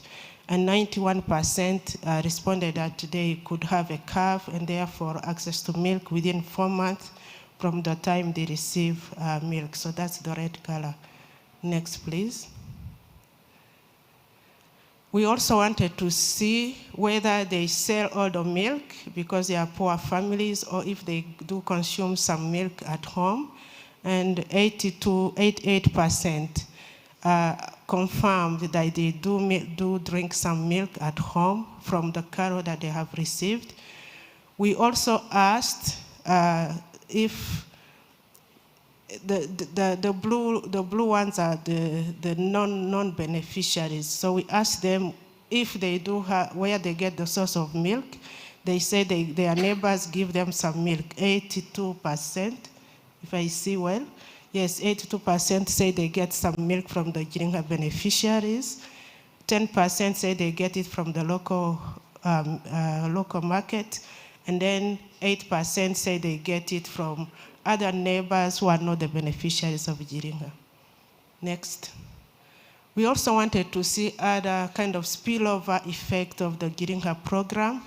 And so it was quite interesting to see that, for example, 27% among the respondents, they rehabilitated their house, 21% paid school fees of their children, 29%, almost 30% paid their health insurances, as earlier I said. And interestingly, almost 3%, 2.6 were able to pay a dowry to their brides, which is good. They acquired land, 15%, and almost 1% only were able to manage to have some biogas. And 3% say they had to use their money for other purposes which were not listed in the questionnaire. From an economic and nutritional standpoint, we wanted to see how the beneficiaries versus non-beneficiaries of Giringa improve their yields of two main crops that we have in this country for food security purposes. We wanted to see how it improved the beans yield in terms of kilograms per hectare, and also maize yield in terms of kilograms per hectare.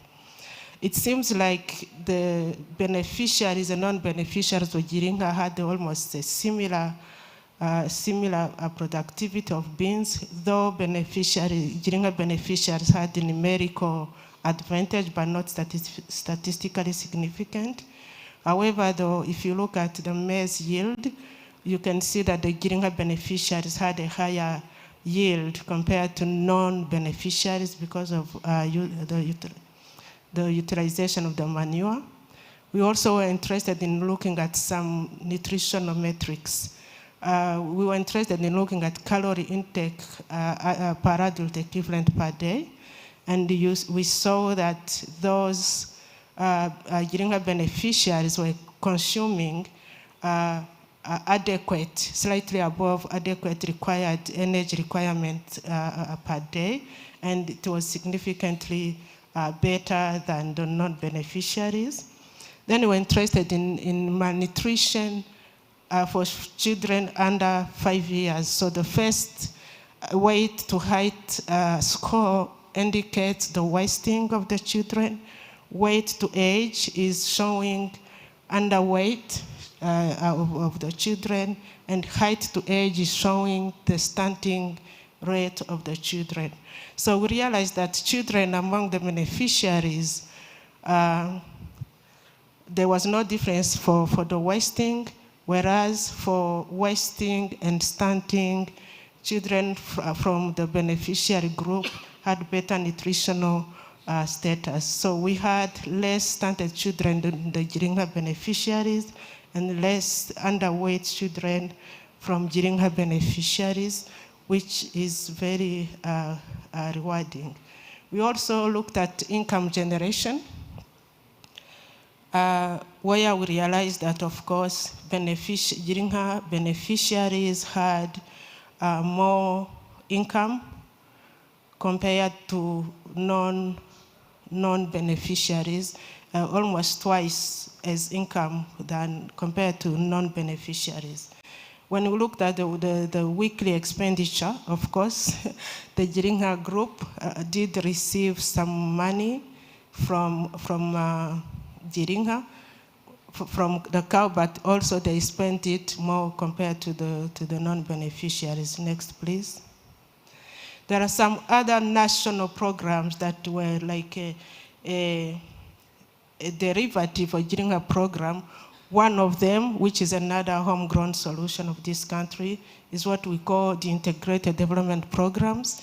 They are the villages where people who are living in vulnerable places are being relocated and they are put in decent houses. So the top picture that you are seeing is a decent housing that the government is affording to the vulnerable communities free of charge. And over the country, we have over 100 of such villages, and the Jiringa program is an integral part of such model. Next, please. We have another initiative called 1 Cup of Milk per Child, which was launched 4 years after Jiringa had started. As I indicated, it improved the nutrition status of the children attending school. It enhanced development of brain capacity, the cognitive capacity of the children, and it promoted the retention of children attending preschool and primary school from age 3 to 9 years old. The program was seen to improve the health for children, improve consistency in class attendance for beneficiaries. Of course, it did reduce school dropout. The opportunities that came along with the Jiringa program, we have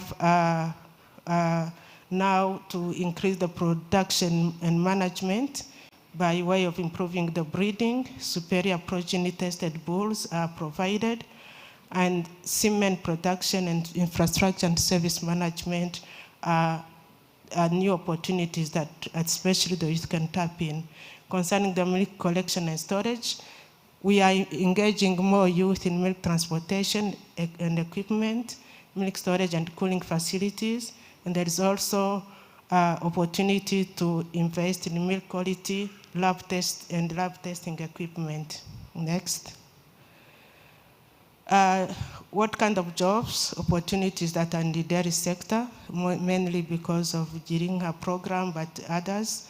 Youth are involved, like I said, in milk collection, transport, and trade.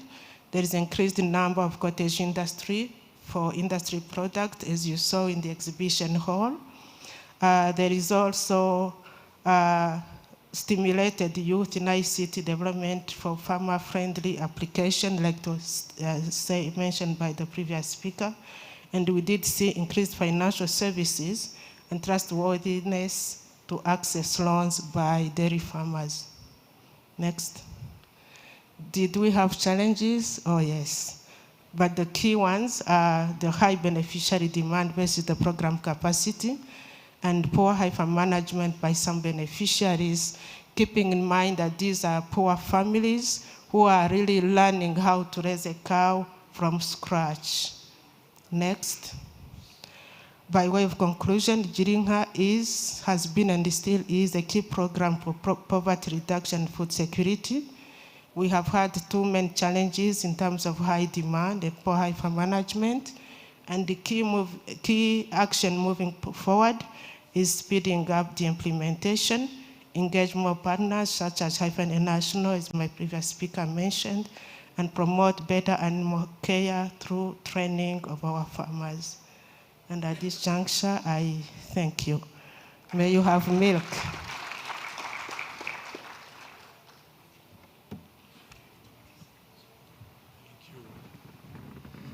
Thank you very much for a very interesting presentation again, and sharing some insight about this program and how it helps developing, sustainable dairy and nutritious food. We'll move to the next presentation, which is from Mr. Abe Ariong, talking about, again, how to enhance dairy farming practices through innovation, technology to increase milk production and productivity. Welcome.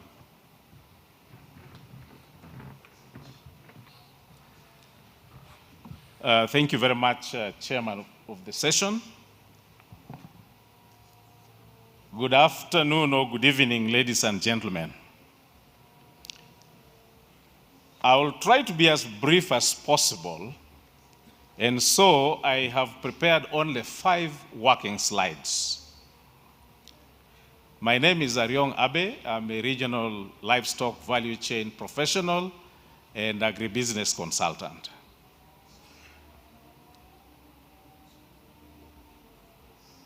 Okay. I will present only 4 key items. And if you look at the program, I will focus on the theory of change for African dairy. I will introduce the theory of change and then also go through a regional and continental value chain structure that will help us to unlock, to understand if we need to transform this sector, where are the entry points and where do we want change to take place. In addition, I will attempt to look at issues to do with value addition and mapping the sector from an African continental context. And then I will end again with the theory of change. But before I go into the presentation, let me make some 3 statements. And I want us to listen, if we can be together, carefully. The first statement is, I'm borrowing from Tom Hambrook. Yeah? David Hambrook, sorry. David Hambrook. David Hambrook came up here a short while ago and made a statement that tickled me. That in Africa, we are taking baby steps in the dairy sector for far too long. And I thought we need to address this. And this statement speaks to what I am going to present. The second one is, I'm going to borrow from Dr. Shah, the India milk revolution. I had an opportunity to visit the great Amul industry, dairy industry, in India. And I asked, who started all this? How did it start? Where did the change, the turnkey, take place? I was told it was a one great but late Dr. Kurian. Am I right? Yes. There was a turning point in the India milk revolution. And that is why India now has the greatest, I think, in the world, network of rural dairy aggregation system and processing system. A lot to learn. The third statement I want to make is related to the theme of this conference. The theme is sustainable dairy for a prosperous Africa. And I pick the word sustainable. We use it a lot. But in this particular context, I want us to look at sustainability in this way. They say sustainability is the continuous availability of a category of services in a particular service market through unsubsidized commercial channels. And the key there is the service market. And I want to say the service market in our context is Africa. And so what I'm going to present is from an African perspective and African togetherness. And I will say to David Hambrook, I think this is the time, I would like to talk to the participants here, that this is the time to take giant strides, not baby steps. And I will be extremely bold if we want to take transformative action to improve the dairy sector in Africa or transform it. So let's look at the screen. I'll go from left to right. And this is in the framework of the Africa Dairy Development. And I'm talking about two key actions. There's a lot that we have talked about since morning, but I want us to focus on then what do we do? How do we transform this sector? How do we accelerate the growth of the Africa dairy sector? And I would like to tell you, if we work in silos as single countries, we shall continue to take baby steps. If we work together, then we shall take giant strides. Now, there are only two key actions. One is we must get suitable pathways of beneficial change.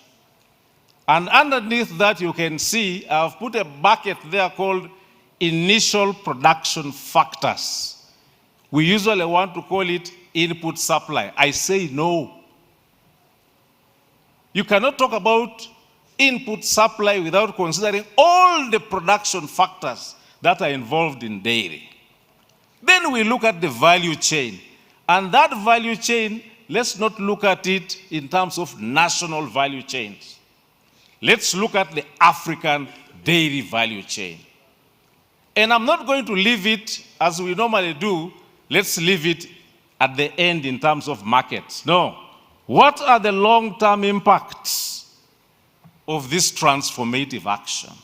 So let's first get the suitable pathways. Number two, how do we get there? What's the approach that we use? It must be systematic, and the intervention should be targeted at desired outcomes. It's not just about somebody drinking milk. It's about, can we produce more? Can we improve nutrition? And above all, can we have economic benefits? You see, a dairy farmer does not just want to go to a dairy farm or her dairy animals or his dairy animals just to pass time and say, I'm producing. There must be a return that that farmer gets. And that return must be associated to the dairy sector. Now, what is our role then to attract all that? The first thing is we must visualize where success should be. What are the long-term desired impacts? There should be a livelihood for those who are producing, especially our smallholders. What are the investment opportunities? Let's not only think about processing plants. Let's think about investment opportunities at farm level. And then the resilience of the sector. Then what focus should we have? We need to do what we call filling the missing middle. The desired change in terms of initiatives and in terms of interventions. We talk about best practices. Do we adapt them? Do we institutionalize them? Innovation and technologies, and then to overcome barriers which have really become an impediment to the progress of the sector. My second slide, let's start from the left. It looks congested. I've chosen to call it the strategic structure of regional and continental dairy value chain. Now, if you look at input supplies, and you'll attest with me that even feeds and fodder are now marketable across countries. So we can no longer say input supply is just at the farm level. That's why I've put the word there, regional. And what we are regionalizing here is feed and fodder, the breeding, animal health, equipment. And all that will constitute the value of your strategic intent. When you do all that, you are intending to produce something so that you can be able to get back. So what's the value? Most of the time, we measure the size of the sector by just gross production. And sometimes we measure the size of the sector by what is marketable, domestic and exports. And we say, we know this sector. Let's step back and say, what is the value of the intention? And when you look across on the right-hand side, I say value of business and economic impact. Once you measure those two, then in the middle here, you can know what the value add has been in the sector. So we start at regional. I know, of course, there are inputs which are locally, procured and so on. But let's go regional. Let's look at it regionally.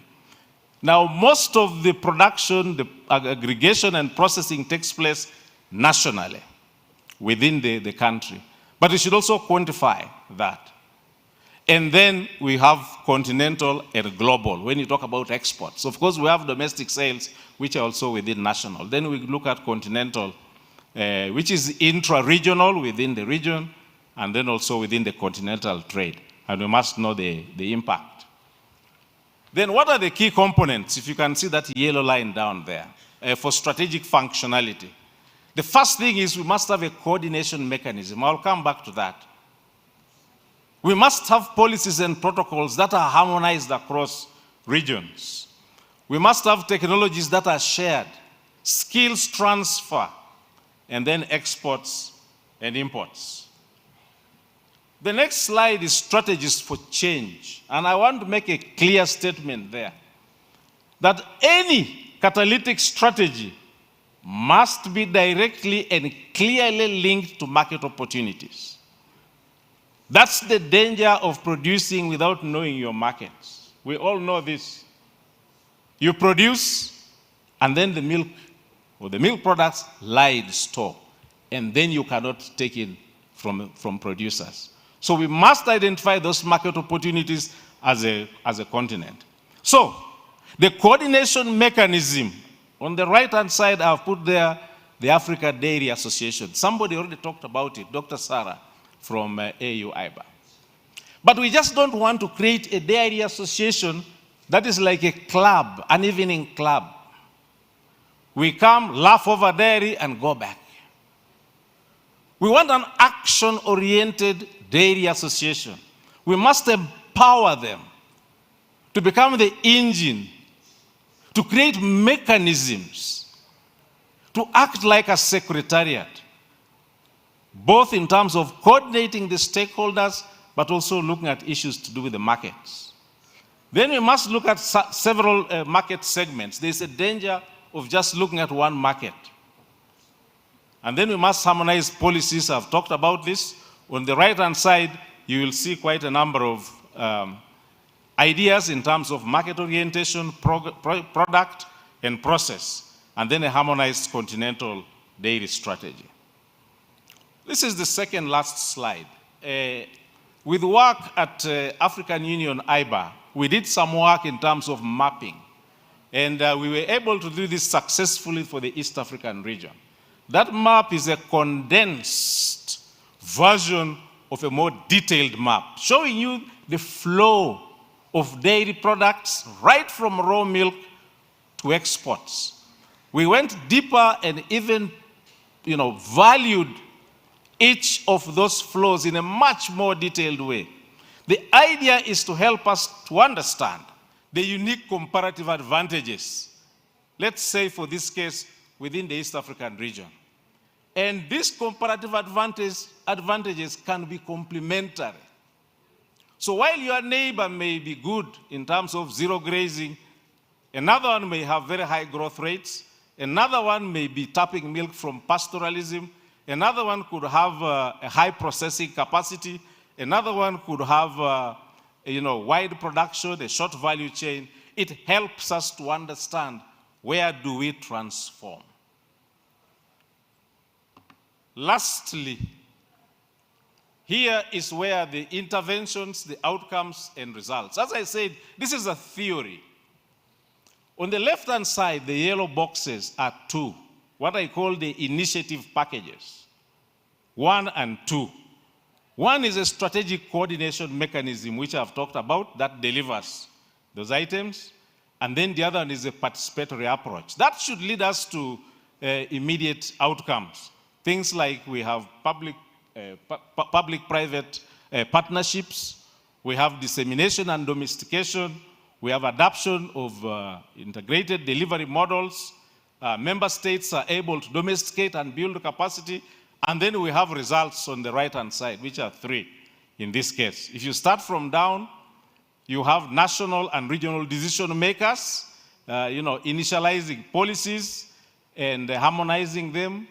We have PPs investing substantially now that we know where we can invest.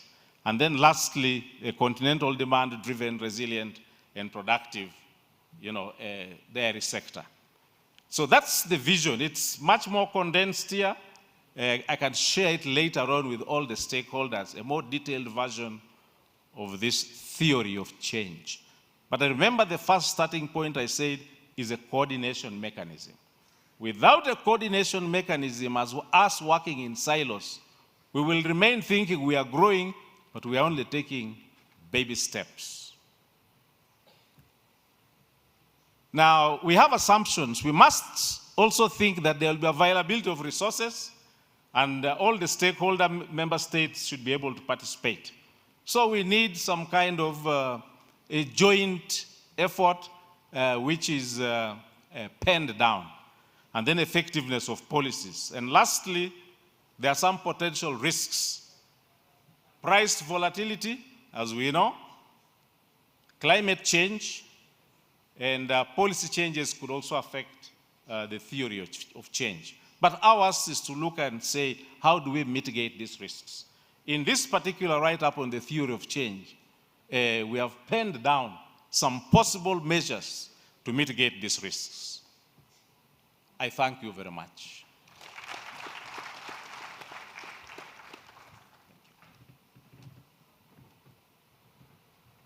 Thank you so much.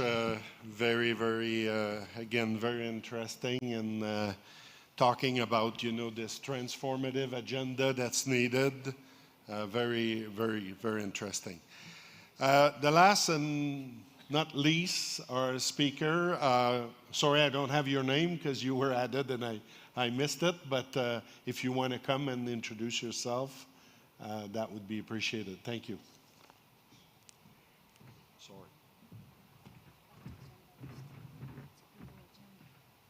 But it's fine. Thank you. Good afternoon, ladies and gentlemen. I was requested to introduce myself. My name is Lois Bamwine. I work as the Director of Social Impact Investments in Equity Bank Rwanda. Here this afternoon, I'm representing the Managing Director of Equity Bank Rwanda, who was supposed to present earlier at 1 p.m. So probably the change of the program led to really missing out some people.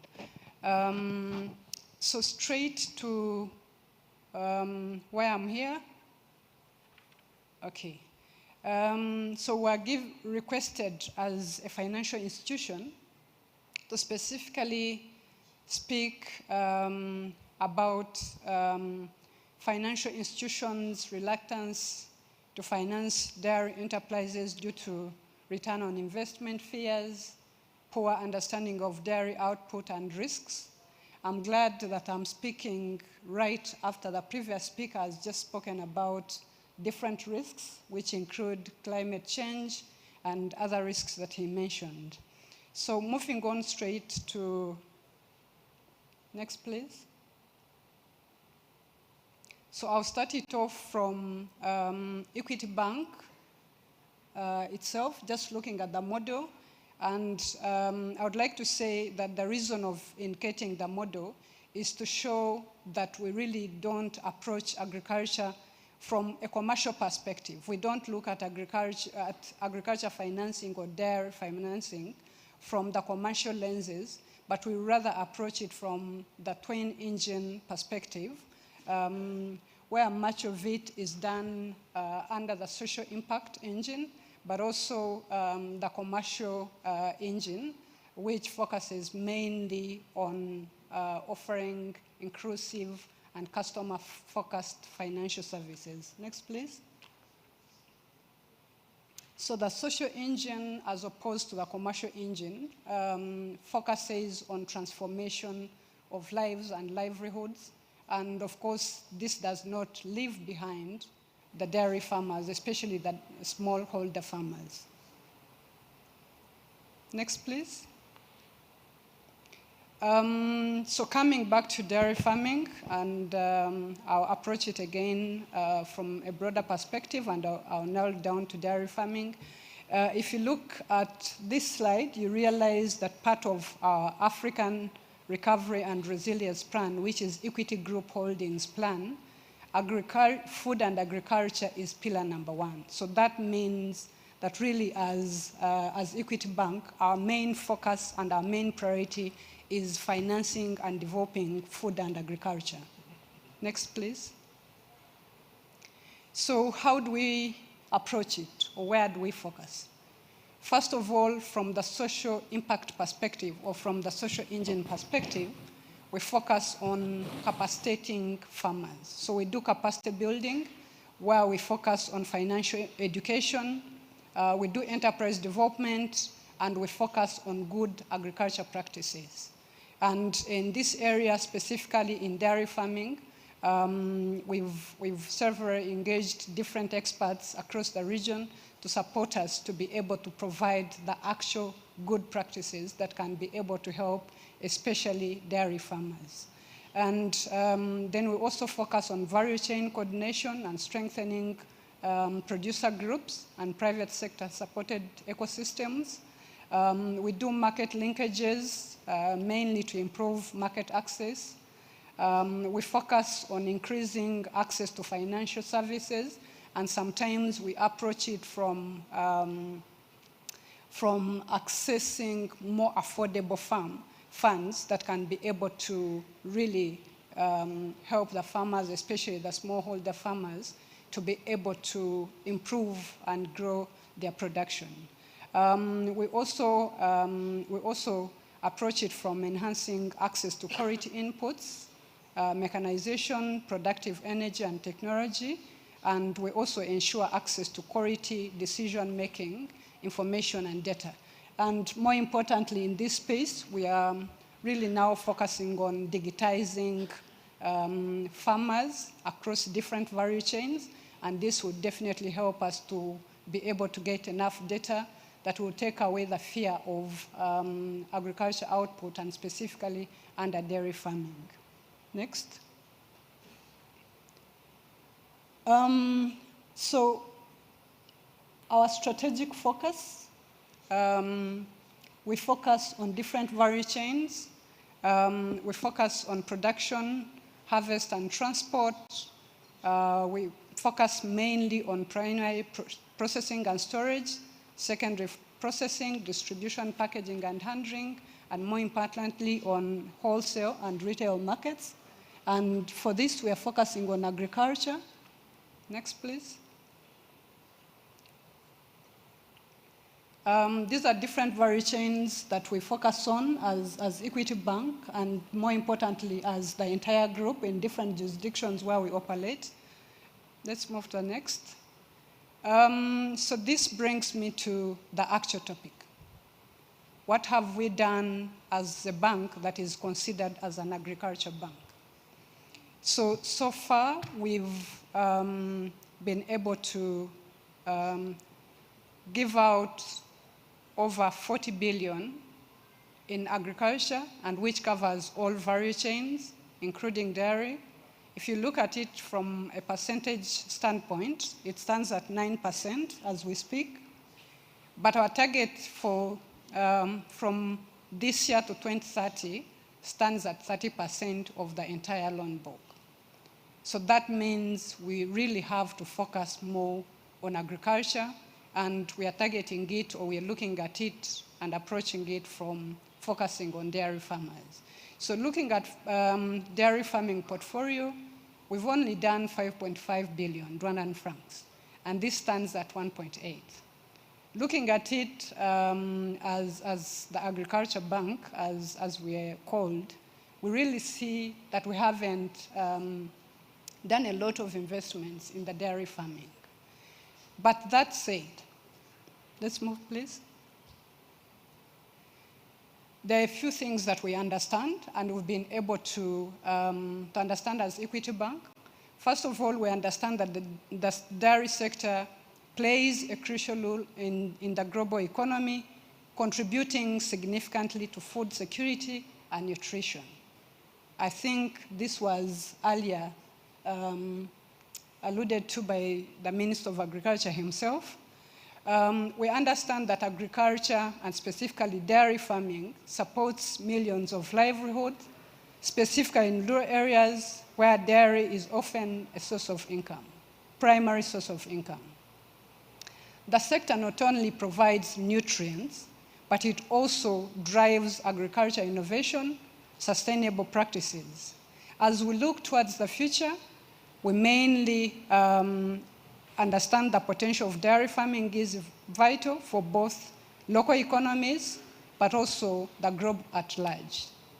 So financial support for dairy enterprises, which was our focus, is very essential for different reasons. The first reason is that we all understand that access to capital really enables farmers to invest better in technologies. And I think you can agree with me, and I'm glad the country director of IFAD earlier on talked about RDDP2 and mentioning that Equity Bank will be the partnering bank. And during this project, we will be really focusing more on technology, but we've already started on this. Number two, it improves production practices and enhances quality. Let's move to the next slide, please. So in terms of reluctance, I think the main reason for reluctance is fears for return on investment. It is the poor understanding of dairy output and different risks, which were mentioned earlier.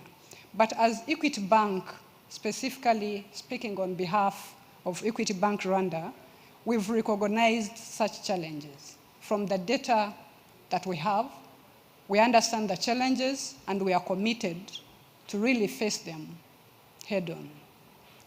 We are focused on addressing them. We are more focused on creating innovative financial products that meet the unique needs of dairy enterprises. And this will ultimately unlock the sector's full potential. As I mentioned, the target for the next 5 years is 30% in agriculture, and more efforts are being put in dairy farming. Our focus mainly, or our commitment, is mainly that we are introducing farmer-centric products designed for dairy enterprises, and these are mainly encompassed of features like flexible repayment terms and low interest rates for sustainable practices, and hence making it easier for farmers to access capital that they need. We're also focused mainly on capacitating farmers. We focus, as I mentioned, we focus on building their capacities, mainly in milk production, in financial inclusion, and enterprise development. And here, we really understand that farmers need not only to approach dairy farming from a subsistence standpoint, but rather to look at it from the sense of agribusiness. And we're really committed to this. We have been moving across the country. As I speak, we've completed 2 provinces specifically on milk production, and we are proceeding to other different districts. Number 3, we are also committed to educating our teams on different intricacies of dairy farming. And with this, it will help us to be able to provide the required financing and also scale up the impact that we've already started. In concluding, let's move. I would like to indicate that Equity, through its twin engine model, we understand that the benefits of financing dairy enterprises extend beyond individual farmers. They significantly impact rural communities by creating jobs, especially for the youth and women, improving livelihoods, and contributing to food security as well. I would like to underscore that we are committed to engage more deeply in the dairy sector. Through collaboration and innovative financing solutions, we will definitely unlock the immense potential in the dairy farming. I thank you all.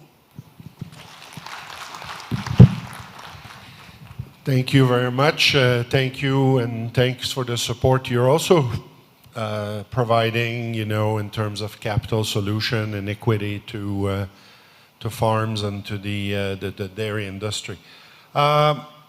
We're running quite a bit short of time, so I don't know if we're allowed to take question or I'm in your hands a little bit now. A quick announcement. I mean, you've done very well, so a round of applause to you, first of all, for being so patient. You've been seated there 1 hour and a half. So quick announcement. We have coffee at the back of this, just behind the curtains. So you walk there and pick some coffee, because we would like them to have a session where you can ask any question, if you have a question. And we'll give them another 15 minutes while we pick coffee and ask questions. And this is not the last session. We have one more session. And it is not my problem. It is the agenda, and I understand people would like to listen into the next session. So we are going to allow you another 15 minutes, interactive. If somebody has a question, please fire. Perfect. But at the same time, there's some coffee down there. There will be no time to go there formally. So just go quietly if you need a cup of coffee, fuel up, and come back to your seat. No noise, and we'll let them continue. Please go ahead. Very good. Thank you very much for the update. And so, is there any questions for any of our speakers?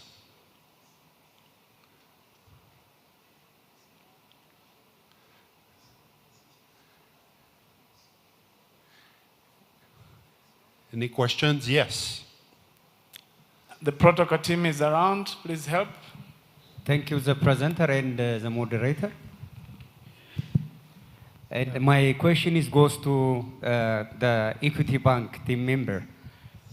One of her challenge she presented us is the dairy enterprise people are a little bit fear about taking loan because of different reasons. So maybe one of the reasons is because they don't have any confidence about the sectors or afraid of like loan. When we say loan is a little bit difficult, but what Equity Bank develop a motivation or incentive for them to attract? The second question is there a difference between the loan rate of, interest rate, like conventional loan, maybe for construction a house or a building, and taking loan for dairy? Similar or different interest rate you have? So how you managed for that interest as well? Thank you.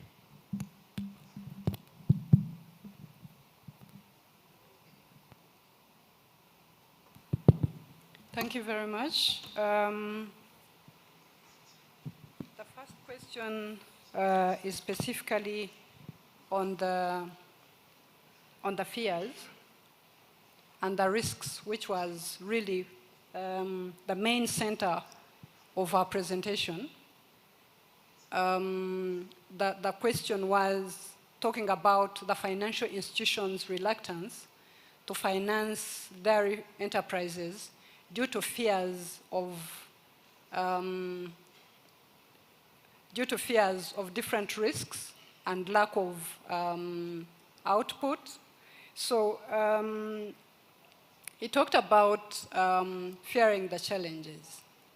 I think if you look at different players in the financial industry, you realize that that fear was there.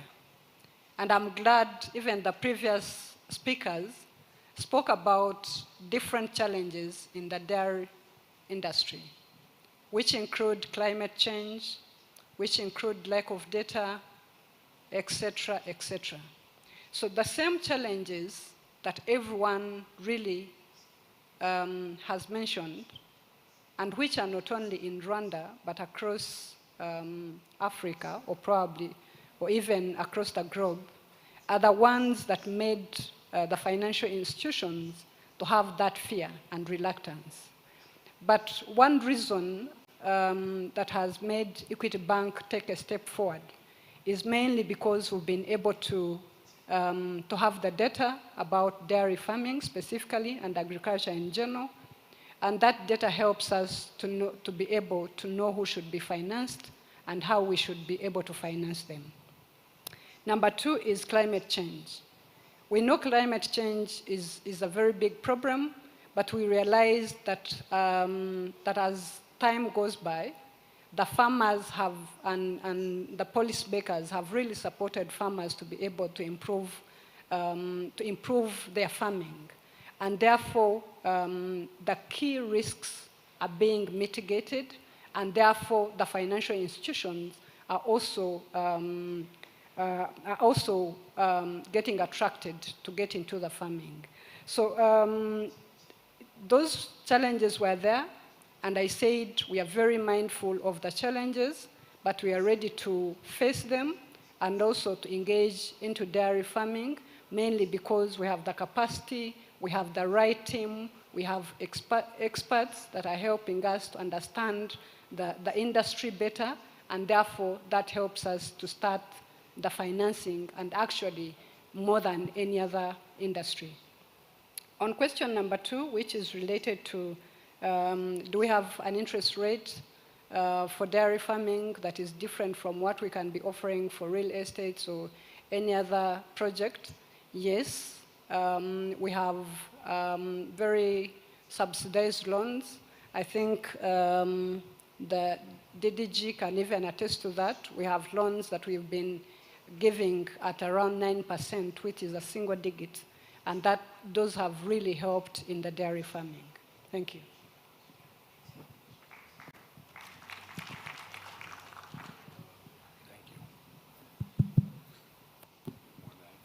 I don't have a question there. I want just to supplement what Lois said.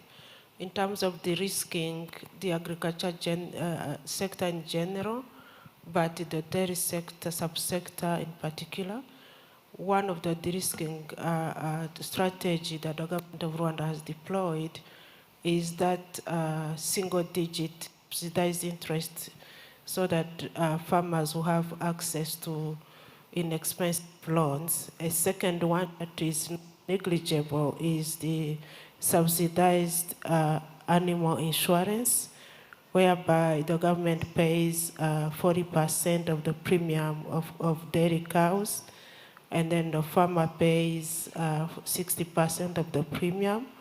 And usually when those animals are insured, the banks are willing to take them as collateral, though they are rated at 30% of the value that is being borrowed, but at least it's a step in the door. Thank you.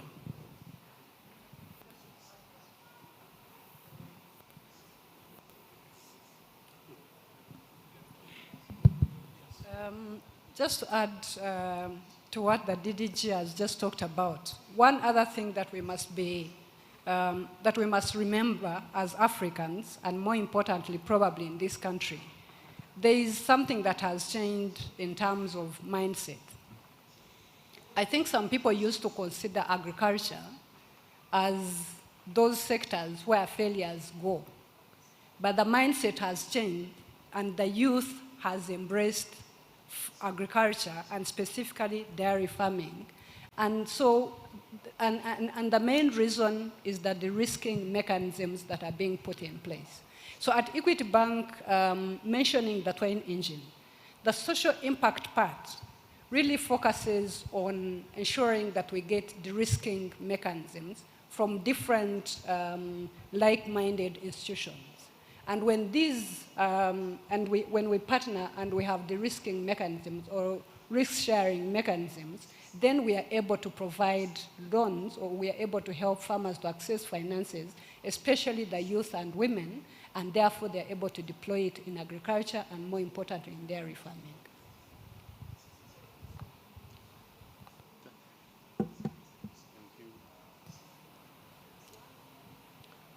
Oh, I see one person out there, and maybe that will be the last one. Yeah, thank you, moderator. I am Musoni Augustine. I am one of the smallholder farmers in Rwanda, based in Eastern Nyagatare. I have a question which virtually could ask each one of those, but let me pinpoint the directly to Dr. Shah. I've really enjoyed the presentation and I'm impressed by the strides India has done and the record in terms of production and consumption. But the question I have is, to be short, is generally world over, genetic improvement can come through AI, artificial insemination. But most policies, government policies, really encourage that and discourage bull. Using bulls as a method of improving livestock. Yet our smallholder farmers all over don't see AI succeeding so much. It is really one of the biggest challenges. So with that impressive developments and achievements, what is the policy for India as a government in terms of AI or bull, using bull as an improvement? Okay, let's take one more question and that will be it. Then we can pass it on to the panel to wrap up. Please, the last question. The last question there, go. Yeah, thank you so much. He wants to put another question first. We'll come back. Go ahead. Thank you so much. My name is Timothy Deo Kabagambe, and I'm a younger farmer who left the office, going back to home so that I can really do what's challenging other youth or other people that went to school. My simple question is, in the comparison of the breed we should have in the farm. The question goes to someone who presented the Jase, that we should have a Jase, but if we go to the website and you read, we found that Jase produces low milk in comparison to other breed. So the question is, why should we choose Jase in comparison to other breed? Thank you. Mr. Miner. Yeah. Yes. So if I understand the questions correctly, you were asking about the breeding policy and how we are using the AI and also bulls. You know, that was the question. You know, India is a vast country. As I told, we have 200 million cattle and 100 million buffaloes. And it's a very, very large country. So getting 100% breeding through AI is a challenge. We have certain states where we have achieved more than 90% artificial insemination. But then there are still some areas where the artificial insemination coverage is about 30%, 35%. So we adopt the policy. Actually, the breeding policy is decided by the states. And in the breeding policy, the breeds with which you can breed are very clearly specified. So for example, some of the breeds which are, you know, for the different climatic zone, for example, where the temperatures are very high, those breeds are not recommended in the states where there is a colder climate. For the artificial insemination, we have very recently launched our own sex-sorted semen technology. Now more and more farmers are using sex-sorted semen, so almost 90% chances of, you know, having the female calf born. So that is improving the number of female calf, number of milch animals we have. As of now, out of about 30 million cows and buffaloes, only we have about 120 million which are in-milk animals. The remaining animals are either growing animals or they are the problem with the fertility, or there are male calves and buffaloes. So we are trying to reduce the male calf and buffaloes.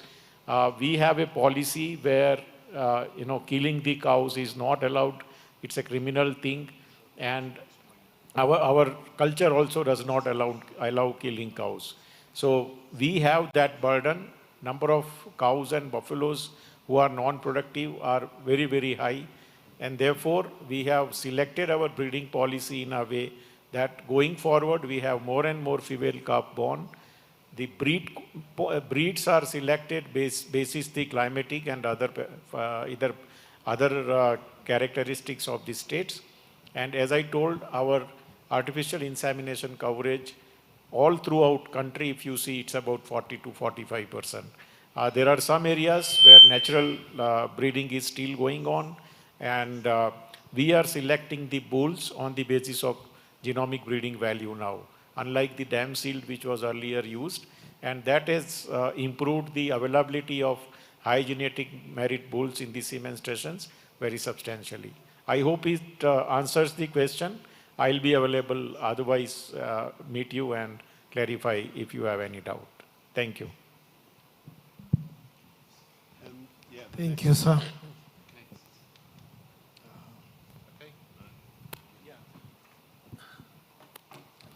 Thank you. Thank you for the question. My presentation had to be polarized between a Jersey and what else. And at the end of the day, the what else is black and white. Giolando, brilliant. That will solve two of the conundrums that tropical areas have in having better resistance to tick-borne diseases and the humidity heat index. In very simple terms, because of its size, you can keep 3 Jerseys to 2 black and whites. Outside of the herd owners on Jersey Island, I am the largest cattle owner on Jersey. I have about 30 cows. I get no profit from them. I have them for fun, because that's what I do. I get up in the morning and think about Jersey cows. I go to bed at night talking about Jersey cows. My wife just rolls over and thinks, okay, he's off talking about cows again. But if I can get 3 Jersey cows doing 30 to 35 litres a day under a Jersey Island management system, producing milk at 6% fat and 4% protein, and they're compared to 2 Holsteins doing 50 litres at 4% fat and 3.2, 3.3% protein, I know which is the most profitable cow. It may not be the cow that gives you the greatest volume per cow, but it will be a more profitable cow. If you look at that in the context of a smallholder farmer with very limited resources, I have visited farmers in this country that have been gifted a huge cow and very limited resources. I've spoken to people who have had to make a decision whether they feed their cow or their children. That is inappropriate. Thank you. Thank you so much. Thank you. We're going to have to wrap it up. And I would encourage you, if you have any questions, I would encourage you to go ask and continue the discussion. Our speakers will be here later and hopefully tomorrow in the next few days. At this point, I would like to thank all our speakers. I think you did a tremendous job. I learned a whole lot about the various aspects of the dairy sector and how to make it better, how to develop. And so please join me in offering a big round of applause for all our speakers today. Thank you. Thank you very much. And may I ask DJ Claude, please come and join Mr. Gilles here, and you can hand over these gifts. A thank you is nice, but a little gift goes a long way. So, in your order, please rise and you'll be received. Oh no, we start here, right here. DG, we start there. You know, you always sit near so that you can always be fast. Wait here, please. Wait here, please. They want us to go in the sun middle? Okay, okay. Yeah, you go where the sun is best. Yeah? Okay. Thank you very much, DJ. There's another gift here to the next, in that order, please. Continue.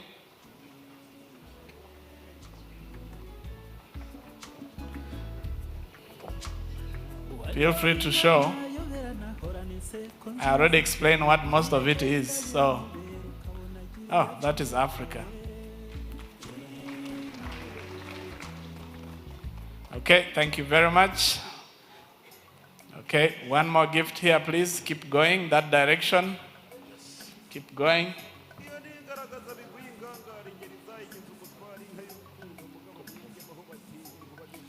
Okay, please keep smiling. The cameras are following. Okay, a very prayerful woman. I think that was special for Dr. Solange. Please keep going. That was very special. Whoever decided it knew who we were dealing with. Ariong, be sure what is in there. Oh, yes. You asked for the lunch prayer, and there you carry it with you at home. Okay, very good. One more, please. Keep going in the order that you started. Yes. Yeah. This was a very well-balanced team in terms of gender.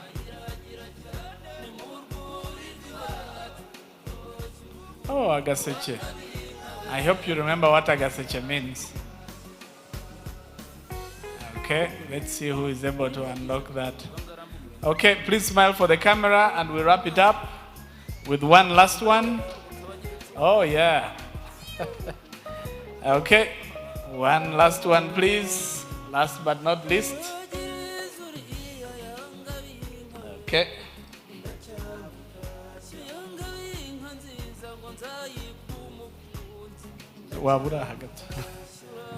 Okay, you'll do a group picture once you have finished, and we'll wrap it up nicely. Oh, yeah, the wall deco again, very popular here. Oh, yes, and a fan to go with that. A round of applause, please. And now, all get back together for a group photo, and we call it a session for now. You might need to push up a little so we can see you all in the camera. The next session is going to be a focus on Inyambo. Inyambo is our Rwandan, very Rwandan cow. And I understand many people have asked to be sure that session happens this evening. So as you pick your coffee and settle into your chair, please, I'm just letting you know that it is going to be the last session for tonight. And everybody will take their seats except Dr. Solange, who will stay. Dr. Solange will stay because I understand you are the Inyambo champion. So, and we do not want to close the day without the opportunity to learn about our local genetics. For those of you who don't know Inyambo, we talked about Urukari, we talked about everything royal, and Inyambo is one of those. So we will hear to, as we wrap up for today, there's a session that is going to be focused on some aspects of genetics that is important for us to listen in. And Dr. Solange will chair that one. And Dr. Solange will be joined by Dr. Max, alongside the Maître Rutinywa. Uracyahari? Nizere kutarambiwe. Please step forward. If you want a cup of coffee, please pick it at the back. But come back if you'd like to know a lot more about our Inyambo. Max, please step forward. Next, I have Dr. Gebre Johannes. Are you here? From Erie? This is your time. We are talking some genetics now. So Erie is right at the center of things. And Professor Martin, how is he? Please step forward. Please take the most central seat where you find it. Dr. Solange already has her seat right there. So sit where you're most comfortable, but be sure the camera can see you.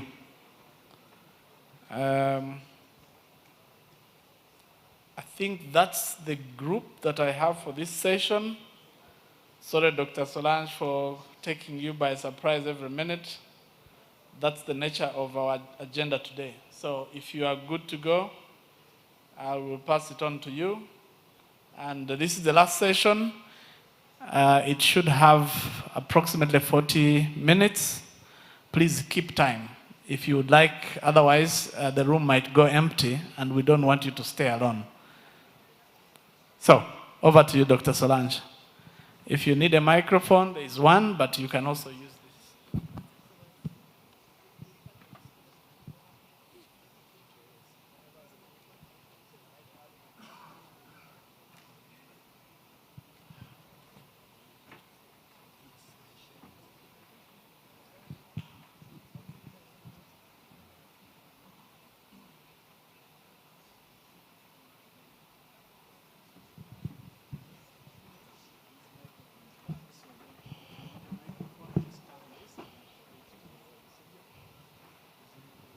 Is it yet good evening or is still afternoon? I'm trying to see the Inyambo.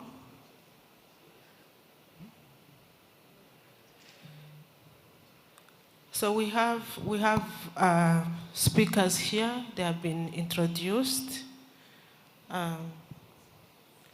But I would like to give, we have 40 minutes, so I'm going to give I'm privileged to give the chairman of the Inyambo Breeders Association, Mr. Metre Rutingwa, to give us the background of what Inyambo is, so that other people will be building around his presentation. Metre, twagira ngo tuganirire ku Nyambo.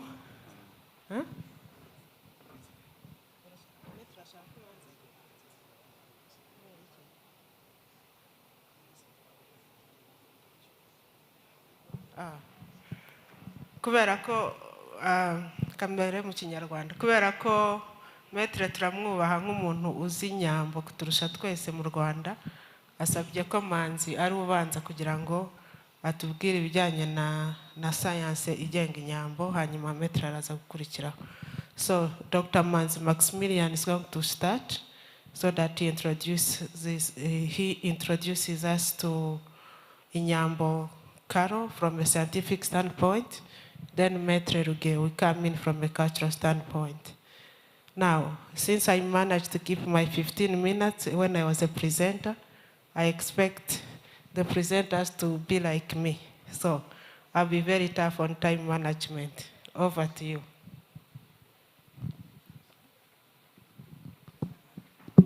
Sorry, may I invite one more member of this panel that I missed out? Mr. David Kenny, please, from Abacus. Please join this group. I understand you have some good revelations around genetics. Please. Most welcome. Thank you very much, the moderator. Good evening to you all. I'm called Manzi Maximilian, and I work for Rwanda Agriculture Board as a senior research fellow in the area of animal breeding and genetics. Can the technical team help us put the timer on so that we keep time? Go ahead, Manzi. Okay, thank you. I will try to be as quick as I can. I will just briefly tell you about what we know about phenotypic and molecular characterization of Inyambo breed, and then the production part of it, And then the cultural perspective of Inyambo breed is going to be discussed by Maitre Rutingwa. Next slide, please.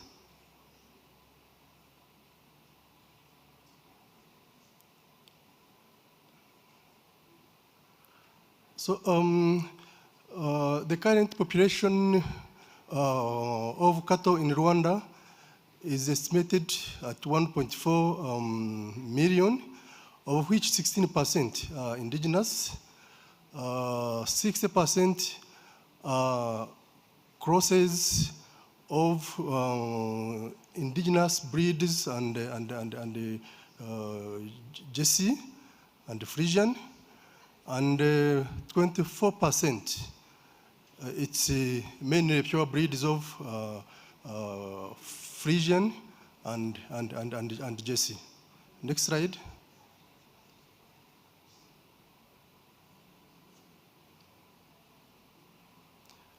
So the farming system in Rwanda now, communal grazing has almost died, and because of the government policy on land, now the main production system is sedentary, and you find now animals reared under crop-based livestock production system, and under this system, they use crop byproducts as well as planted fodders, and grazing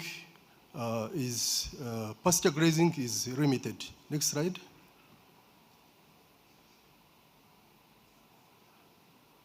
So characteristically, when you see the Inyambo cow, how it looks like it's elegant and have got a straight back line. And for bulls, when you compare it with mainly zebu, you find it has got a smaller thoracic hump. Next slide.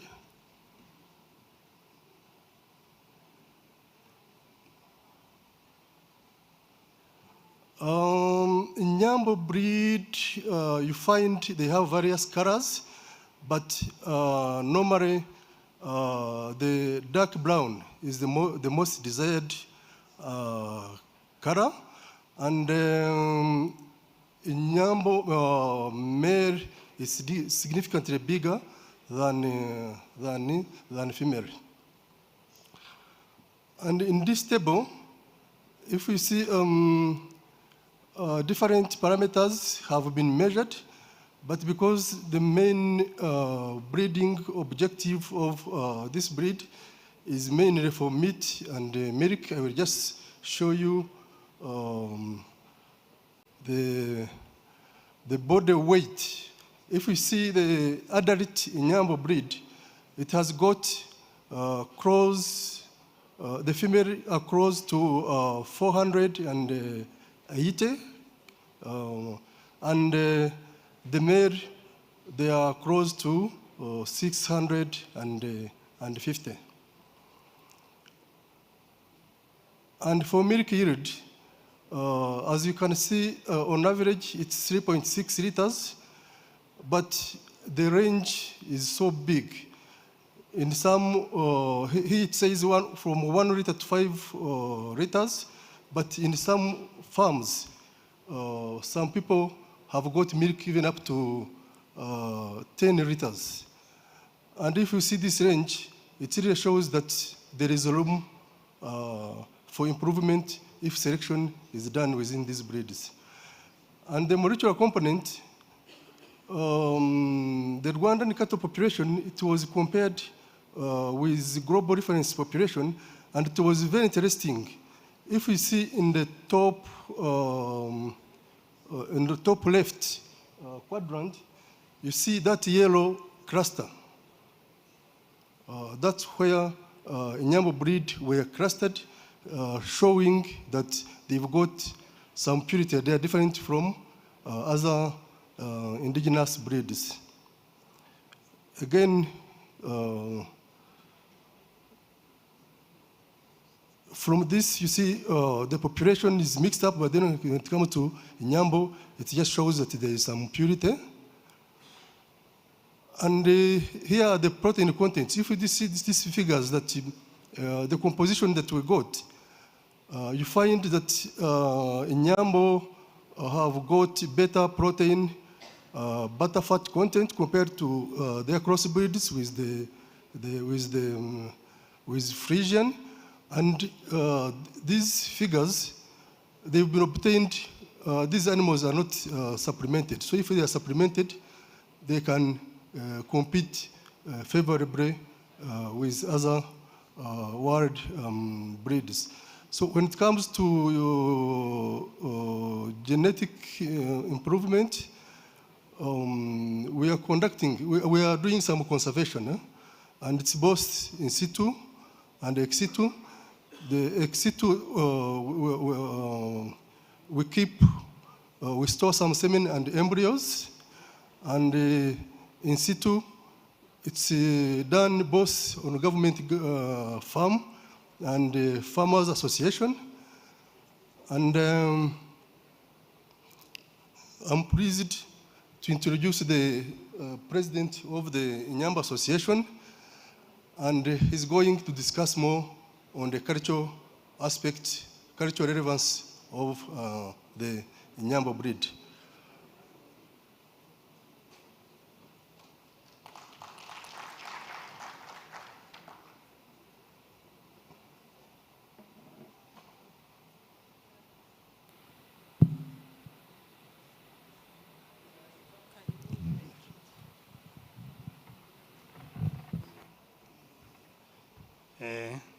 Murakoze cyane, ndashimira ubuyobozi bwacu mu by'ubworozi hano batekereje ko twaza hano muri inteko mu nama y'inka n'abantu kugira ngo please, he's going to talk in Kinyarwanda. Those who are unable to follow can use headphones. If you do need a headset, please raise up your hand. The protocol ladies will give you one. Thank you. Welcome, Mesa. Nabashimiraga rero ko bifuje ko tugera hano kugira ngo tuvugire muri iyi nama y'inka n'abantu. Nitwa rero Metere Rutinywa Rugeyo, ndi umuyobozi w'ishyirahamwe ry'aborozi borora inka z'Inyambo n'izindi nka z'inyarwanda zisangiye amaraso n'iz'Inyambo ndetse zisangiye n'inshingano, uretse ko Inyambo ariyo nkuru. Mbashimira rero cyane, ngira ngo abanyarwanda mwebweho murabizi, ariko mukwiye kubisobanurira n'abandi. Nta cyiza nko kuba ubundi inka z'Inyambo zigira inama, murabizi ko zigira inama, abantu nabo bakagira inama. Ni ibintu byiza rero kuba turi mu nama y'inka n'abantu, birashimishije cyane, kandi nshimishijwe nuko ino nama inayobowe n'umuntu ukuriye urwego rw'inka mu rwego rw'isi, ndetse akaba by'umwihariko anashaka ko inka ku isi zongera umukamo kugira ngo zishobore kuba nziza kurushaho kuba zitunze. Ibyo ni byo nshima. Rero ngira ngo mpere ku nka yacu y'Inyambo, inka y'u Rwanda, mpere mbabwira icyo mu by'ukuri pfana n'umuntu. Ntabwo njya kure cyane, yigeze kuvuga Dr. Solange ngo hari abagiye muri gira inka ngo bashobora no kubona uburyo bwo gukwa. Mu byo yavuze nabyo yabivuzemo. Uko gukwa rero ni ikintu gikomeye cyane, dufatiye gukwa tugafata ndetse n'amata ubwayo, nibyo bituma umunyarwanda yunga ubumwe n'inka, cyane cyane inka y'Inyambo nk'uko nabivuze, kuko inka ni mwene nyina w'umuntu, ni mwene nyina w'umuntu kuko basangira ibere, basangira ibere, umuntu aba mwene nyoko kubera ko mwasangiye ibere, mwonsa ibere rimwe. Izi nka rero zacu twonka ibere rimwe, ndetse akenshi nitwe tujyaho nyuma, ziba zabanjeho zikadusigira, bigaragare ko niba tuvana indi imwe ari bakuru bacu, ni bakuru bacu kuko zibanza ku ibere tukagarukaho nyuma. Izi nka rero ni nazo ariko zitangiza n'umuryango wacu abanyarwanda kugira ngo ubeho utangire. Ubwo nibanda ku cyo yavuze ko hari n'abagize amahirwe yo gukwa. Ubundi umuryango w'abanyarwanda utangizwa n'inka. Utangizwa n'inka, inka y'imfatarembo niyo itangiza umuryango w'abanyarwanda. Ubwo kiba ari ikimenyetso cy'uko umuryango ugiye kubaho, ariko mu by'ukuri uba utaratangira neza. Haza rero inka y'imfatarembo.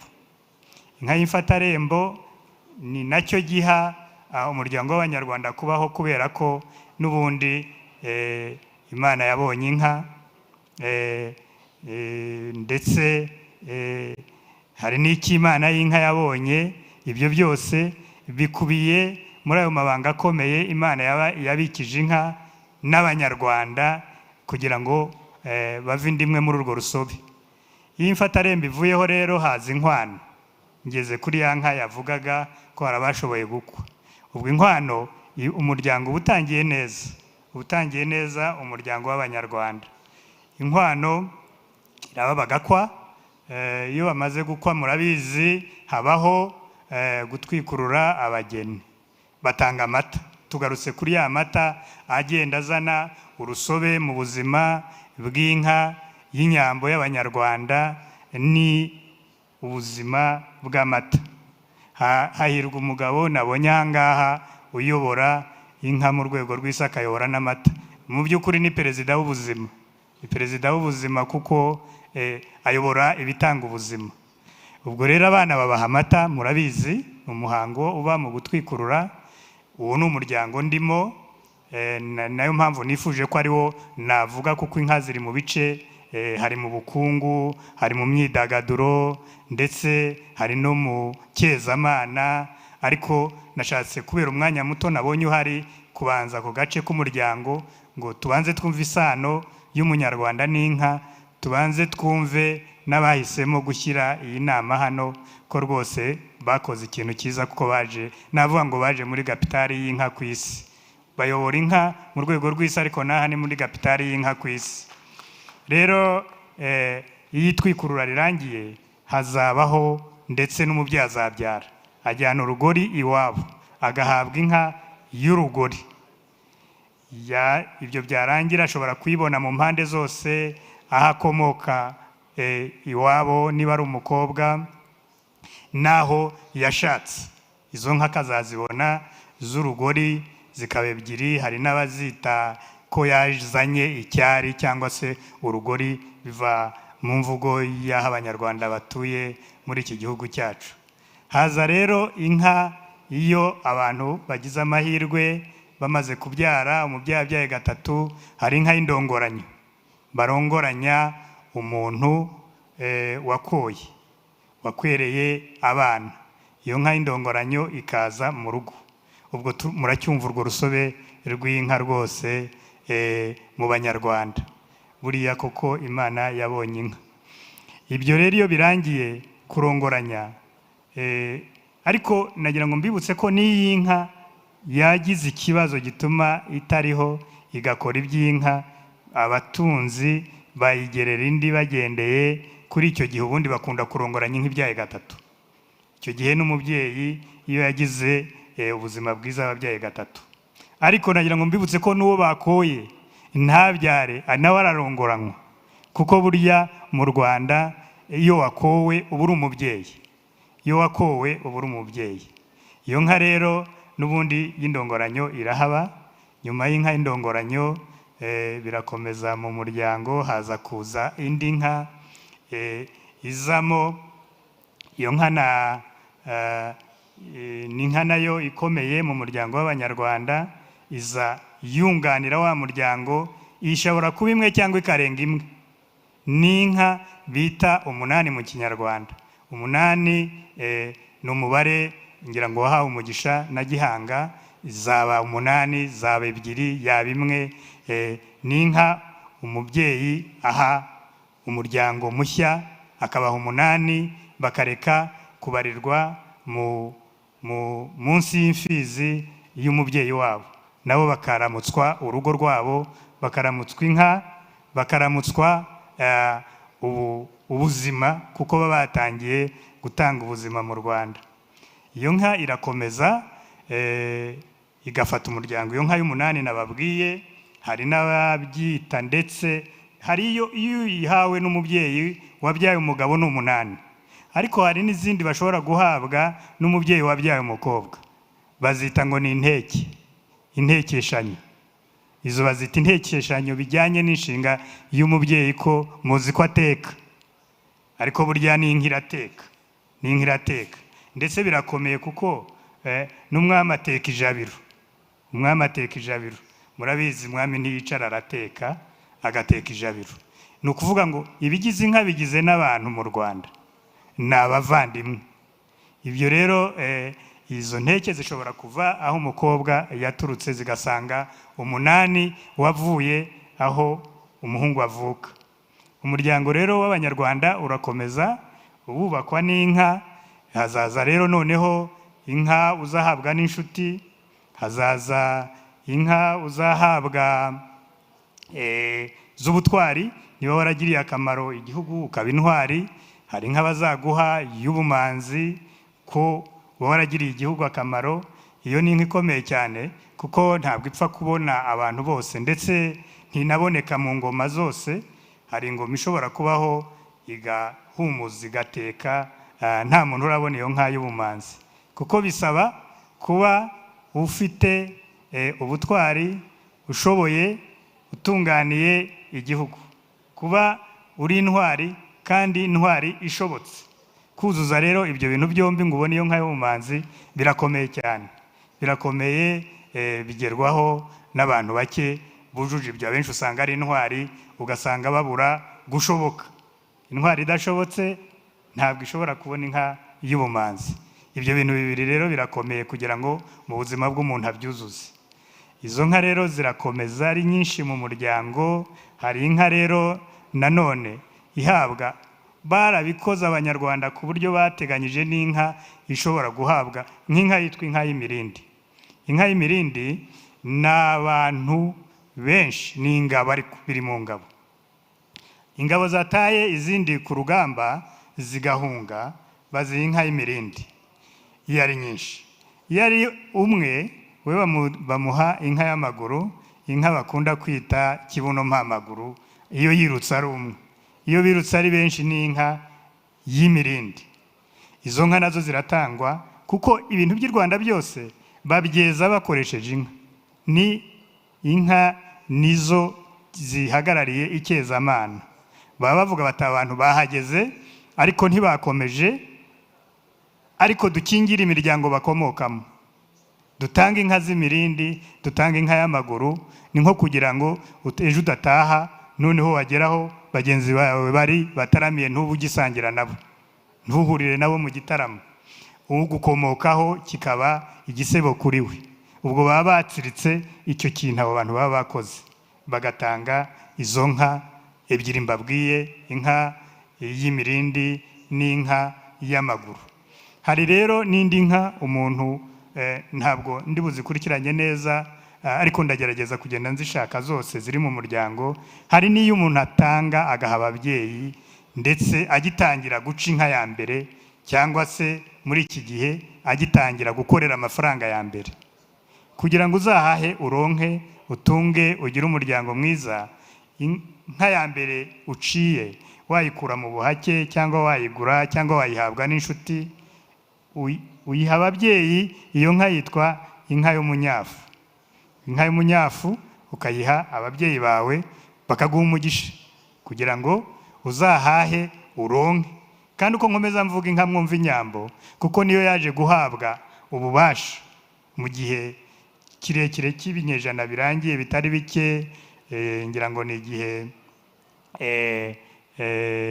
cy'umwami ndaza kubireba neza hariya ni bari babishyizeho Yuhi Mazimpaka niwe wahaye ubushobozi inka z'inyarwanda zo guhagararira inka z'inyarwanda 3 inkuku inkungu ibyo zakoraga yabishyikirije Inyambo anashyira imitwe y'Inyambo ayirema mu mitwe y'ingabo ateza imbere Inyambo aryo Inyambo ariko nk'inka nkuru zishobora no gutuma mu butumwa nk'ubwo bw'icyezamana izindi nka ziriya zivindimwe nababwiye z'inkuku cyangwa inkungu nayo ni inka zikomoka mu mutwe wa kera w'inka za Gihanga zabyawe n'imfizi yitwa rutenderi cyangwa ni inkungu ifite amahembe atendera cyangwa iteza urushara abantu babyita amazina menshi hakaba n'izindi nkungu rero zitwa inkungu mukondo zidateza urushara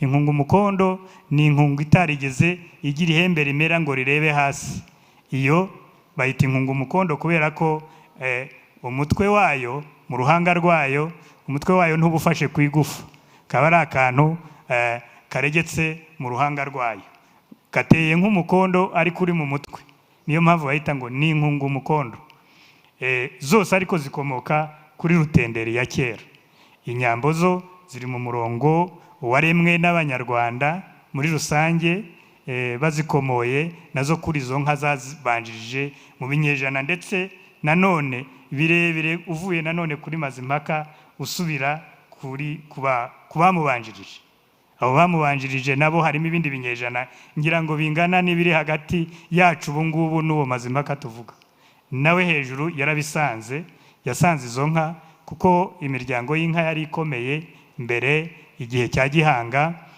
yari igizwe n'imitwe ngira ngo 4 hari nk'i Rwanda hakaba Serubanda hakaba Icuraburindi n'irindagiza zari nk'i Rwanda kuko zigeze i Rwanda zari Serubanda kuko zigiye kugwira zigakwira abanyarwanda bose zari Icuraburindi kuko nanone zagwiriye wazigeramo ntube wamenya iyo wahitamo niyo wareka zikaba n'irindagiza kuzigeramo ubwenge bwawe bukagukuraho waruri ukajya mu yindi si ni naho hakomoka ngira ngo imbaraga zo kuba Inyambo ari inka zivura indwara nyinshi cyane zivura indwara nyinshi cyane zivura agahinda gakabije zivura umujagararo ngira ngo nibyo mwita stress ibyo ngibyo n'izindi nyinshi ntarondora ahangaha ariko izikomeye za mbere izo zivurwa n'inka z'Inyambo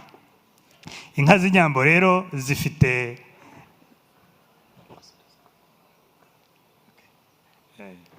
inka z'Inyambo rero zifite akamaro ku banyarwanda zivindimwe n'abanyarwanda nagiye mbabwira inka ariko hari inka ikomeye cyane naberetse uko umuryango utangira ndeka mbereke nuko urangira iyo upfuye hari inka bita inkuracyobo iyo nka ishinzwe kukuvunyishiriza ku Mana kugira ngo ujye mu ijuru uve mu cyobo ujye mu ijuru niko kazi k'iyo nka bayiha umwuzukuru wawe iyo ahari cyangwa undi mwana muto kuko abana nibo baba bahagarariye ubuzima bukomeza niyo mpamvu umunyarwanda ntapfa ngo ahere azukira mu bamukomokaho ndetse akanazuka bishingiye kuri ya nka y'inkuracyobo imufasha kuva mu mwobo akajya mu ijuru iyo nka rero niyo mpamvu bayihuriye mwana murabizi ko mu kinyarwanda nta n'umwana uterekera se ahubwo aterekera sekuru naho rero bikomoka iriya nka y'inkuracyobo iherekeza zimwe zindi navuze n'izindi ntababwiye kubera umwanya uhari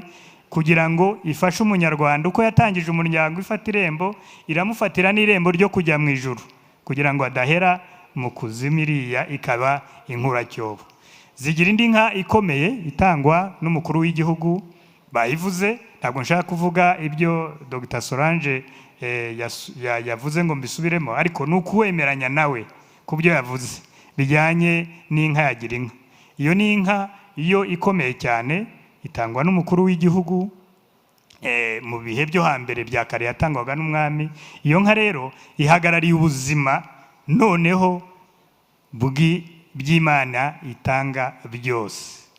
Ihagarariye ubuzima bw'iby'Imana itanga byose. Harabibaza ko abatabizi bibaza ko yabihagarariye ifumbire nk'uko babitekereza cyangwa amata gusa. Ihagarariye gira inka munyarwanda. Ubundi mu gihe cyo mu Rwanda rwa kare umwana w'umuhungu n'uw'umukobwa iyo bakugeraga imbere ubaruta indamukanyo y'icyo gihe, umwana baramubwiraga w'umuhungu ngo gira inka, uw'umukobwa bakamubwira ngo igira abana. Abana nk'umuryango, abana nk'abazashobora no kubana n'izo nka muri ubwo buzima bwose nagiye babwira basangiye n'inka. Ni indamukanyo yo kugira ubuzima. Iyo wagize inka ukagira abana, ubwo Imana ibiri kumwe nawe, ibiri kumwe nawe, nta kindi wabura. Gira inka rero ifitanye isano niyo ndamukanyo ya kera, ariko ikaba ikomeye cyane. Ni inka itangwa n'umukuru w'igihugu, kavuga ngo gira inka munyarwanda, gira ibikomoka ku migisha itangwa n'Imana. Uzagira ibigega, uzagira muri iki gihe ugire n'imodoka, ugire n'amazu, ugire n'ibindi, kubera ko umukuru w'igihugu yaguhaye umugisha wo kuvuga ngo gira inka munyarwanda, gira ubuzima, gira umutekano, gira ubumwe, ni mubane. Ngiyo gira inka rero. Gira inka na biriya bindi by'ubukungu nk'uko babibabwiye birimo ibyo byose, ariko ikagira uwo mwihariko, ikagira uwo mwihariko. Niyo mpamvu tuvuze ba meya bagiye, ba meya sinzi ko hari abakiraha. Ubundi gira inka, iyo wibeshye ugakora ikosa muri gira inka, mujya mureba uko igihugu cyose gihaguruka. Buriya uba wibye umugisha w'Abanyarwanda. Ariko inka y'umworozi usanzwe aba ari hano, iyo bayikwibye ujya kureba abapolisi bakakubaza ibimenyetso, bakakubaza hari isaha ki, hari. Ariko ukora kuri gira inka, igihugu cyose, inzego zose zigahaguruka. Nta kindi kibitera rero ubukoze icyaha gikomeye, gikomeye ugomba kubazwa n'Abanyarwanda. Ngiyo rero igira inka. Abagira amahirwe rero nkatwe nk'Abanyarwanda dufite gira inka. Buriyitangirira mu bantu batishoboye kugira ngo bazamuke, ariko n'abishoboye barayikeneye. Umuntu w'umusizi wari umutunzi cyane yabwiye umwami ati nyagasani, ati mfite inka zitagira inshorera. Ubwo yamusabaga gira inka. Umwami kuko yabaga yumva amagambo y'ubwenge yose y'Abanyarwanda, abwira abantu ati nimugende muzana akanyana mu muhe gato k'inshuke, izo nka ze zigira inshorera. Bakamuhaye agera iwe akoresha umunsi mukuru, kuko yari abonye igira inka, yari abonye inshorera ku nka ze. Rero rwose nagira ngo nihaboneka umwanya nzababwira n'izindi nka zirimo hano, ntashoboye kurondora kubera umwanya muto. Nzababwira kandi n'inka mu bukungu, nzababwira n'amata twari turiho uyu munsi, akamaro kayo. Hari amata avuga, Abanyarwanda bo banandikaga bakoresheje inkongoro, bakoresheje amata. Kandi nagira ngo mbabwire ko dushimishijwe n'abantu bayobora iri huriro ry'amata. Uruhimbi rwacu, ruriya ruhimbi mureba, nirwo rwari uruganda rw'Abanyarwanda mbere. Kuriya murubona rugatanga amata, rugatanga amavuta. Ubu rero twarasimbutse kuba dufite Inyange, dufite uruganda Nyagatare. Ni ibintu byo kwishimira. Turiho turagenda neza.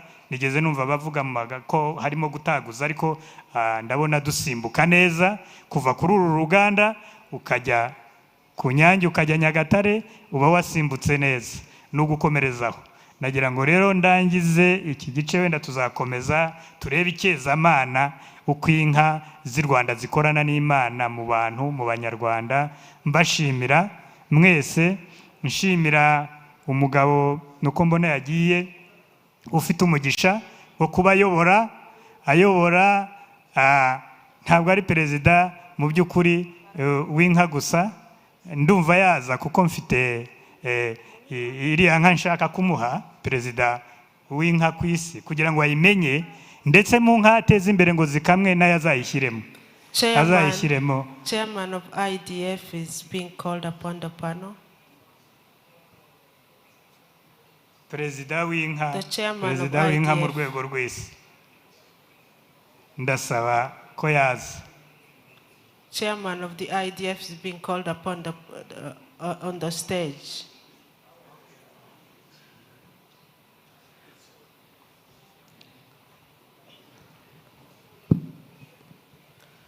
The gentleman here is the chairman of our traditional cattle Inyambo. He has a particular present for you. He's very pleased because you are the chairman of all the dairy farmers worldwide, and therefore the chairman of milk. So he's so excited to have met you. He says you are president of life because you are president of dairy farmers and milk. So milk is life. He wants to give you a book that he wrote about Inyambo cattle as a token of appreciation for the good work you are doing. And so he wants you to be responsible for increasing the productivity of those cattle because you are responsible for all milking cattle worldwide. A small task. Yeah.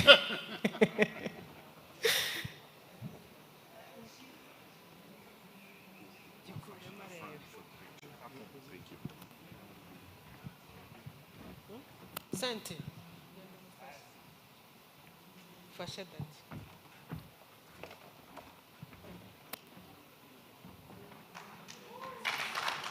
This is a book that the chairman has written about our traditional cattle. Actually, they have an exhibition booth there. The book is written both in Kinyarwanda, English, and French.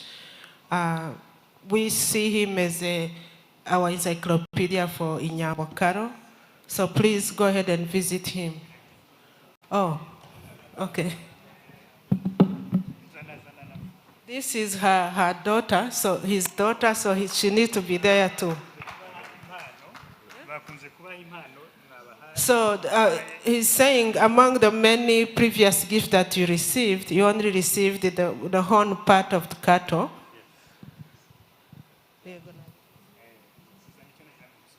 So he was explaining that the part, those of you who received the horn part of the cattle, that means the upper part of the head of the Inyambo.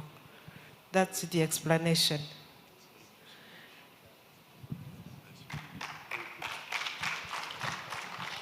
So Metra arakoze n'umukobwa we mwiza Cynthia nawe mumuhe amashi she picked from her dad. So there is so much to talk about our traditional cattle in Inyambo. Please feel free to visit with him. Like I said, they have an exhibition booth there. Go and learn. Abanyarwanda mugende mwige Inyambo, mumenye wa mugani cyo dupfana nazo, mumenye byose. Dufite umugisha kuba dufite maître. Tumufite iminsi ne yose, iyo minsi ntimuzayipfusha ubusa murakoze. So moving forward, I'm pleased to call Dr. Gabriel from Italy. He's going to talk about the key aspect, is it true? No. Importance of keeping dairy cattle pedigree, performance, records, and maintaining headbook in dairy cattle farming systems. Over to you. Thank you, Dr. Solange. Good evening. My name is Gabriel Johannes. I work for the International Livestock Research Institute.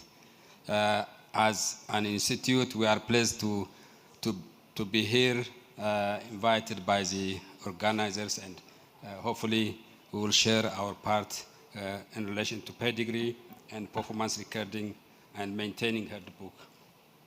So starting from the beginning, next please. Actually, I'm presenting this on behalf of a team of researchers or scientists working at ILRI, Rafael Mrode, Chinere, and also Julia Ujango. Many speakers have been reflecting on the role of smallholder farmer in terms of supplying animal source food to us, to all of us. And in Africa, about 72% of the animal source food is coming from the smallholder farmers. And the smallholder farmers are hosting nearly 1.7 billion people who depend their livelihood on livestock. Livestock also contributes, like what other presenters said, in job creation, income generation, and other aspects. And also, one thing which we are forgetting is the contribution of cattle, especially as a draft animal to crop cultivation. Next, please. Yeah, those graphs, the three graphs on the top, reflect how smallholder productivity looks like. The first graph is about productivity under different systems. The lower curve is productivity of smallholder farmer. 90% of smallholder farmers produce nearly 1,400, and about 5% produce nearly 2,500. The rest, maybe 2%, are commercial intensive dairy farms that are producing nearly 6,000 liters. This low productivity of smallholder farmer is the reason why we don't meet, although we have the livestock, we don't meet the demand for dairy or animal products. It's not only the demand, meeting the demand, but still because our smallholder farmers depend on indigenous animals, which produce nearly 500 to 600 liters of milk per lactation. Then they are also contributing to the high emission. The middle curve indicates the relationship between methane emission per kilogram of milk produced. So as productivity increases, then methane emission per unit of milk declines. So one of the areas where we can reduce emission from livestock, which are mainly livestock are blamed for the high emission. So one area is to improve the genetics, to improve productivity of the livestock. So improvement is either through genetics plus feed resources and also the animal health. On the third graph is from a publication. It's an experience from the US. The US was having around 25 million dairy animals, but they have reduced the number to around 10 million because they increased productivity from 2,000 per lactation to 2,000 per lactation to nearly 10,000 kilograms of milk per lactation. So the reason that our smallholder farmers are producing low is one, because farmers do not have access to high producing, adaptable, not only high producing, but adaptable to the climate genetics that can be supplied to the farmer. Because there is no systemic breeding program that is going on in countries to generate or to supply those genetics. The other thing is farmers lack information. So because they don't have access to information, then farmers are still lagging behind.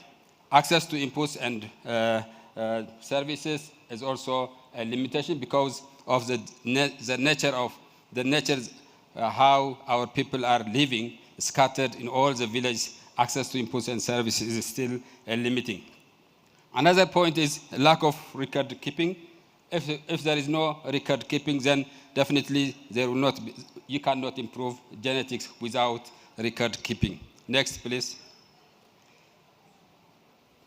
So basically, most of the services that we have, that we provide to farmers is either public or private sectors are providing the service.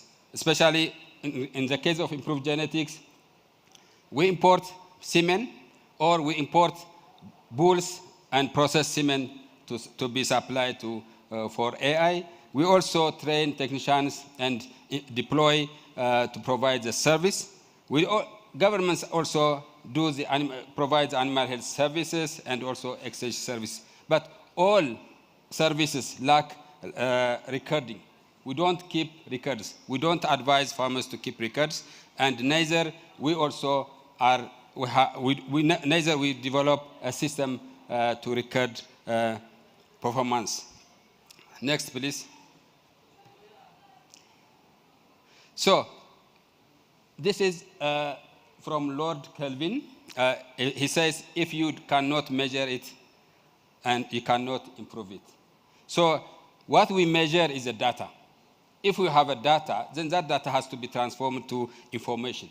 And that information should be used as an evidence to inform policies and investment. So data is the basic, and data could be made available through a system, developing a system to record. Next, please.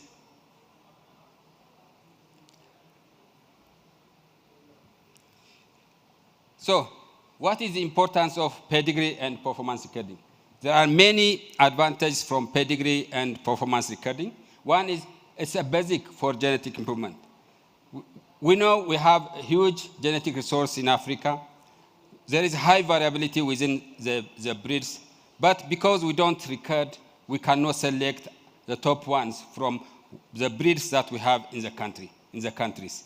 So this is because we lack a system to record. The other thing is we import semen, we do AI service, but there is no system to monitor those AI services. Sometimes, in some places, crossbred animals that you find in the hands of the farmer are high-grade ones because we leave everything to the AI technician so that the AI technician is the one who is deciding to inseminate.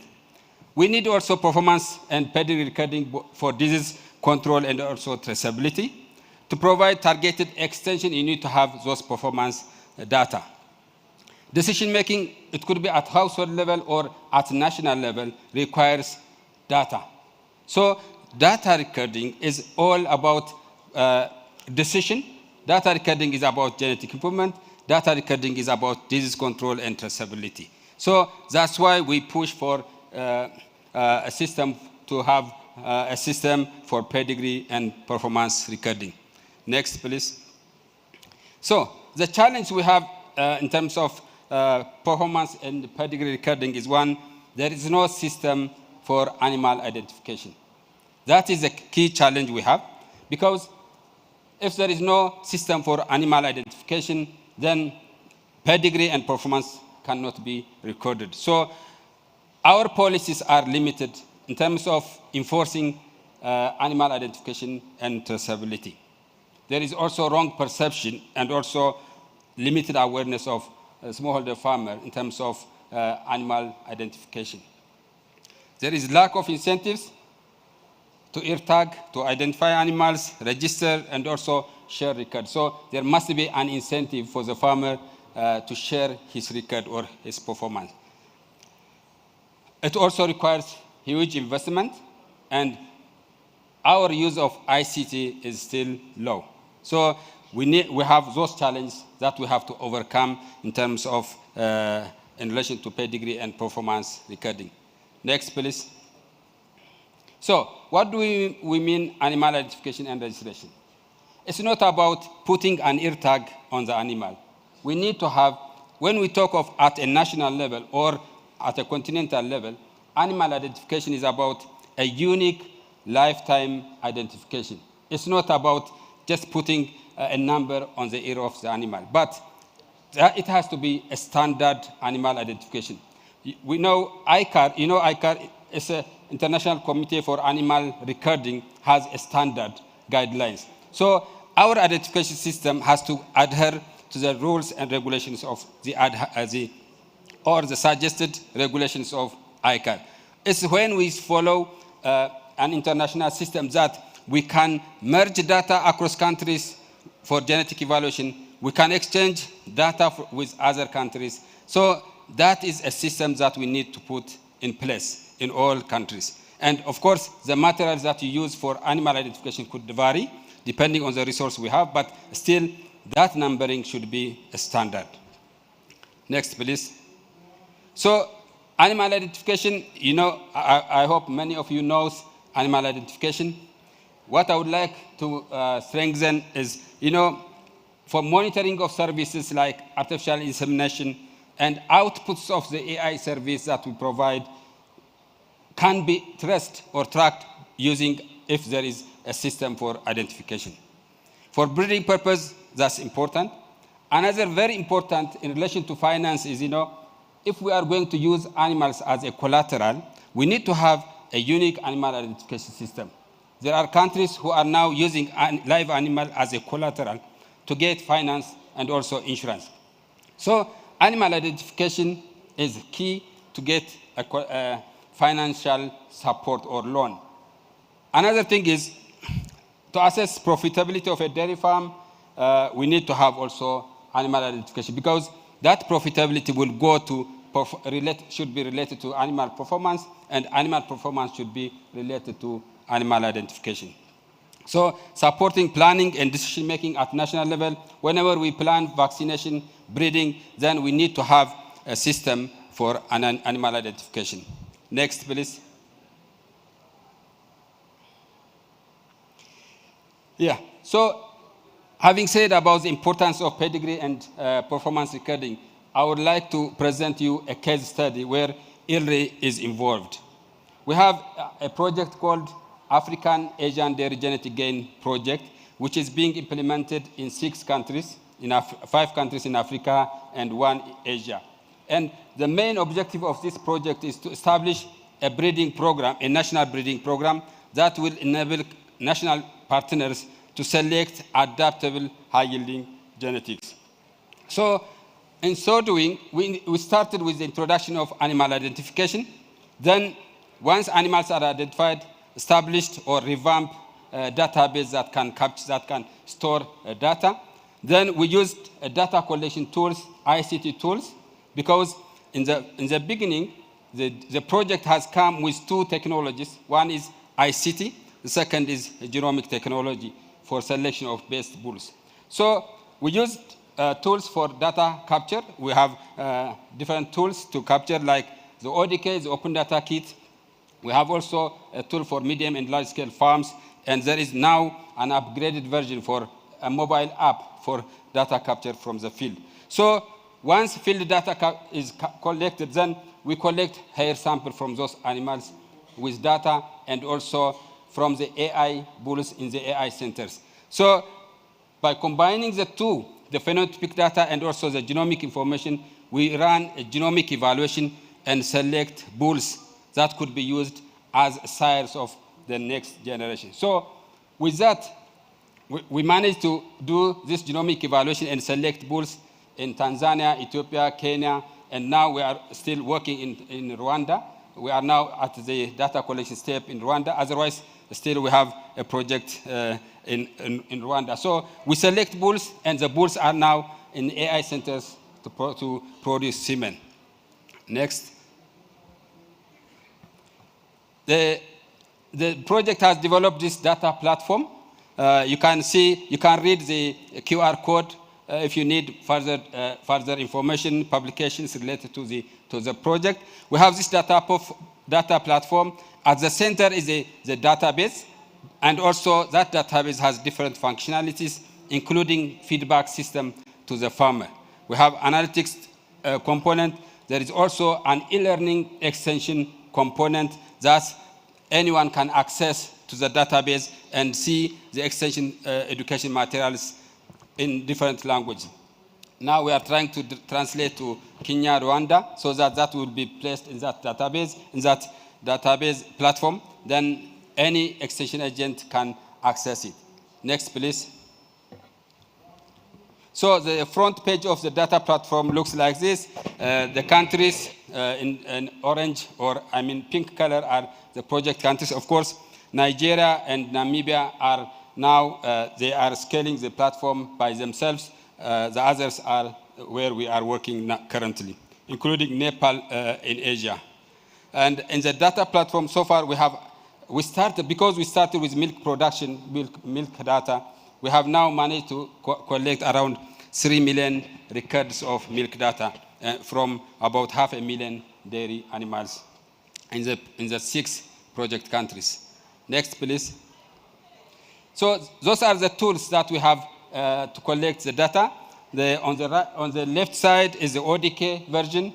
Now it's upgraded to add more functionality into a mobile app. That mobile app has different functions, including a module to collect artificial insemination data.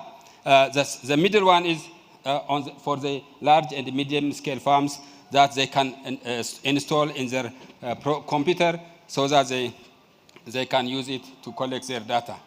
Next. So we have also developed, because farmers have started to collect data, we have also developed a dairy enterprise profitability assessment tool. This tool is mainly meant to collect economic data and also do profitability analysis for the smallholder farmer. Then, based on that information, then farmers will be advised on the management, the feeding, and health aspect. Besides, we have also extension tools that I mentioned before. We have a partner called iCow, or Green Dreams, where Green Dreams is also involved in sending SMS messages to the smallholder farmers based on the data collected, and also a cow calendar-based SMS message. Next, please. So, by so doing, we ran genomic evaluation for the different countries. We also started to review policies related to breeding animal certification in different countries. And we have also developed, for some of the countries, a standardized a guideline for breeding animal certification. So this is mainly meant, if we have those policies, it's easy to harmonize animal data exchange between countries and run also across-country genetic evaluation. Select bulls, not only for a specific country, but also bulls that can be used by different countries. We have the interherd in Europe. We need to have, our vision is to have an interherd type of institution for Africa.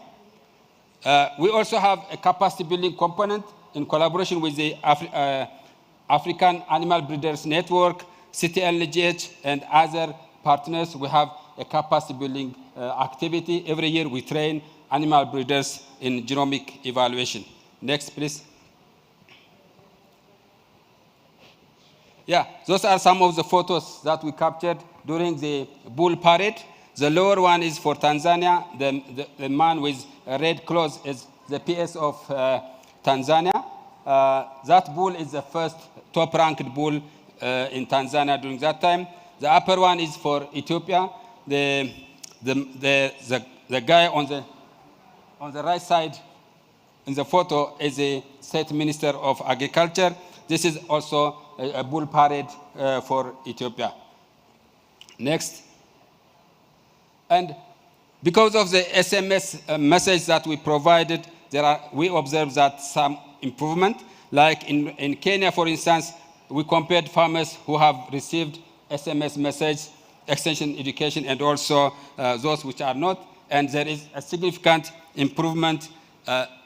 This is the last one. We observed a significant improvement in terms of production, income of the farmers. On the right side, the line graph shows the improvement in milk productivity in Tanzania because of those extension education messages. So this improvement is mainly because of the extension education we provide, but the impact of the genetic evaluation will come after we use the top-ranked bulls that we have evaluated and that we are now disseminating for AI purpose. Next, please. We work with different partners, both international partners and also national partners. And with this, I thank you all for your attention. Thank you.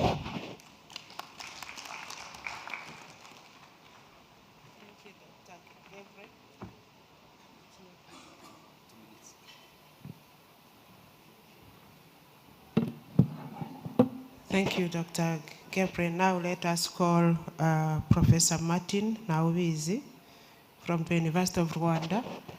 You are going to introduce yourself and tell us about your paper about sustainable dairy for a prosperous Africa. Thank you.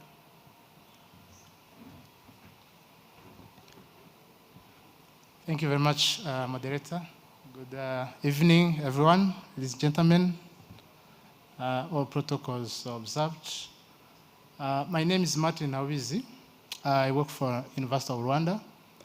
I'm an educator and a researcher, and on another capacity, I represent the newly established College of Veterinary Medicine and Animal Sciences based at Nyagatare campus. I will start by recognizing the organizers of this conference and also the participants for this opportunity to share some discussions regarding dairy breeding. I'm going to share some highlights about key aspects of dairy health genetic improvement with focus on desirable traits for increased milk production. And the second part, I will also we discuss about understanding breeding technologies that are meant to increase the efficiency of breeding programs. The question that comes before we dive into breeding is that the question that is common to breeders and also policymakers is what really do we are we looking for? What do we want when we talk about breeding? Because this actually drives all efforts, all the choices that can be made, but also this is the basis for any animal breeding goals, setting goals for long-term or short-term breeding goals. So when it comes to dairy, for instance, dairy cow, let's be specific, is that a cow that gives us more milk, means in terms of production, regardless of different breeds that we learned today. You have been discussing Jersey, about Jersey, now Inyambo, and also other breeds. But we go specifically to the traits. What are we looking for? Is it the cow that has better conformation score, meaning feet, legs, or other support scores? Or is it a combination of both? And this, all these cases actually is a matter of discussion, and no one will be comfortable or confident enough to provide an answer that actually fits for everything. That's why breeding comes with the heads and also the side of the coins. There is a weight aspect to be worried about. There is also required discussion ahead of any breeding move.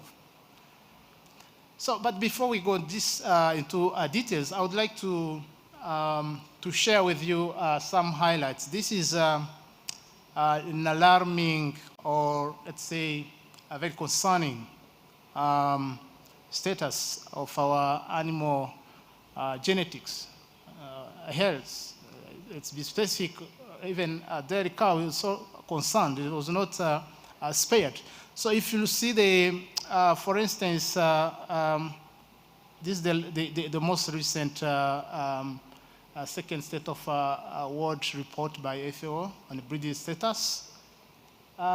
If you can see in the highlights, 17% of breeds are at risk of extinction. That's been reported at 2016. And among those 1760s, you see, even if you look at in terms of number of breeds, it includes also dairy breeds that are also being extinct. And you see that a very considerable percentage, 58% of breeds, they are at unknown risk. This is where things become even more complicated. This unknown risk is more represented within what we call non-OECD countries. It means developing countries or tropical countries. So what drives actually this genetic erosion? There are many, let's say,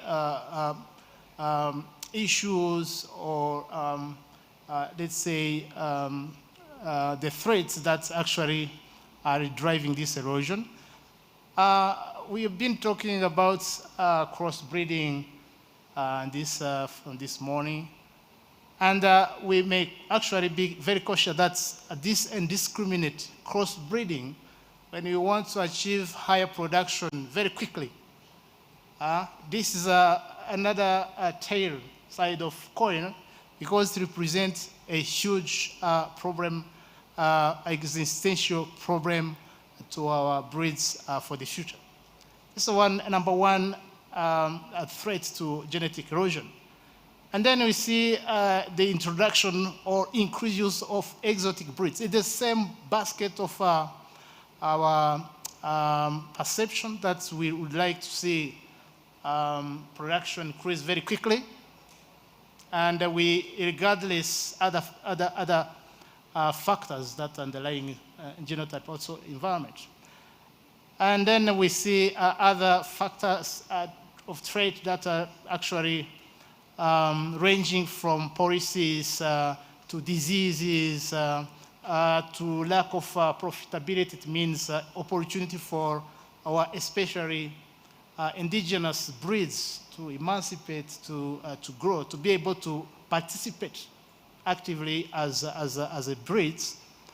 And then the loss of pasture, of course, climate, and then poor control for inbreeding also, including the most, let's say, well-managed breeding or selection programs, where there is no secret now that Holstein is now hitting even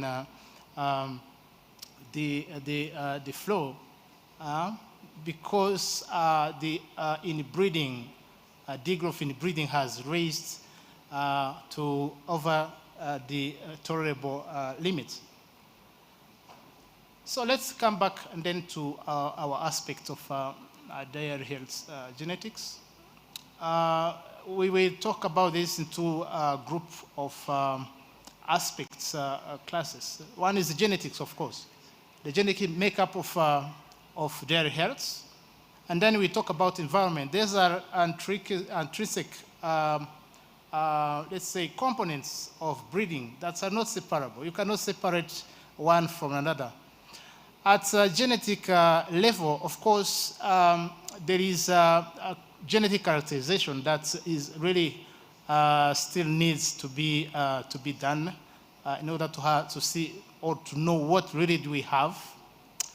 And then sound long-term breeding goals. This is really very important for a pure breed, like high-performing pure breed dairy breeding lines, but also in our climate-resilient synthetic breeds. We know some countries has really took the step to create their own breeds that fits or seem to fit to existing conditions.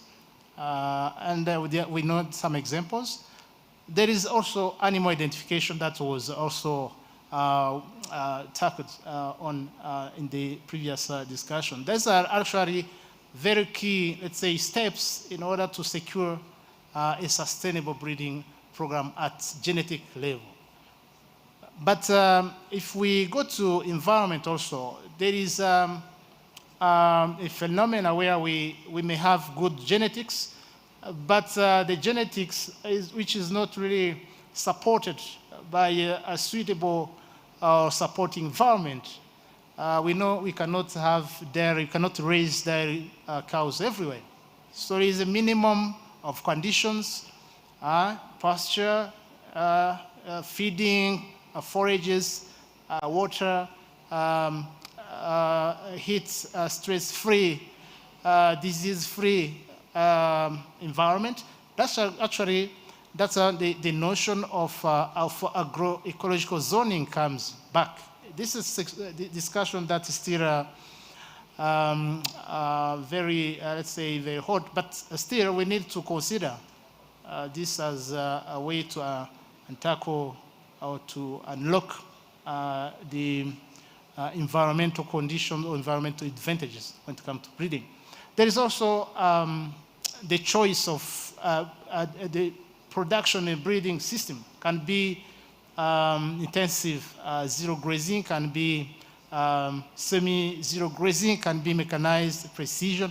And now we have also the health management tools that's coming to support actually the animal breeding genetics to explore and also to be able to express themselves, animals. So let's come back to dairy, our dairy genetic makeup. Milk production is one of the traits in farm animal production that's very complex trait. That trait, when I make analogy or I extrapolate to other production traits, most of the animal breeding traits, they are called quantitative. This is a particularity of this trait. Being quantitative, it means, first of all, the trait is governed by many genes, as milk, we can see. There's many pathways where the genes can be contributing from the glands point of view to the muscles, to the metabolism. So all these genes contribute. Inside, it means internally as interactions, but also they have interaction with the environment. So that's why the inheritance of a quantitative trait like milk is always has to be taken with the environment of a production system. Also, there's the beauty of this quantitative traits. They are continuous. So it means we have the less producing to the average to the highly performing animals. And this creates the variability. That variability, genetic variability, is what actually helps to consider either which method of breeding to be used, and also to consider also the limitation of a breeding program. So I try to collect some number of, or a list of recommended measurable traits that are really of interest in the dairy. Those traits actually, they range from individual traits to group traits that can be measured and can be recorded. For species of production, let's say all species in general, there are traits that are essential, like identification of animals, ID, but also the dates of birth, the sex. These are the traits or the information that's really required for any animal, regardless the breeding purpose. And then we have desirable, like breeds, etc. We have also additional traits that actually may add more information, either on health management, either on product traceability from identified and animals. And also we can have the information regarding the reproduction, insemination, breeding information. For dairy specifically, we have the milk production, of course, milk yield, and then dry off dates. These are key information for individual. So it means there's a trait that help to understand what's the potential for this animal and what is actually the life production expectancy of any animal. And then we have also the desirable traits that are linked with production, with quality, etc. And then we have also the additional traits. These traits are required for integrated animal recording and registration system. So I'm not taking long, as my colleague has talked about this. But what is interesting to see is that when it comes to recording data, of course, there is another dimension of consideration. Data are now taken to group level, the health level. So we have data that are linked with the fertility of the health itself, the production, the quality, the body conformation, the health. For health, you see, there are even the data that are related to other health. These are data that gives the indication on the health of animal, but also the quality of the milk that is produced, but also the indication regarding the diseases, regarding, for instance, the malnutrition. Like if you see, for instance, the ketosis, this is an indication of, for instance, early milking days and negative energy balance in the cows. This also is information that's really needed for the manager or farmer or breeder to be able to manage the herd efficiently. So for the second question that comes actually regarding how to select or how to choose the best breeding technologies, that is actually linked, as I said in the beginning. The genetic variability in health is a good tool to help or to predict any possibility for genetic improvement, either by selection, means in true breeding lines, or either by crossbreeding, or either by combination of two. One needs to look for additional advantages like heterosis and complementarity at the same time. I will not go into details, but I want to highlight the beauty of this magical formula in animal genetic improvement. What we're looking for any breeding move is to see an increment in terms of production, in terms of efficiency, in terms of health. And this efficiency or this increment actually is driven by, if you look at the numerator, you see I is a selection intensity. It means the chance that we have to select or to use the most superior animals. And now we have the AI and also the genomic selection that's helped to have this I as high as possible. So we can select to go high. It means only keeping a few bulls, very few bulls, that can serve a multitude of females with a good genetic material through AI, of course. And then we have the accuracy of breeding value estimation. Now this accuracy is being, it was a long process with progeny test. Now we have the genomic that can allow quickly to have very good recruitment. It means recruitment of bulls, elite bulls, based on really their genetic makeup and potential performance. And then we have the genetic variability, as I said, for any trait. They are actually linked with the performances in terms of genetic makeup, but also in terms of management.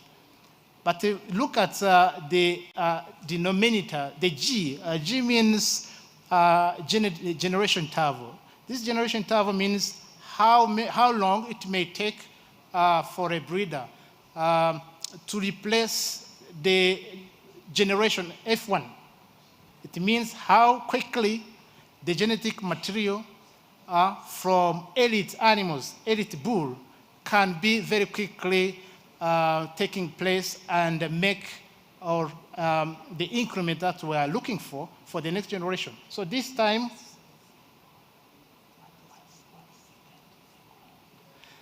sorry. So this actually is where comes the management. So the management. So reproduction breeding without good management actually is a misinvestment in terms of time and also in terms of material.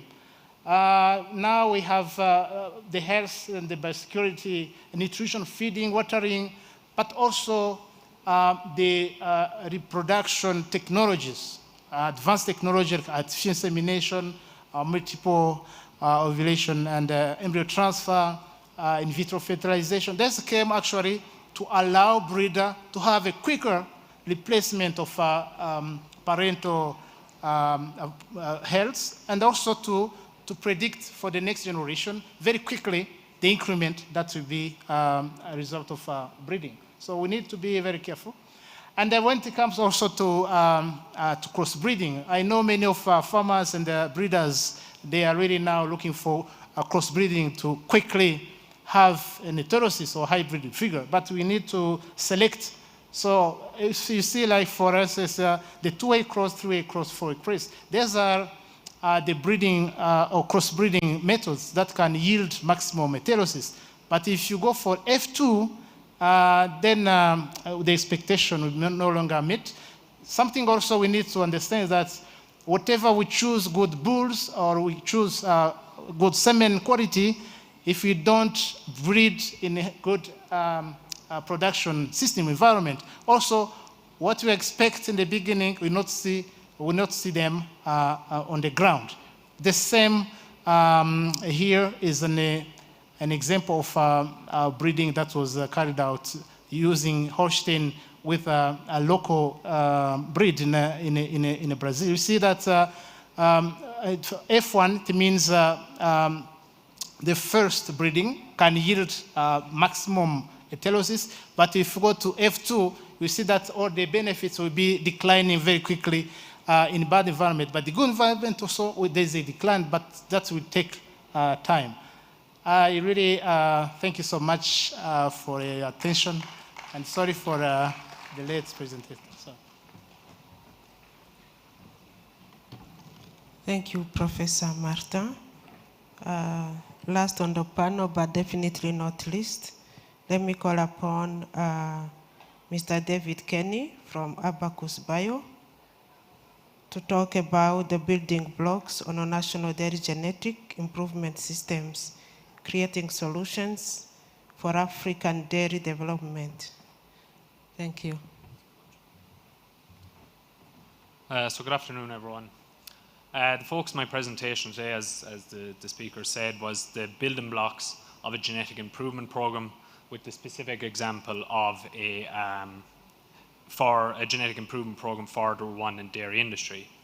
Hopefully my slides will come up there in a minute, but I suppose just to give some background while they're coming up, a genetic improvement program can simply be seen as a goal or a direction, a long-term goal or direction for an industry to work towards, through enabling farmers to make informed breeding decisions and genetic selections.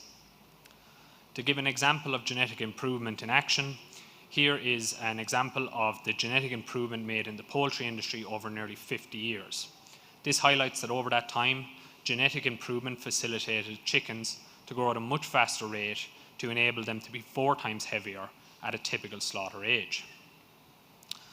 To action this genetic improvement, the general approach would be to leverage the variation that exists within the population with regards to both performance and genetics.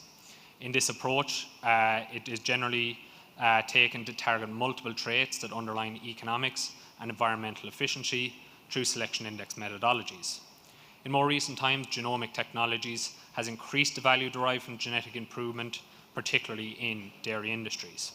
In all then, genetic improvement is a validated tool that delivers efficient food production as well as improving on-farm profitability, and in more recent times, supporting progress towards environmental efficiency.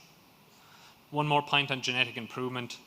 It is a means of improvement that can be described as both cumulative and permanent. Cows and bulls pass their DNA and genetics onto their progeny, and as this process is repeated over multiple generations, the genetic improvements made in a single generation build and stack upon each other to provide those cumulative and permanent improvements. Compare that with other common agricultural practices, such as the application of fertilizer to pasture or superior nutrition. The benefits from those practices are only sustained as long as the practice is upheld on farm, meaning they are neither cumulative nor permanent, such is the case with genetic improvement. Before I move on to some specifics for the building blocks regarding our Rwandan Dairy Genetic Improvement Programme, I might just first highlight the value that can be created from genetic improvement for dairy industries. For this, we might look to my home country of Ireland and the economic industry level benefits derived from the Irish Dairy Genetic Improvement Programme. Between the years 2003 and 2017, we can observe that from genetic improvement alone, an economic industry level benefit of 1.47 million euros was delivered.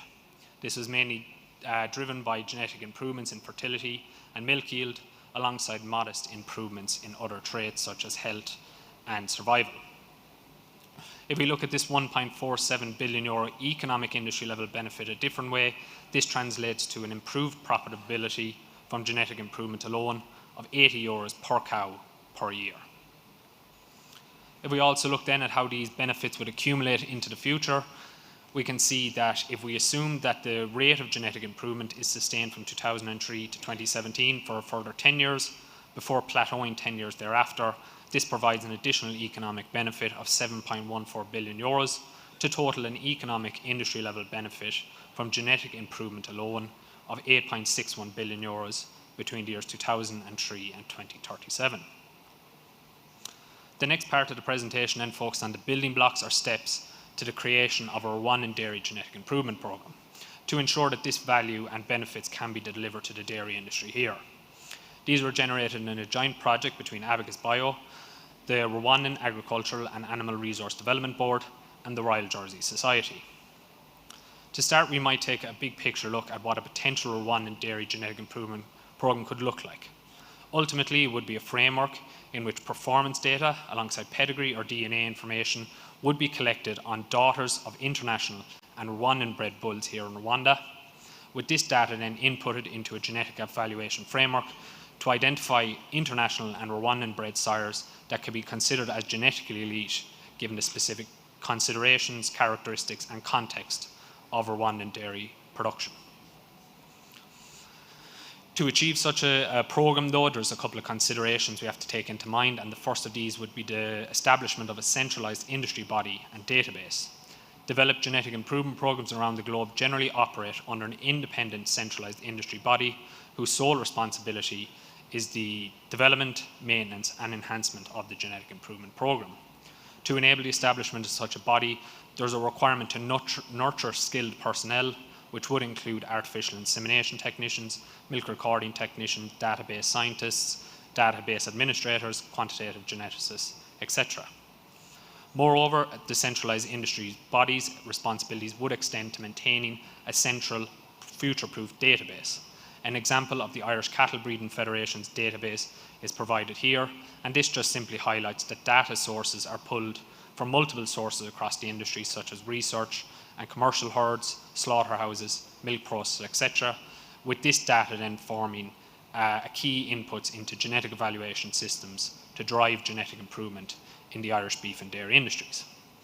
In the development of such a centralised database, it's important to consider future-proofing that database, or in other words, to ensure it has the capacity to store all relevant data collected across the Rwandan dairy industry to help drive genetic improvement. Our next consideration is in what traits can genetic improvements be made. 3 factors underpin the potential to make genetic improvements at the trait level. The first of these is if that trait contributes to on-farm profitability or some other desirable outcome such as reduced environmental emissions. The second of these is to consider the extent to which that trait is under genetic control, or in other words, the extent to which a trait's performance is dictated by an animal's genetics. If a trait is under low genetic control, it should be noted this does not mean that genetic improvements can't be made. Rather, larger quantities of data are required to facilitate that genetic improvement. Finally then, we need to assess the potential to collect performance data on a given trait, and if it is feasible to make or to collect performance data on a given trait routinely, alongside the other two criteria being met, we can also say it's feasible to make genetic improvements for that trait. Our next step would be to consider data collection processes. Sufficient and more arguably important accurate performance and pedigree or DNA information is key to any genetic improvement process. Initial data collection could enable the analysis of the potential to genetically improve traits, but more important would be the embedding of longer-term routine data collection, which underlines accurate genetic evaluations, which I'll come back to in a minute.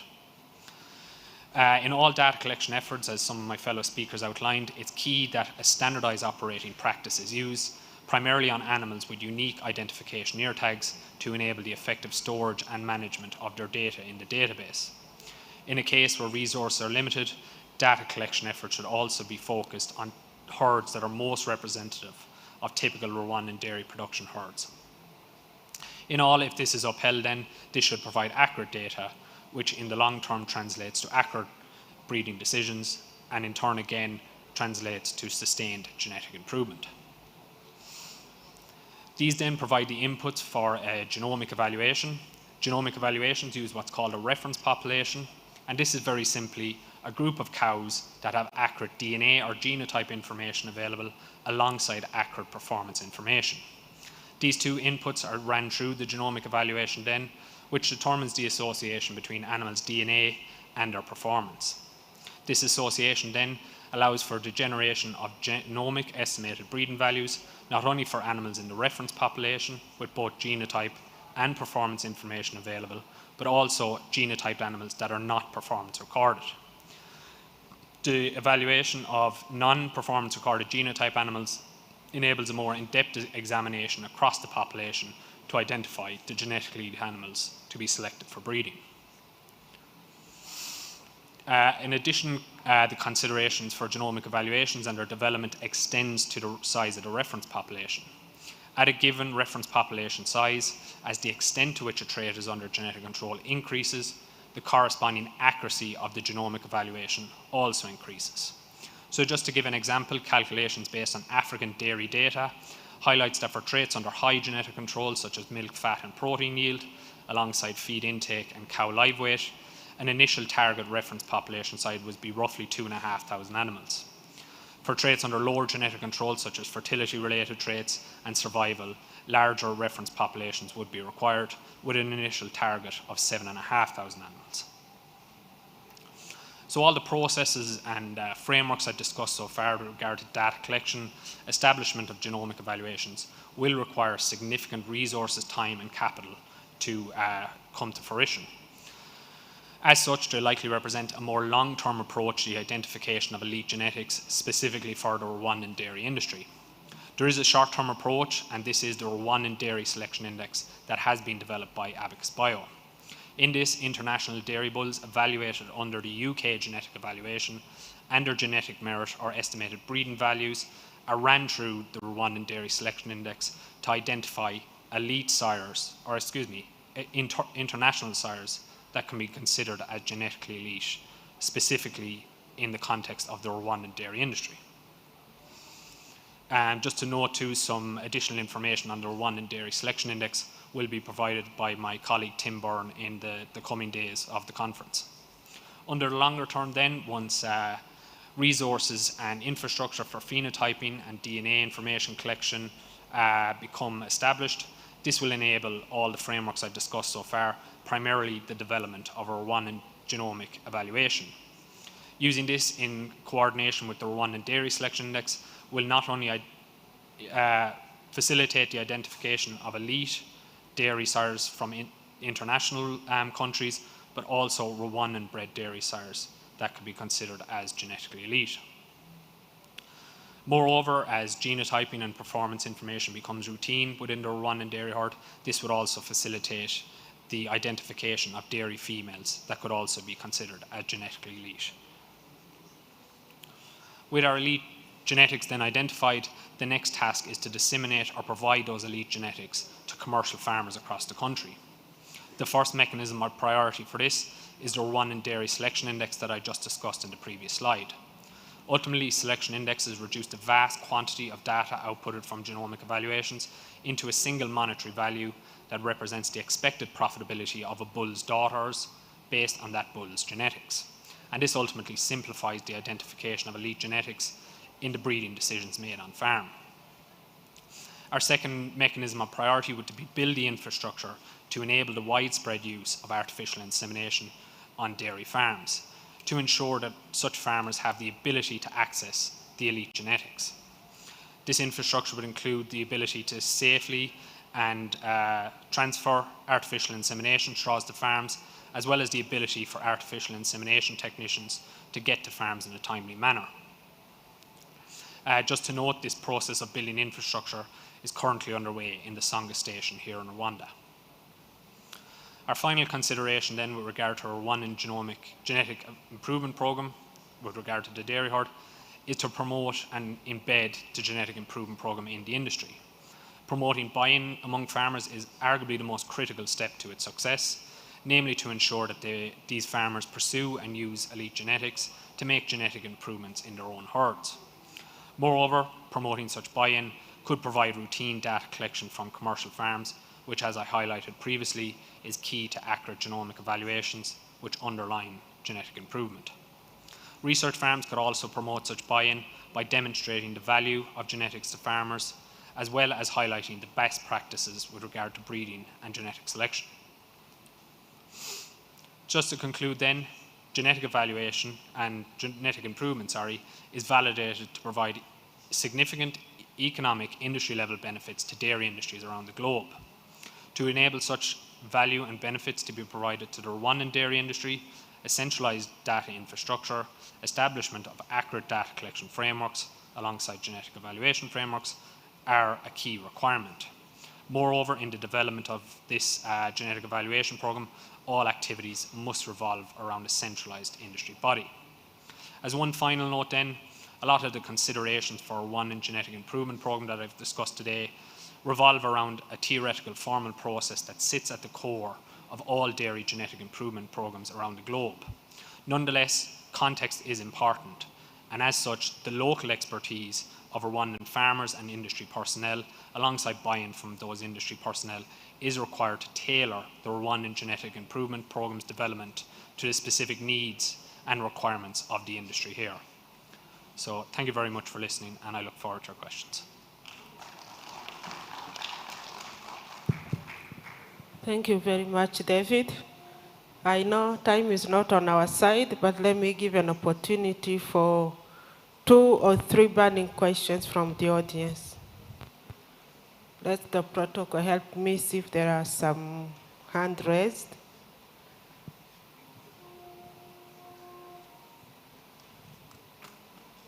David, over there. Good.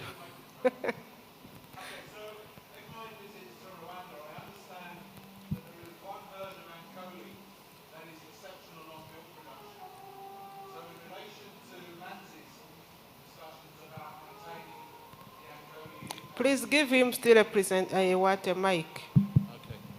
Thank you. Shall I start again, Solange? I will. So on my visits to Rwanda, I understand there is one farmer who has a herd of Ankoli that are exceptional for milk production. And I'm just sort of looking at the Giolando and then looking at perhaps Rwanda's aspiration to have a locally adapted Jersey equivalent. Just wonder whether there's any interest within Rwandan RAB or Minagri to consider actually taking the very best of the Ankoli genetics that you have here in the country to develop a Jersey Ankoli combination. So who possibly are you addressing the question for to? Manzi and possibly for David. Okay. Let's have another set so we respond once for all. Anyone else? 1, 2, and 3. I don't see any other hand raised. Okay, you want to start? He's asking if we are interested in having a kind of Jersey version of Rwanda by crossing a Jersey and Ankole. That was the question, David? Okay. He said both of you are going to respond.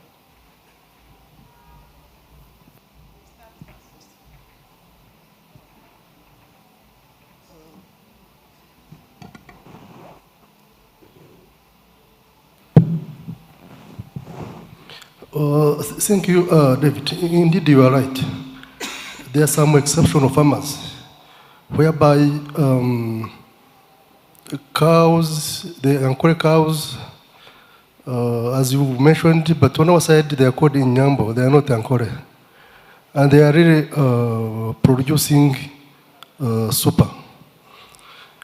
You know, like yesterday I was surprised when I just realized that one of the farms, a first parity cow weighing up to 750 kgs. And such a superior animals, indeed, of course some farmers are already crossing Ankole with Jesse, but where we want to put more emphasis on seeing how we can develop those cows, probably through, multiply them through embryo transfer, and have many of them, instead of getting the best and crossing them, you end up just eliminating them. Even though some people, they think crossbreeding is improving. It's not improving. Instead, you are just removing the best from your cattle population. So our version is getting the best ones and see how we can multiply them. And others crossing with just they're already doing it. And as you know, the association, the Jesse Cattle Breeders Association, they are doing already a good job in the direction of what you've just asked. Thank you. David, do you want to add something? Yeah, I can't speak, I suppose, to the interest in that specific crossbred animal in terms of the native breed and the Jersey. But I suppose from a genetic improvement point of view, if some data was collected, performance data, some genotypes or pedigree information, that would definitely facilitate some very informed crossbreeding in terms of getting some estimates of genetic merit for specific animals within both populations, and in getting, in turn, seeing the expected profitability or the potential profitability from that crossbred. But as I said, it would require some data collection and probably following the genetic improvement development process just to be able to make those informed decisions, see how such crossbreds or crossbreeding would work and what the benefits from such crossbreds would be in terms of profitability. Thank you, David. Please join me in clapping for this esteemed panelist as I call upon the protocol to bring up the token of appreciation for the speakers and the DG for Animal Resource Development at the Ministry. And David, since he's walking up here, so they help you to give the token of appreciation to the speakers.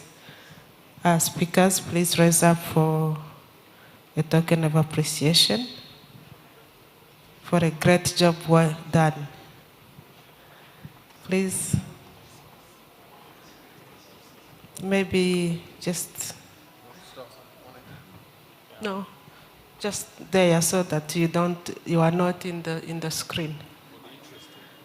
Yes. One by one. Yeah. Hand over to him, and then he gives it to David, and then David.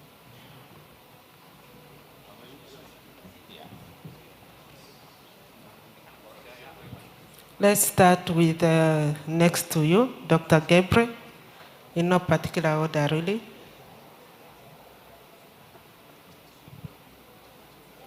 Please step forward a bit so that whoever is getting the token will be photographed. Thank you. Next is Maître Rutingwa nawe nafate ishimwe rye.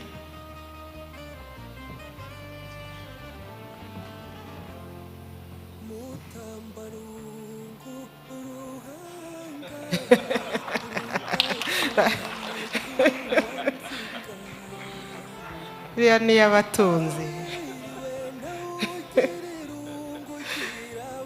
That's a good one. It actually befits him properly. I was curious to see what kind of token they are going to give him. Next is Prof. Martin.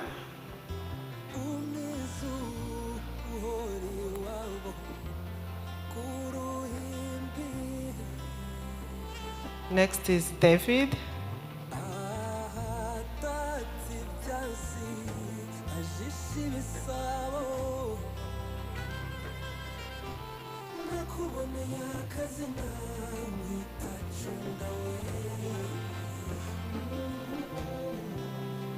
On this one, I want the other David to join because they are partners, actually.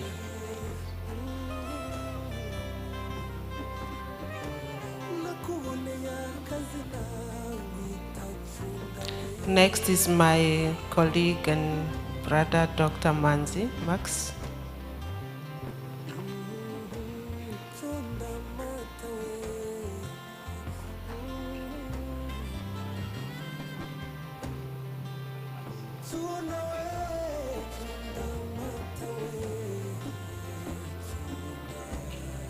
And let's have a group photo for the panelist with your gifts, please, and myself as moderator.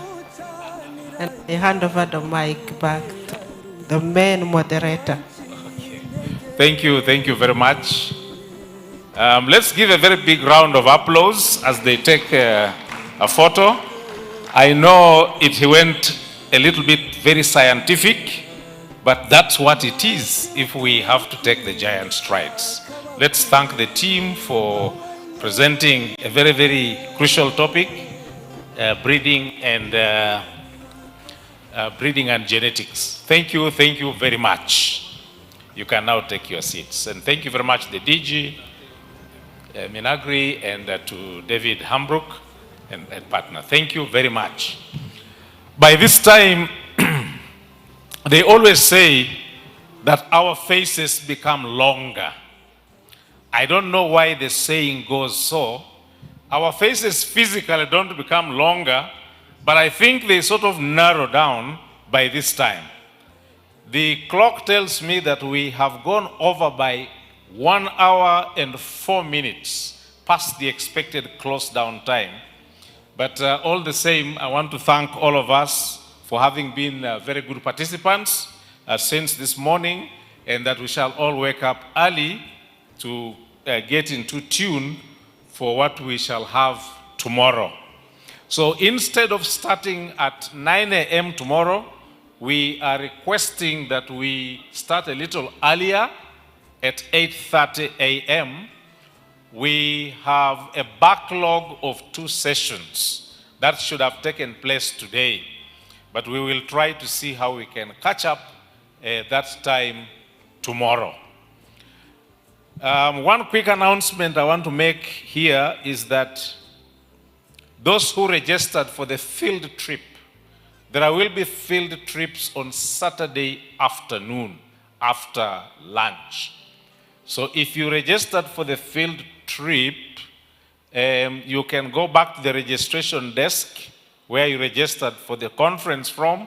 We have ushers there who will take the place that you would like to go and visit on Saturday afternoon. There are 3 options. There is the Inyambo a large dairy milk processing plant, the largest, I think, in the country. Then we have a model farm in Kagungu, and then we have the Kigali Genocide Memorial. So those are the three. Please choose where you would like to go and take your field visit on Saturday afternoon. Tomorrow, as I said, let's start a little early in the morning at 8:30. We are going to start as follows. There are 3 breakout sessions. We shall start with the 3 breakout sessions immediately. One will take place right here in a Kajera Hall, and it will be on benchmarking Jersey cattle. So it's more of a continuation of the discussion on breeding and genetics. We have only one presenter for that session, 10 minutes. And the rest of the session, the remaining 20 minutes, will be for discussion. We want to give as much discussion opportunity as possible. So if you are interested in genetics, and especially Jersey benchmarking, please come in here straight. If you are interested in feeds and feeding dairy cattle, feeds and feeding dairy cattle, then go straight to Urukari Hall. Now, Urukari Hall is the one on the upper side of where we had lunch. If you turn immediate left on the upper side, nearer the entrance, Urukari Hall, that's where we shall have the feed and feeding dairy cattle breakout session. You go there straight at 8:30. The third breakout session will be on animal welfare and herd stress. Animal welfare and herd stress. And that will be in Bamboo Hall. So instead of going straight to the Kivu Hall, you turn right. You'll find it clearly labeled Bamboo Hall. That's the third breakout. So you'll have to choose which of these 3 sessions you'd like to. Those sessions will be only for 30 minutes. 10 minutes for the presenter, 20 minutes for discussion. And then we shall all get back here for a general session. It's a bit late. We want to allow you to take your good evening, and we hope that you'll have a good night's rest.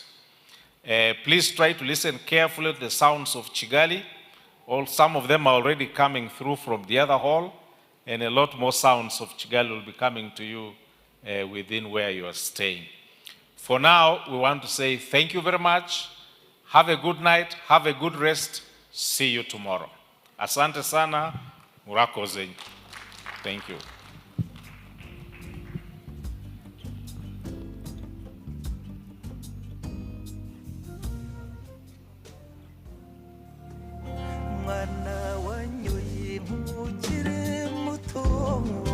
Kandagatsindu ugenda nkazubu iyizire genza gutaguse n'uruburama genza ruhindura urucanege iyizire kajuru ry'ikibibi tumburuka wizihiye ingambi inganja kubone iyizire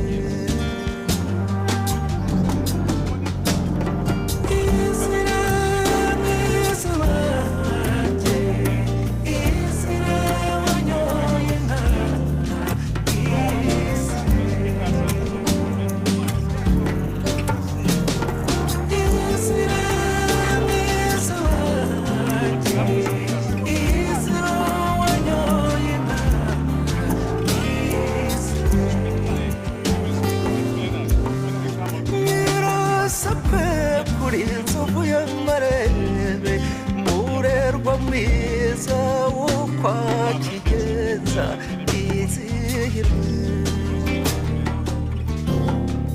mukavyagaju wa rugomwa cyogari kibyano